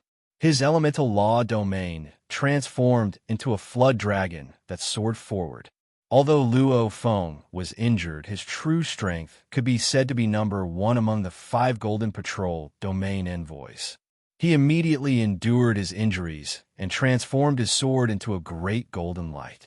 Accompanied by countless strands of sword energy, he instantly attacked and shattered the might of Cargus's blade. Moreover, his sword energy invaded Cargus's domain and strangled him. Harry did not dare to be careless. His spear was like a dragon, like a white rainbow piercing through the sun. A dazzling white energy burst out and pierced toward Cargus's escape route, forcing him to clash with him. Cargus had indeed helplessly collided with Harry's weapon. However, because Harry was unable to use his full strength due to his injuries, this strike did not cause any moderate damage to him. It only sent him flying to the side. Luo Feng immediately attacked with his sword. Cargus was a spy from the Dark Coalition. Luo Feng was naturally furious that he had ambushed him and Harry at such a critical moment. He swore to kill him. Cargus had indeed underestimated the strength of Luo Feng and Harry after being ambushed by him. He did not want to continue fighting and soared into the sky, intending to leave the battlefield. Harry, tell Luo Feng and Parker to use the base's core weapons. Luo Feng chased after Cargus and did not forget to send a voice transmission to Harry. Harry immediately slowed down and gave chase. He took out his identity token and was about to send a voice message to Qi Xingzi and Luo Feng. However, at this moment, various destructive energy weapons, such as lasers and nuclear railguns, began to rise from the ground in various parts of the patrol envoy base. Furthermore, a huge electromagnetic net appeared in the sky above the base.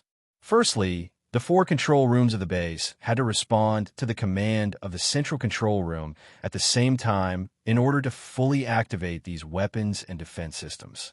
Secondly, all the weapons and defense systems in the base could be directly controlled through the central control room of the base. At this moment, someone was manipulating the central control room of the base to activate all these weapons and defense systems. Meanwhile, in the control room of the underground core base, when Qi Xingzi saw that Luo Tepic had activated the base's full defense and all the offensive weapons, he immediately asked, "So, what else does Luo Feng want us to do?" However, Rodderpack did not answer. Instead, he continued to operate in front of the console. "What are you doing? Did Luo Feng tell us to attack?" But how do you know where the target is? Qi Xingzi could not help but ask in surprise when he saw that Rodderpack's operation was to have all the weapon systems attack. Immediately after, he realized that something was wrong. No, stop, what are you doing? Qi Xingzi noticed Rodderpack's abnormality and was about to stop him. However, Lot Parker increased his hand speed to the maximum in an instant and completed all the operations in one go. Then, he turned around and abruptly slapped Qi Xingzi with his palm. Qi Xingzi did not expect Rodderpack to attack him. He only had time to raise his hands in front of his chest to block the attack before he was sent flying by Rodderpack's powerful palm. He crashed into the corner of the tunnel outside the control room. Rodderpack, you're a spy. Qi Xingzi finally realized what was going on at this moment. He immediately burst into fury. His gloomy face looked particularly gloomy and awful at this moment. You're right, but it's too late, Rodderpack said indifferently without changing his expression. An icy blue spear had already appeared in his hand. He unleashed his domain of ice, and the extreme coldness caused the temperature in the control room to drop to negative dozens of degrees. The instruments in the control room that had been invaded by water vapor were destroyed in the blink of an eye. Seeing Rodderpack admit that he was a spy of the Dark Coalition so calmly, Qi Xingzi was so angry that he laughed. Hee, you've chosen to expose yourself now. Aren't you afraid that Luo Feng and the rest of them will come back and kill you when they find out? You still don't understand the situation. You're going to lose. Rodderpack shook his head and said indifferently. This time, Qi Xingzi's pupils constricted. However, he could not figure out why Rodderpack was so confident. Or rather, he did not dare to think about it. The next second, Qi Xingzi did not choose to attack Rodderpack. Instead, he flew out of the channel. He wanted to know what was going on in the hall. He had a bad feeling. Rodderpack followed Qi Xingzi out of the channel and came to the hall outside. At this moment, a total of 29 of the 33 Silver Patrol envoys had collapsed in the hall. Only 4 of them were floating in the air, unharmed. The other 29 were leaning against the wall, maintaining a certain distance from the people around them. Every one of them had a pained expression on their faces. Powerful energy surged around their bodies, as if they were suppressing something inside their bodies. After Qi Xingzi came out and saw the scene, he realized his current situation in no more than 2 seconds. At this moment, he was probably the only one left in the core base who still had complete combat power. Rodderpack was the enemy, and of the remaining 33 region inspectors, 29 of them had obviously been ambushed by the 4 Dark Coalition spies hidden among them. They could not help him at this moment. In other words, he was going to have to fight 5 of them alone. When he thought up to here, Qi Xingzi's eyes became bloodshot, and an unprecedented feeling of grievance mixed with rage arose in his mind. It made him want to turn around and beat up this traitor, Rodderpack. However, his reason told him that he might be the one to be beaten up. Time went back to a dozen seconds ago. Luo Feng was chasing after Car Jess, and Harry was trying to contact Rodderpack. However, before the voice recording started, he sensed the changes in the base below. Huh? What's going on? Harry saw many weapons that were originally hidden underground in the base below. Then, a silver-white electromagnetic defense net was woven in the distant sky. He could not help but be stunned on the spot. Luo Feng also quickly saw the electromagnetic defense net above his head. He was also stunned on the spot. He had just asked Harry to contact Rodderpack a few seconds ago. How did the defense net open in such a timely manner? Could it be that Rodderpack and the others were watching them from the core control room of the base? But what kind of situation was this? Didn't they say that they could only enter the core control room to operate after he contacted them? However, before Luo Feng could continue to thank them, he saw countless super laser beams and super electromagnetic cannons erupting from the base below. They passed by him and then shot toward the atmosphere of Planet Glory War. This time, Luo Feng was completely stunned. He quickly stopped his pursuit of Car Jess and looked down at the base. What? Luo Feng was shocked beyond words. He was stunned on the spot. What the hell is going on? Luo Feng snapped out of his daze and roared. He took out his identity token and contacted Rodderpack. However, at this time, Rodderpack was engaged in a fierce battle with Scarlet Xingzi underground. Naturally, he did not have time to answer Luo Feng's call. Luo Feng then called Scarlet Xingzi, but Scarlet Xingzi did not pick up either. At this moment, Luo Feng already had a bad premonition. Just as he was about to call Harry back to the core of the base to take a look, Jessica, who had just escaped, flew back and laughed loudly. Luo Feng, are you very surprised? I advise you to give up resisting. You've already lost. Hearing this, Luo Feng looked at Jessica. He held back his anger and asked, "What the hell is going on?" Jessica saw Luo Feng's angry face and could not help but find it funny. He replied, "There's no harm in telling you now. Rodderpack is also a member of the Dark Coalition. Among the 33 Silver Region envoys, 4 of them are also our people. They carry an energy poison developed by Dr. Venom. I don't know the specific effects, but I think it's done. How is it? Are you satisfied with my answer?" When Luo Feng heard that Rodderpack, who he trusted the most among the 4 Gold Region envoys, was also a member of the Dark Coalition, he could not help but feel extremely angry. It felt as if his best friend had suddenly betrayed him for no reason. "You 2 traitors, why did you join the Dark Coalition?" Luo Feng questioned Jessica angrily. He could not understand. With Jessica and Rodderpack's status and power, what could the Dark Coalition possibly have that could tempt them to betray them? What Luo Feng did not expect was that Jessica sneered and said, "You're really funny. Who told you that Rodderpack and I betrayed you? From the beginning, we were children raised by the Dark Queen. In order to complete the mission given to us by the Dark Queen, we spent a lot of effort to enter the 5 forces and finally reached where we are today. However, our loyalty to the Dark Queen has never changed. Today is the day to prove it, and also the day we officially return to the Dark Coalition." Facing such an answer, although Luo Feng still found it hard to accept, he finally understood the reason behind Jessica and Jessica's betrayal. After listening to Jessica's words, Luo Feng's mind spun and finally understood the current situation. He decided to give up on defending the base and chose to escape. Don't even think about it. Luo Feng left these words behind and turned to fly towards the surface of the base. Harry had just arrived and heard the conversation between Luo Feng and Jessica. He was also shocked at that time and could not help but follow Luo Feng. However, Cargus chose to attack Luo Feng and Jessica again at this time. "Wow, what's going on?" Kakashi was piloting Cargus and preparing to enter Planet Glory War's atmosphere when he suddenly saw several laser beams flashing by not far away from him on screen. He could not help but be surprised. "What's wrong?" Zhou Jie immediately asked, and immediately frowned when he saw the situation on the screen. "Is the battle starting already?" Zhou Jie thought, but he said to Kakashi, "Kakashi, hurry up and land. I hope you can still help.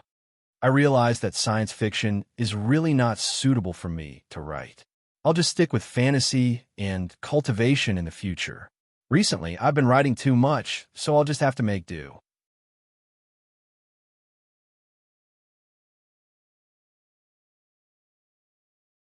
Chapter 224. Blocked by Cargus, Luo Feng and Crimson Star had no choice but to join forces against him again. Thus, the battle between the 3 of them broke out again, causing the sky above the base to tremble. Terrifying energy waves kept stirring the clouds. At this time, the chiefs of the various control rooms in the base had discovered that all the weapons and defense systems in the base were being controlled. They all contacted Luo Feng at once, but Luo Feng was fighting against Cargus and could not provide support. Thus, the base was in an uproar. Everyone did not know what to do and began to riot. Qi Xingzi, who was at the core of the base, was surrounded by 5 9-star lords led by Rodderpack. He could not fight against 10 9-star lords with 2 fists and could not escape underground. He was constantly hit hard and soon lost the ability to resist. After being hit by Rodderpack and falling to the ground, he collapsed and could not even get up. Seeing this, Rodderpack did not choose to continue attacking. Instead, He motioned for the nearest 9-star lord to take down Qi Xingzi. He flew to the center of the hall and glanced at the 29 Silver Patrol envoys who were still trying to detoxify. He said loudly, "Now, you have two choices. One is to surrender to the Dark Coalition, then you will get the antidote. The other is to choose death. Now make your choice." Rodderpack's sudden words stunned the 29 Silver Patrol envoys. They immediately realized the situation they were in. Just as Rodderpack said, their lives were in their hands. Just as the 29 Silver Patrol envoys were hesitating, Rodderpack began to count. 5, 4, 3, 2, 1. "Now, tell me your choice," Rodderpack asked sternly after he finished counting. At the same time, a powerful aura burst out from his body. It was an aura that indicated that his strength was at the top among the 9-star lords. As soon as this pressure came out, a few of the Silver Patrol envoys couldn't hold it in and shouted at the same time, "I surrender." The first few people's declaration immediately destroyed the last bit of hesitation in the rest. 28 of the 29 Silver Patrol envoys chose to surrender in less than 5 seconds. "What about you?" Rodderpack looked at the last Silver Patrol envoys and frowned. However, to everyone's surprise, the last Silver Patrol envoys did not say a word. He only raised his head and looked at Rodderpack. In the next moment, Rodderpack's pupils shrank, and he suddenly flashed backward. Boom! In the terrifying energy explosion, Rodderpack and the other 9-star lords of the Dark Coalition, the last Silver Patrol envoys, and were not hurt. However, many patrol envoys were the last Silver Patrol envoys who had self-destructed and screamed and were severely injured. Some Silver Patrol envoys, too, who were the last patrol envoys who had self-destruct. Idiot. Seeing this, Rodderpack couldn't help but curse with a livid expression. About a minute later, all the Silver Patrol envoys who had surrendered had taken the antidote that Rodderpack had given them. However, they did not know that the antidote was not only the antidote to the poison in their bodies, but it was also a psychotropic drug that affected their brains. After neutralizing the energy poison in their bodies, the drug would naturally seep into their bodies. Even with their cultivation, it would take them a long time to get rid of it. The antidote was a kind of energy substance. When it was affected by a certain wave, the energy in the Silver Patrol envoys' bodies would be messed up. Their bodies would be in excruciating pain, and they would lose the ability to fight back. The antidote was even more effective than the energy poison that they had just suffered. After taking the antidote, some of the Silver Patrol envoys began to think about how to deal with Rodderpack. However, Rodderpack seemed to have sensed their thoughts. He suddenly sneered and transmitted a wave with the energy in his body. Immediately, the Silver Patrol envoys screamed miserably. Their faces were all twisted, and they lost the ability to fight back. Now, all the more you don't have to think about fighting back. Just do as I say, and I'll give you benefits. Welcome to the Dark Coalition. Rodderpack said indifferently, causing the Silver Patrol envoys to fall into despair. On the other side, Luo Feng and Harry had joined forces. Cargus was in a tough battle. Although Luo Feng and Harry were injured, they had only lost 10 to 20% of their combat power at most. The two of them working together still put Cargus at a disadvantage, and he began to get injured. However, Cargus's goal was to hold Luo Feng and Harry back. He adopted a roundabout way of restraining to avoid a head-on clash as much as possible. He also made it difficult for Luo Feng and Harry to escape from him. He was waiting for Rodderpack to settle things on his side so that he could come and help them. That way, victory would be in their grasp. Luo Feng and Harry clearly knew this as well. They began to try their best to shake Cargus off as they flew toward the spaceship parking area. However, Luo Feng and Harry did not expect that just as they were approaching the spaceship parking area, 3 figures would fly out from the core entrance of the underground base in the distance. They flew toward them and surrounded the battlefield between them and Cargus in less than a breath's time. Luo Feng, Harry, surrender yourselves. Once Rodderpack appeared, he glared at Luo Feng and Harry from outside the battlefield and shouted. Therefore, Luo Feng, Harry, and Harry gave up and separated from Cargus. Luo Feng turned to Rodderpack angrily and said, I didn't expect that Luo Feng, would be wrong. Rodderpack, you've really disappointed me. Rodderpack was as calm as ever in the face of Luo Feng's words. He only replied, I'm also very sorry. Luo Feng, I actually admire you very much. Unfortunately, you and I have been enemies since the beginning. When Luo Feng heard this, he finally chose to accept the truth. He slowly shook his head and said, All right, since that's the case, you and I will fight today. If you win, we will give up resisting. If I win, you'll let Harry leave. How about it? In the face of Luo Feng's words, Luo de Parker thought it was ridiculous, but unexpectedly, before Cargus could say anything, Luo de Parker replied, All right, I'll treat it as I owe you. After all, you were once my friend. When he heard Rodderpack actually agree to Luo Feng's foolish suggestion, Cargus immediately flared up. Rodderpack, what do you mean? If you lose, will you really let Harry go? However, when Rodderpack heard Cargus' words, he coldly looked at him and asked, You think I will lose? When Rodderpack asked this question, Cargus could not help but be stunned. He was immediately speechless. Everyone back off, Rodderpack immediately said, not caring about Cargus' opinion. In the end, Cargus could only helplessly acquiesce. He retreated to the side with the rest and surrounded Harry, but did not make a move. When only Rodderpack and Luo Feng were left confronting each other in the field, Rodderpack said, I've long wanted to experience your true strength, Luo Feng. Unfortunately, you are no longer in peak condition. In response, Luo Feng coldly replied, Only then will you have a chance of winning, no? However, Rodderpack surprisingly did not refute. Instead, he indifferently said, Let's begin. As soon as he finished speaking, the battle between the two was about to erupt. Luo Feng was the first to attack. The silver-white long sword in his hand turned into an incomparably dazzling rain of light that silently sprinkled towards Rodderpack. Rodderpack's eyes instantly became solemn. At the same time, he struck out with his spear at lightning speed. His spear was like a sudden clap of thunder, and at the same time, it was cold and austere, causing the surrounding air to instantly condense into frost. Pung! Pung! Pung! Both of their weapons did not collide. Instead, they used their respective moves to clash dozens of times across the air. It was impossible to see who was stronger. Following that, Rodderpack relied on his long spear and chose to take the lead to rush forward. The energy from his spear was like a swimming dragon that pressed towards Luo Feng from multiple angles. Luo Feng did not show any signs of weakness. The sword in his hand turned into a beam of light. As he waved his sword, it instantly cut into Rodderpack's spear momentum. The two madly collided, bursting out circles of astonishing energy fluctuations. Rodderpack's spear was unable to truly press down.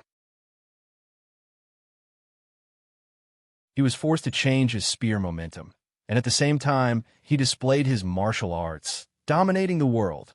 In an instant, all of Rodderpack's spear shadows merged into one and struck straight towards Luo Feng's head. At the same time, the entire elemental law domain that he controlled was also compressed and crushed, causing Luo Feng to feel an intense chill.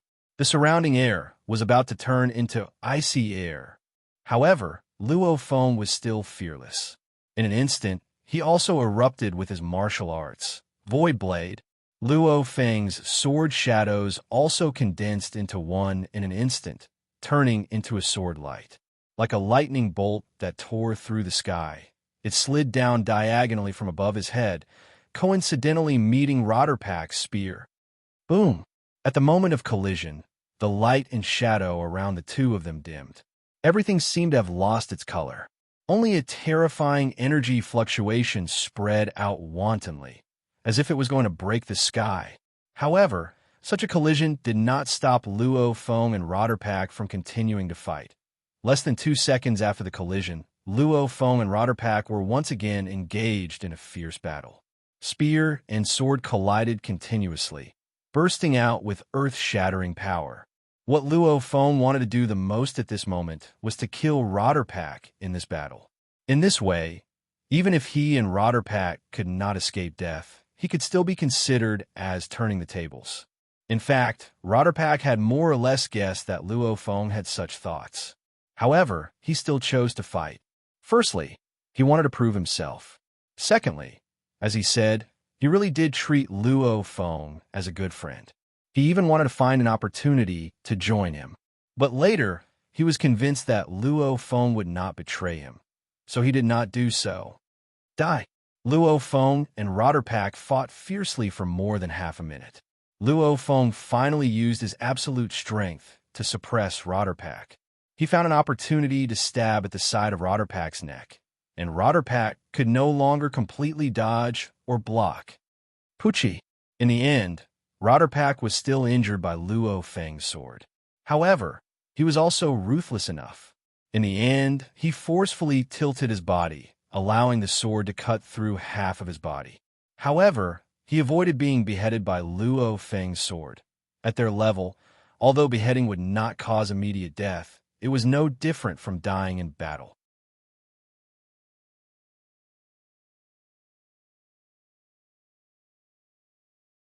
Chapter 225.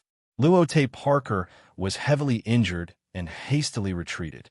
When Cargus sensed the situation, he immediately became anxious and hastily shouted to one of the two Silver Patrol envoys, "You! Quickly go and stall Luo Feng. Don't even think about it." Seeing this, Harry, who had been suppressing his anger for a long time, exploded. He shouted these two words and threw a punch at one of the Silver Patrol envoys. Although they were both 9-star lords, Harry, as a Gold Patrol envoy, was at least twice as strong as an ordinary Silver Patrol envoy.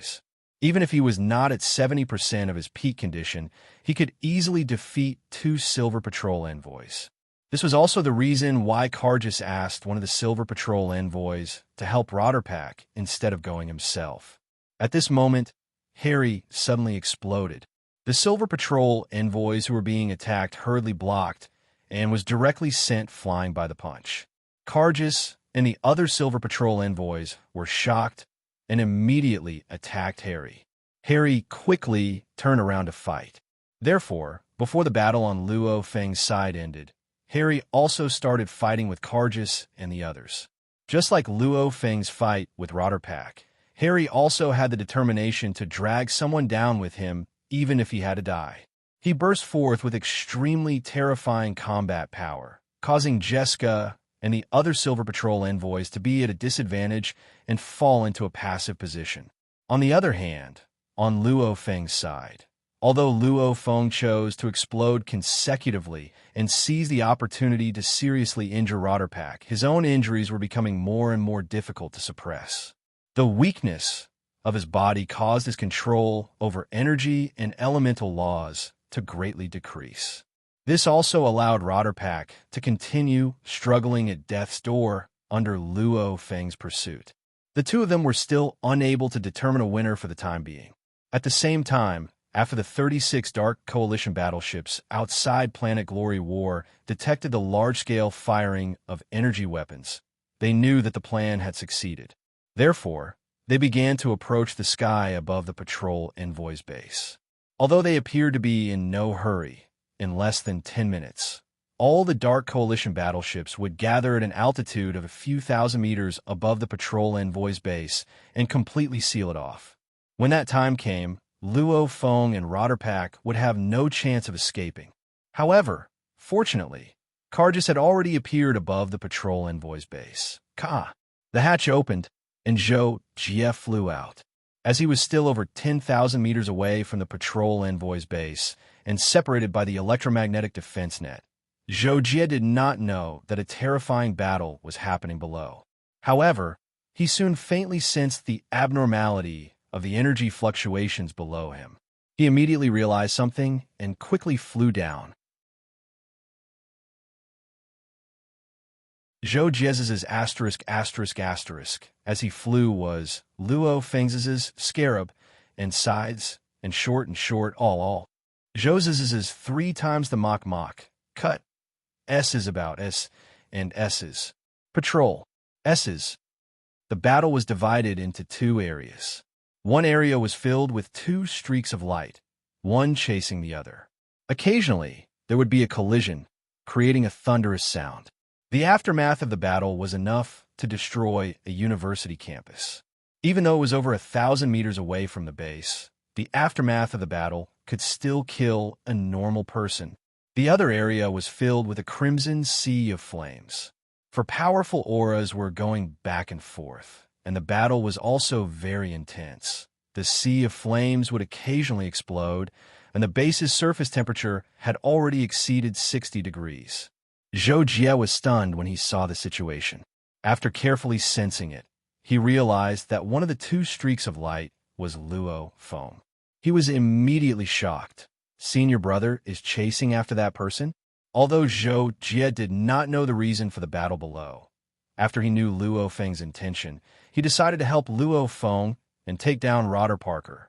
Therefore, Zhou Jie used the 3,000 volts lightning. His body turned into a thunderbolt and pounced towards Rotter Parker. At this moment, Rotter Parker was more or less in pain. He originally thought that his strength was about the same as Luo Feng's. In addition, Luo Feng was injured and had a fierce battle with Cargus, so he definitely wasn't his match. But who would have thought that Luo Feng's strength was so terrifying?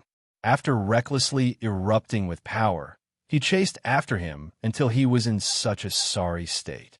At this moment, he could only hope that Cargus would quickly end the battle and rush over to help him. But just as Rotter Parker was feeling more and more exhausted and was rejoicing that Luo Feng's attacks were weakening, he suddenly sensed an intense fluctuation above his head. But he didn't have time to carefully identify it. He saw a thunderbolt flash in the direction he was rushing in. Then this thunderbolt flew up and fiercely kicked his chest. Boom! In an instant, Rotter Pack only felt a sharp pain in his chest, as if it was being torn apart. His body was involuntarily sent flying back by the huge impact. At the same time, a strange and powerful suction force erupted from the foot that kicked him, causing his flying speed to sharply slow down. Then, that foot actually followed up with another 1-inch punch kick. When Lot Parker finally flew back completely, he was already stunned by Zhou Jie's kick on the spot and lost consciousness in a split second. Luo Feng was chasing closely behind Rotter Parker. When Rotter Parker was kicked toward himself by Zhou Jie, he just happened to be holding his long sword in front of him. Taking advantage of the momentum, he stabbed his long sword into Rotter Parker's back where his heart was located. Then, with a burst of sword energy, he thoroughly beheaded Rotter Parker. Immediately after, Luo Feng sensed Zhou Jie's presence. When he raised his head and saw that it was indeed him, he immediately cried out in shock. "Junior brother? Senior brother, what happened here?" When Zhou Jie saw that Luo Feng had killed Rotter Parker, he did not take it seriously because he did not know Rotter Parker's identity. He just frowned and asked. At this time, Luo Feng sensed Zhou Jie's cultivation and could not help but be shocked again. He said, "Junior brother, you broke through so quickly." In response, Zhou Jie grunted. But before he could continue, Luo Feng suddenly said in shock, "Right, let's go help Harry. Come with me." After saying that, Luo Feng was about to take the lead and fly towards Harry, but Zhou Jie hurriedly stopped him. "Wait, senior brother, I'll go. You quickly recover from your injuries at the side." After saying this, without waiting for Luo Feng to say anything, Zhou Jie turned into a bolt of lightning and darted 1,000 meters away in the blink of an eye, joining the battlefield where Harry was. As Zhou Jie had seen Harry in the Sky Ocean's secret realm before, and Harry was currently at a disadvantage against the combined forces of Cargus and the other two, he knew who to help with the moment he sensed it. After cutting into the battlefield, Zhou Jie did not say anything and went straight for the strongest Cargus. As for the other two Silver Patrol region envoys, they were only there to support Zhou Jie from the side. Their true strength could not even be counted as a match for Harry. So how could they be considered in Zhou Jie's eyes? They were immediately ignored by Zhou Jie. facing Zhou Jie, who suddenly appeared in front of him. Cargus was also frightened for a moment and subconsciously used his sword to block. Bang! Zhou Jie's sword was as fast as lightning and as heavy as a mountain. Just as Cargus stretched out his sword to block, Zhou Jie's long sword slashed onto the surface of his own sword, and his weapon was sent flying out of his hand. Zhou Jie followed up with a second slash. In his panic, Cargus chose to dodge with all his might, but his speed was not just a little bit slower than Zhou Jie's sword. Thus, Zhou Jie's sword cut him in half on the spot. No! With his lower body cut off, Cargus immediately felt a sense of danger and chose to erupt with all his strength. His fists carried the power of dragon flames as they blasted toward Zhou Jie, but he borrowed the momentum to retreat. In response, Zhou Jie did not even bat an eyelid. His sword continued to slash out a third time. With a flash of sword light, an incomparably condensed sword light shot out from the back of Cargus' head, shooting straight into the sky and exploding on its own after reaching 10,000 meters away. Cargus' upper body was still flying backward, but his speed was sharply reduced. In the next second, his forehead ruptured, and his entire head was split in two. After Zhou Jie finished his third slash, he did not even look at Cargus. He immediately turned to face the two silver patrol envoys at the side. However, this time, Zhou Jie did not have to make a move. He had already rushed to the front of one of them and killed him with a single spear strike. Then, he chased after the second person with another spear strike. In the end, Zhou Jie only flicked out a Thunderstar split sword and froze the person who was heavily injured by He Li's spear strike in midair, not daring to move.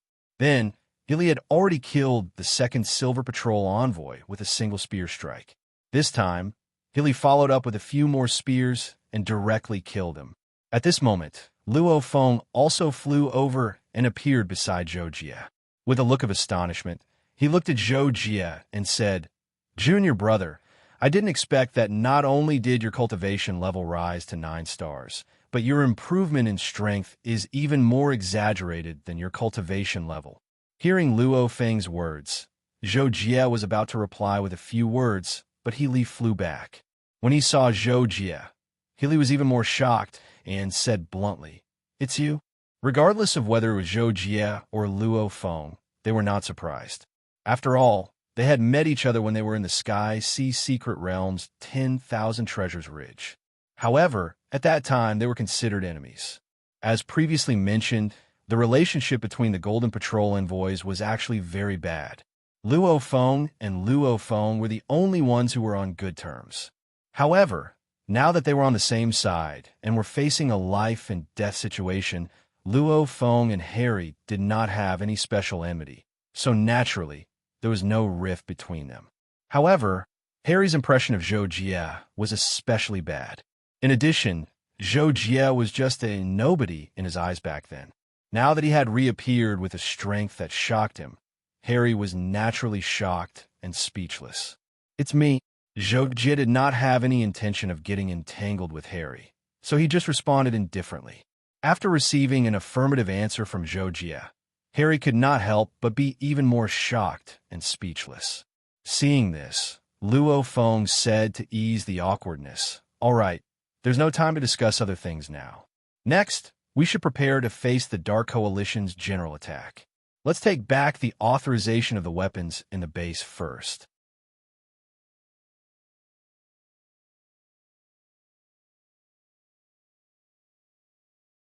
Chapter 226.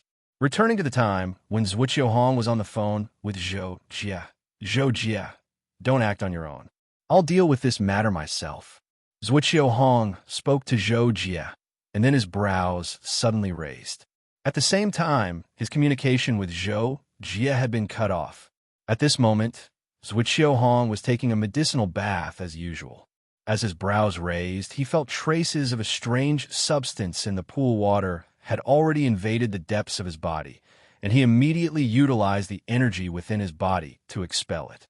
However, to his surprise, it was fine if he didn't utilize his energy, but as soon as he utilized it, even more of the strange substance forcefully entered his body, and it was so swift that even he was slightly unable to react to it. Bang! Thus, Zhuqiu Hong hurriedly broke out of the water and utilized his energy to suppress the strange substance within his body. However, at this moment, the strange substance seemed to be very sensitive to energy, and it had already reacted with his energy to form a form of energy that Zhuqiu Hong couldn't control. It started to rebel on its own. At this moment, Zhuqiu Hong was slightly shocked. Never had he imagined that this strange substance would be so terrifying. Even though it was impossible for it to truly threaten his life, it caused him to lose a large portion of his cultivation in a short period of time. If such a situation occurred in battle with an opponent on par with him, then he would definitely be unable to escape death. However, Zhuqiu Hong didn't feel lucky because of this. He knew that he'd probably become a target of his enemy, and since his enemy dared to make a move against him, then his enemy was definitely fully prepared. Moreover, this enemy was extremely terrifying. Otherwise, with Zhuqiu Hong's strength, no one in the unfettered ocean region could kill him on the surface. It was even to the extent that it was difficult to say if there was even a power that could kill him. A dark gray armor instantly covered Zhuqiu Hong's entire body, and then he turned around to look towards the entrance of the bath hall. A woman in a black battle dress was walking slowly towards him. Zhuqiu Hong looked at the woman, and his expression didn't change for the first 2 seconds. However, when he saw the woman's face clearly, his pupils suddenly constricted, and he revealed an expression of disbelief. "Lily, you're still alive?" When Zhuqiu Hong asked this question in an unbelievable tone, the woman who was walking towards Zhuqiu Hong stopped as a complex and uncertain expression appeared on her face. She seemed to be crying, laughing, indignant, and sorrowful at the same time. "Zhuqiu Hong." Then, the woman gritted her teeth and shouted Zhuqiu Hong's name. At the same time, her expression was finally filled with resentment. "I'm not Lily. From the day you gave up on me, I've been called Dark Queen." After the Queen of Darkness said this, Zhuqiu Hong felt his mind go blank for an instant. It was as if lightning had struck his brain, and his body couldn't help but tremble. "What did you say?" Zhuqiu Hong couldn't help but ask. He simply doubted his ears after regaining consciousness in an instant. Seeing this, the Queen of Darkness smiled, and her eyes suddenly became a little charming. "You didn't hear wrongly. I'm the founder of the Dark Alliance, the person you've been trying to find and kill day and night. How is it? Are you surprised and confused?" Indeed, just as the Queen of Darkness said, Zhuqiu Hong seemed to have 10,000 questions that he couldn't figure out at this moment. He couldn't help but shake his head and say, "Why is it like this? Lily, why did you become like this today? I thought you were dead back then." "You thought I was dead?" When the Queen of Darkness heard Zhuqiu Hong's question, she laughed like she was crying. "So you never thought of coming back to save me? You even married that woman later?" At this moment, the Queen of Darkness looked sorrowful as she looked at Zhuqiu Hong's eyes and asked. When Zhuqiu Hong heard this, he finally realized something. However, just as he was about to explain something, the Queen of Darkness suddenly cursed. "Zhuqiu Hong, do you still remember what you promised me back then? You said that you would marry me and only love me in this life. But in the end, you've always loved that bitch, right? You chose me only because I pestered you and took a fancy to my family background, right? So when I fell into that bottomless pit, you didn't find someone to come back and save me. Instead, you ran to find that bitch after you became famous. Good, Zhuqiu Hong, you got your wish in the end. But what about me?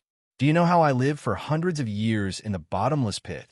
When the Queen of Darkness spoke up to hear, she seemed to have become an ordinary resentful woman, and her eyes became a little red. But immediately after, the Queen of Darkness changed into an angry expression full of resentment and said to Zhuqiu Hong, "I didn't die in the bottomless pit, but I couldn't get out. Later, I discovered the inheritance left behind by Senior. But that inheritance was very dark and extreme to cultivate. Moreover, cultivating it would shorten one's lifespan and cause one to suffer in human pain. In the beginning, I didn't want to accept that inheritance because I always thought that you would find someone to come back and save me. So I waited and waited. I waited for you for half a year, but you still didn't come. I was worried that you would die. Later, I had no choice but to accept that inheritance and have been cultivating there for hundreds of years. Only then did I have the ability to come out of the bottomless pit. As soon as I came out, I inquired about you. In the end, I heard that you obtained a great opportunity and soared into the sky from then on. You became a lord and married that bitch. It was from then on that I swore to destroy everything you had. But I also didn't expect that, Zhuqiu Hong, you were indeed a genius. After obtaining the opportunity, your strength improved by leaps and bounds. Later on, you even founded the Star Sword Alliance. At that time, I was even close to becoming a lord. Moreover, I was alone and couldn't kill you at all. So I had to start forming my own force, which is the Dark Alliance.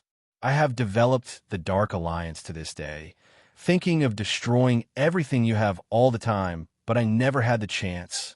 Until today, because I am about to die, so I planned all of this. Whether it fails or succeeds, I will let you, the heartless man, know how selfish and stupid you were back then. After listening to the Queen of Darkness's words, Zhuqiu Hong was still a little stunned. Indeed, he didn't expect all of this to be like this. The Dark Alliance that had always been a headache for the 5 major forces, especially the Star Sword Alliance, was actually created by the woman who loved him the most. Lily. Zhuqiu Hong finally wanted to speak, but he was interrupted by the Queen of Darkness as soon as he spoke. Don't call me Lily. She is already dead. Now, I am the Queen of Darkness, and I am here to kill you. However, Zhuqiu Hong didn't seem to have heard the Queen of Darkness's interruption this time. After a slight pause, he continued, I have indeed wronged you. I admit that the person I have always loved is Ruhua. And part of the reason why I didn't find someone to go back and save you is indeed because I didn't want to marry you. At that time, you were too willful, and we actually didn't get along at all. I'm sorry. Ha ha ha. Hearing Zhuqiu Hong's words, the Queen of Darkness couldn't help but laugh. She laughed very sadly.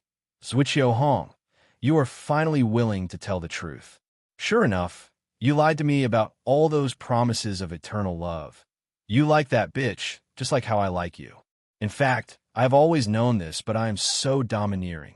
Yes, I force you to be with me, but you shouldn't have lied to me from the beginning to the end. I'm sorry. Facing the Queen of Darkness's hysteria, Zhuqiu Hong said again. His face suddenly became very calm, and one couldn't tell whether he was sad or happy. I'm going to kill you. After the Queen of Darkness finished telling him everything, she finally laid her cards on the table. At the same time, a black crescent moon scythe appeared in her hand. Boom! The Queen of Darkness's aura erupted at this moment, and it actually reached the terrifying level of a 6-stage domain lord. The Queen of Darkness wasn't worried that her eruption would attract the people outside the Swordhead Palace. After all, besides Zhuqiu Hong, there were still a few Lord-level experts in the Star Sword Palace. Moreover, the Star Sword Palace was covered in layers of formations. Even if outsiders could sneak in, once they were discovered, it would be difficult for them to leave, because she had already reversed the formations in the Swordhead Palace and set up a new grand formation under her control. Even if her battle with Zhuqiu Hong destroyed the entire Swordhead Palace, the people outside the Swordhead Palace might not be able to sense it. Pucci. The Queen of Darkness's scythe carried the aura of nirvanic extermination as it slashed through Zhuqiu Hong's breastplate, easily slicing it open and then cutting into it. As the two of them passed by each other, the scythe almost pierced through one side of Zhuqiu Hong's chest, and it brought along a pool of blood suffused with a dark golden light. After this strike, the Queen of Darkness stopped with slight astonishment. She stood not far behind Zhuqiu Hong with her back facing him, and she once again clenched the scythe in her hand tightly and asked, "Why didn't you dodge? Even though I poisoned your pool water, it shouldn't be to the extent that you couldn't resist at all." Zhuqiu Hong's wound from the scythe wasn't able to heal, and the pitch-black energy remained on his terrifying wound, preventing it from healing.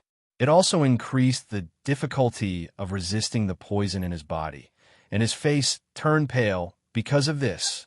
Lily, consider this as me owing you, is what Hong replied, and he seemed to be gritting his teeth. But you shouldn't have established the Dark Alliance, and you shouldn't have allowed it to harm so many lives. This is your fault. Even though I've let you down, I'll still bring you to justice today. I don't need you to go easy on me. Die. When the Queen of Darkness heard Zhuo Hong say this, she became even more furious, and she swung her scythe towards Zhuo Hong's back. But this time, Zhuo Hong chose to counterattack with his sword. Bang! Boom, boom, boom, boom! Countless scythe shadows distorted space and crushed towards Zhuo Hong with an extremely cold force. But they were calmly resolved by Zhuo Hong's sword again and again. At a certain moment, Zhuo Hong's sword disappeared from the Queen of Darkness's perception at the instant he stabbed out. Pucci, this is impossible.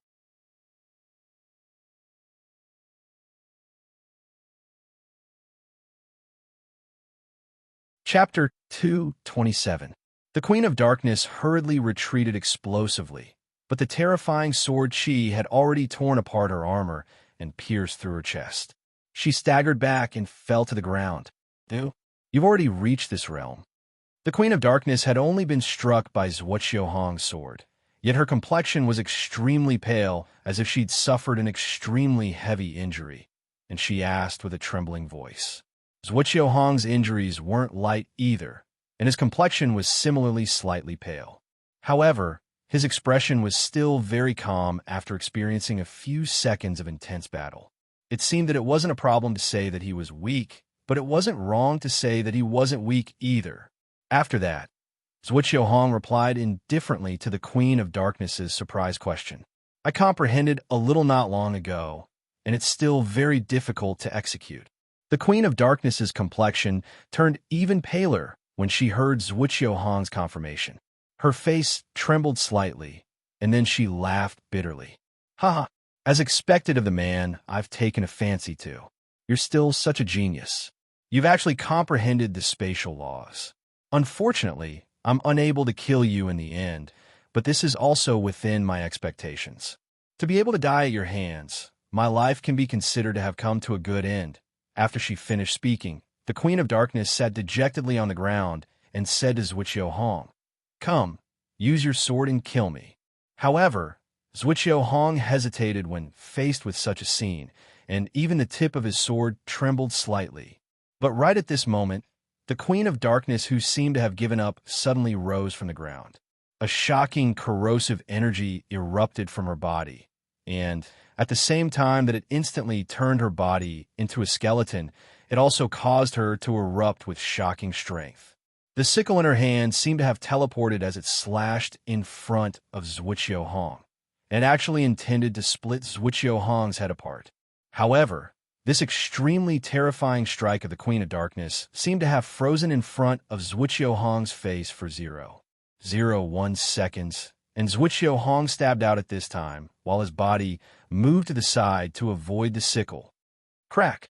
The Queen of Darkness was struck again. Even though her current skeleton body was extremely hard, Zhuo Hong's strike still severed 2 of her ribs and left arm. Moreover, the might of this seemingly simple strike of Zhuo Hong's was ridiculously great. It actually sent the Queen of Darkness, who'd erupted with all her strength, flying, and the dense black corrosive energy within her body sizzled as if it had suffered an additional attack. The Queen of Darkness screamed unwillingly in the process of flying backward. In the end, she fell to the side of the wall in the bath hall, as if she was seriously injured to the extreme. However, the Queen of Darkness wasn't seriously injured to the point where she couldn't get up. After lying on the ground, she raised her body and said with a bitter smile, The law of space is really strong. Kill me. Kill me. At this moment, Zhuo Hong's figure trembled slightly. Obviously, under the circumstances that he was heavily injured and poisoned, it was rather difficult for him to execute those 2 sword strikes that contained the laws of space. At this moment, He seemed to be completely exhausted. However, Zhuqiuhong came to his senses at this moment. Even though he felt guilty towards the Dark Queen, too many tragedies had occurred because of her. No matter what, he had to take action to end all of this. Let's return to the time when Zhou Jie killed Cargus. After hearing Luo Feng's words, Zhou Jie responded. Harry thought for a moment and said, "All right, even though I can't believe it, the truth is right in front of me. I have nothing to pursue. Let's join forces to deal with the Dark Coalition's general attack. Let's go. Time is of the essence. Let's move," Luo Feng said. Then, the three of them took the survivor that Zhou Jie left behind and began a series of countermeasures. Not long after, the Dark Coalition's battleships all pressed into the sky above the patrol envoy base on Planet Glory War. However, at this time, the Dark Coalition had already lost contact with Cargus and the others. Therefore, they were very puzzled about what happened in the patrol envoy base that caused Cargus and the others to fail in their operation.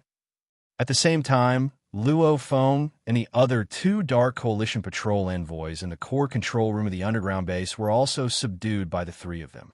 The 28 poison patrol envoys had been rescued. Even though Luo Tepik had frozen and destroyed the instruments in the core control room of the base, it was fortunate that the various devices connected to the various systems in the base were not damaged. Therefore, after Luo Feng found a specialized backup system to connect to, he regained control of most of the core systems in the base. However, at that time, Luo Tepik had activated the defense system and various energy weapon systems, which consumed most of the energy stored in the base. Therefore, Luo Feng and the others were very worried that the base's current state could not support them until reinforcements arrived. After Zhou Jie and Zhuqiuhong lost contact, Zhou Jie called Hao Jue and asked him to think of a solution. Hao Jue believed Zhou Jie and told Zhou Jie that he would deploy the Star Sword Alliance's army. However, from the time of deployment to the time when the army arrived on Planet Glory War, it would take at least a few days. They're here. At this time, Luo Feng and the other two Dark Coalition's battleships gathered around 10,000 meters above the base using the newly connected computer system. This time, all of them became nervous. Meanwhile, on one of the Dark Coalition's motherships, "Sir, we still can't get in touch with the other two," a low-tier Star Lord of the Dark Coalition reported to a man in black armor. The man in black armor was a 9-star Star Lord. Understood. The man in black armor was not surprised by this result. However, without the last bit of hope, he was a little afraid that his plan would fail, so he decided to take down Planet Glory War immediately. Therefore, the man in black armor began to contact the other three captains. They've begun to move. Mecha teams, prepare to move. Luo Feng saw the Dark Coalition's battleships begin to move on the screen and could not help but say this to Zhou Jie and Zhuqiuhong. The latter half of the sentence was said through the walkie-talkie. On the other end of the walkie-talkie was a group of commanders hiding in the hall outside. The Dark Coalition was coming aggressively, and the base's defenses and military force would not be able to hold them off for long. Therefore, Luo Feng had all the important personnel of the base gather at the core of the base, and the ordinary members were told to escape on their own. Not long after Luo Feng gave the order, the Dark Coalition's battleships began to launch laser attacks, sonic attacks, and supersonic missile attacks. The ferocious firepower was concentrated in an area of the protective shield above the Field Patrol Envoy's base, and it easily penetrated the protective shield. The protective shield was mainly used to weaken and scatter energy laser attacks, and it was also very effective against sonic attacks. However, when it came to material attacks such as supersonic missiles, its weakening ability was almost negligible. Therefore, the first 6 supersonic missiles entered the base. The base's missile interceptor system was now useless, so the missiles simply hit the ground and exploded with astonishing power. Each missile had about 1/10 the power of a normal nuclear bomb. In an instant, a terrifying shockwave swept across dozens of miles, even affecting the edge of the nearest city more than 10 miles away from the base. Luo Feng and the others were hiding underground, so they could faintly hear the loud explosion on the surface of the base. Fortunately, the base they were in had a strong defense. Even if a real nuclear bomb exploded above them, they would not feel any tremors. Even if 100 bombs exploded above them, they would not be harmed.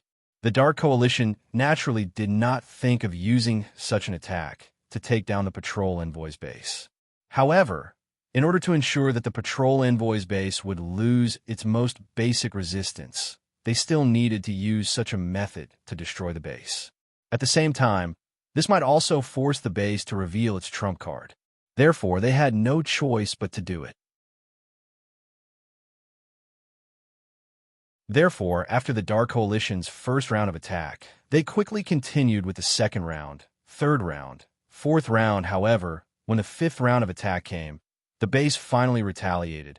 A few aircraft carriers quickly rose from the ground behind the base. At the same time, dozens of large mecha warriors flew out from the ground on both sides of the base. Each mecha warrior could move at supersonic speed, and they were equipped with laser weapons and small homing hydrogen missiles. They had the terrifying ability to destroy a B-grade battleship. The remaining weapons in the base also rose from the ground and began to attack the battleships of the Dark Coalition, mainly because the base did not have enough energy left to support all the weapons for too long. Therefore, Luo Feng had people choose the weapons that were in the most advantageous positions to use. The mecha warriors were all in automatic mode at the moment. A few teams flew towards the battleships of the Dark Coalition, intending to destroy them. However, after the Dark Coalition discovered the intentions of these mecha warriors, they changed the direction of their attacks. Many mecha warriors were destroyed in the air, but half of them still managed to get close to the battleships, forcing the Star Lords of the Dark Coalition to come out and fight. Time passed by, but Luo Feng and the others did not pay attention to the time. Instead, they looked at the total energy left in the base, and their expressions became more and more serious. At the moment, they could still fight against the Dark Coalition, but once the base's energy was depleted, the enemy would really be able to push their army forward without fear. At that time, Luo Feng and the others would have to rely on the gate of the base's core. If they have Lord rank experts, they will definitely be able to break through the gate of the base's core, but it will take a long time. However, if they don't have Lord rank experts, we just need to stay here and wait for reinforcements to arrive. There's no need to fight them head-on. This was what Luo Feng had told Zhou Jie and the others before. As time passed, the base's energy became less and less. Zhou Jie and the others became more and more unsettled. Finally, under the continuous, indiscriminate bombardment of the Dark Coalition, the base's energy was almost completely depleted. All the weapons and defenses were reduced to nothing in an instant. It's finally done. It's time for us to act. On one of the aircraft carriers, the leader of the 4 captains who had just gathered looked at the screen and said,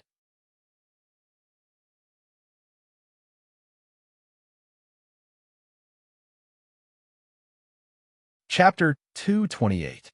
Luo Feng and the other 2 were nervous now that the outer defense of the base had been breached. They stared at the Dark Alliance on the screen without blinking. Soon, Luo Feng and the other 2 saw 4 people fly down from a mothership of the Dark Alliance. In the blink of an eye, they turned into 4 streaks of light and dived toward the base at several times the speed of sound. Judging from their speed, there shouldn't be any Lord-level experts. Luo Feng was the first to speak when the 3 of them looked at the 4 streaks of light on the screen. Zhou Jie and Harry nodded slightly and were secretly relieved. In less than 10 seconds, the 4 9-star lords of the Dark Alliance were less than 20 meters above the base. They released their senses and quickly scanned the area. A few minutes later, they found the gate to the core of the base. They knew about the existence of the core of the base in advance.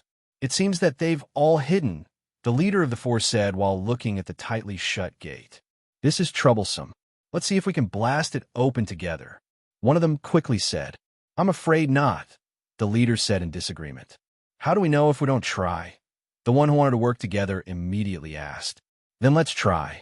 The leader had no choice but to nod. Therefore, the 4 of them worked together as if they were one. They instantly poured energy into each other and formed a formation under their feet, pushing the waves of energy resonance to the maximum. Boom! After unleashing their energy, the four of them turned into a terrifying beam of light. They activated a dark red short shuttle and smashed it against the gate. Bang! The short shuttle was made of extraordinary materials, but even with such a terrifying force, it only left a small dent on the gate. The dent was less than 1 centimeter deep. Seeing this, the leader frowned and said, "We really can't break it." The other three twitched their lips, but they didn't say anything. Then, the leader took out a communication token and said something to the other side. The four of them then floated above the gate and stopped moving. While Luo Feng and the other two were puzzled, they suddenly saw a flash of light on the screen. When they saw it clearly, a cold-looking man wearing dark purple armor and carrying a black scimitar on his back had already appeared above the underground door. Zhou Jie did not react to the sudden appearance of this cold man, but Luo Feng and He Li's expressions changed drastically. They exclaimed in unison, "It's him! The King of Thieves, Ka Sua, actually came. This is going to be difficult." Luo Feng said anxiously. Zhou Jie was relieved to hear this. He had heard Luo Feng mention Casso earlier. He was a first grade domain, Lord-level powerhouse who had been kidnapped by the Dark Coalition from the Noise Universe prison, along with Poison Professor.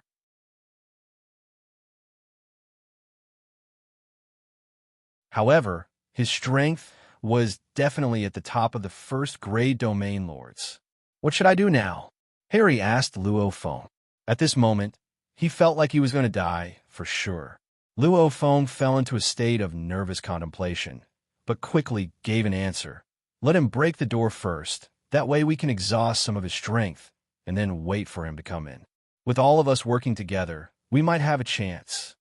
Hearing this answer, Harry was stunned for a moment before he flipped out. "Aren't you talking nonsense? Do we have a chance if we work together? That's a Lord-level powerhouse, and Casso at that.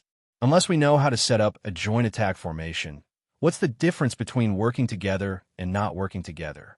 Faced with Harry's questioning, Luo Feng pursed his lips and fell into silence. Obviously, he could not refute Harry's words. Seeing this, Zhou Jie, who was also thinking, said, "Senior, I know how to set up a joint attack formation. We could try to fight, but it's best to let Casso in directly. Otherwise, if he breaks through the door, everyone from the Dark Coalition will be able to come in. We won't just have to deal with him alone. You know how to set up a formation?" Luo Feng asked in surprise when he heard Zhou Jie say this. In this regard, to reassure Luo Feng and He Li, he nodded and said, "Yes, the inheritance I received has a very good formation that can be used to set up a joint attack. Its power is extraordinary, and we have a total of 31 9-star lords. The possibility of defeating Casso through the formation is still very high." Hearing this, Harry could not help but ask, "Are you sure it's reliable?" "I'm sure," Zhou Jie answered almost without hesitation. "And this formation is easy to learn. I'll be the main controller when the time comes." Luo Feng smiled when he heard this. He reached out and patted Zhou Jie on the shoulder. "Then we'll rely on you, Junior. We'll follow your arrangements from now on." "Okay," Zhou Jie answered immediately. In fact, Zhou Jie did know how to set up a formation, and it could even be said that he was very good at it for the 1 high-star zone. However, Zhou Jie certainly did not have the chance to learn a formation that required so many people to set up a joint attack. The joint attack formation that he told Luo Feng that he would be the main controller of was actually a kind of simple energy-gathering formation as the core, and it was made up of defensive and auxiliary formations.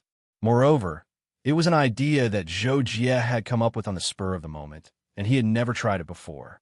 However, at such a critical moment, Zhou Jie could only remain calm and confidently implement this formation. On the other hand, after a simple conversation with the four people, Casso understood his mission.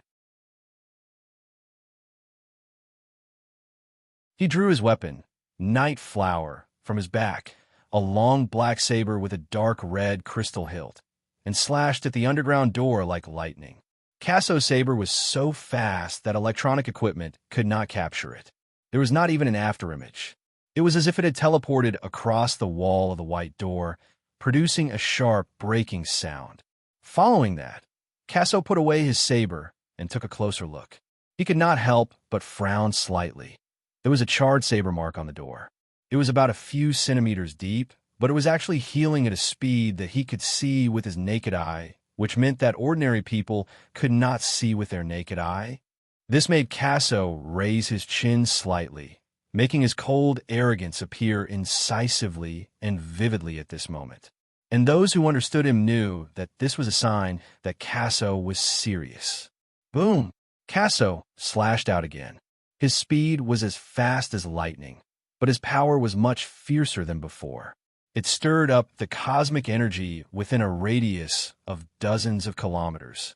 Pung, pung, pung. Casso's every slash was accurately superimposed on the door. As a result, the door was constantly deeply damaged. In the blink of an eye, a saber mark that was nearly half a meter deep appeared on the door. But after a few breaths, Casso suddenly stopped attacking. He stared at the door as if his eyeballs were about to pop out of their sockets. The reason why Casso was so shocked was that he realized that as the depth of his attack on the door increased, the damage he could cause became smaller and smaller. Just before he finally stopped attacking, his saber could not even cut a centimeter into the door. However, this didn't mean that the door was abnormally hard. Instead, it was extremely tough. The tenacity of the material was beyond imagination. It could even self-repair. It could even absorb and reflect energy. This was also the reason why almost no one below the Lord rank could break open the door in a few days. Even a First Region Lord would need around 2 days to break open the door. At this time, the 4 people who were watching Casso break the door from 1,000 meters away looked at each other. Just as they were wondering what was going on, they heard Casso's voice transmission to them. "I need time. Also, move away."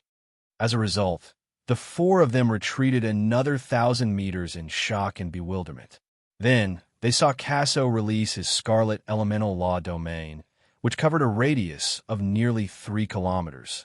The cosmic energy surged madly toward it. Then, Casso continued to hack at the door. He hacked for a few minutes, but the door was still not broken. To Casso's surprise, when he decided to take a break for a few seconds, the underground door suddenly opened by itself. Zhou Jie appeared near the door and shouted at Casso, "Come in if you can." Casso's eyes narrowed. He instantly sensed Zhou Jie's strength, which was that of a 9-star lord. At the same time, deep in the core of the base behind him, there were the auras of 39-star lords, but there was no lord-level expert. "You're courting death." The thought flashed through Casso's mind. He immediately flew toward Zhou Jie at an extremely fast speed. The moment Zhou Jie finished speaking, he turned around and used the 3,000 volts lightning to fly inside. The door behind him was about to close. However, with Casso's speed, he naturally passed through the door and followed Zhou Jie to the hall deep in the core of the base.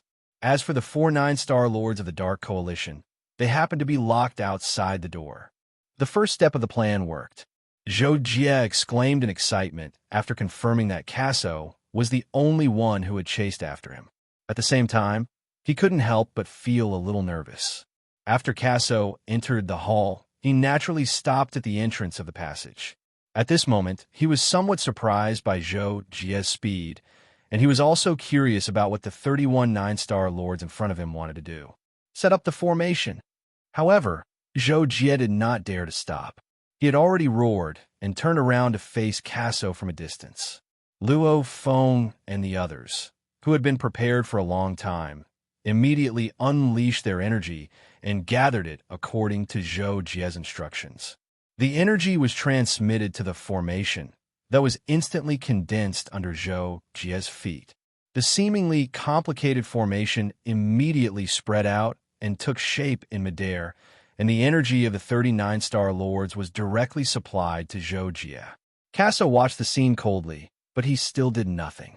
Zhou Jie looked at him and sensed the cold contempt deep inside Casso's eyes. He instantly looked back at him in the same way. Casso was an assassin, and so was Zhou Jia. The two of them were well aware of the look in each other's eyes. Therefore, Casso's expression slightly changed when he saw Zhou Jia's return look. Then, he asked, "Do you want to challenge me?" In response, Zhou Jia replied coldly, "I don't have a choice." "You're lying to yourself," Casso said coldly and disdainfully. Faced with Casso's mockery, Zhou Jia, however, gave a very sharp reply. "Not necessarily. That you're tuning into the Warrior Lore YouTube channel. Don't forget to subscribe and join us on this journey to catch the most captivating stories.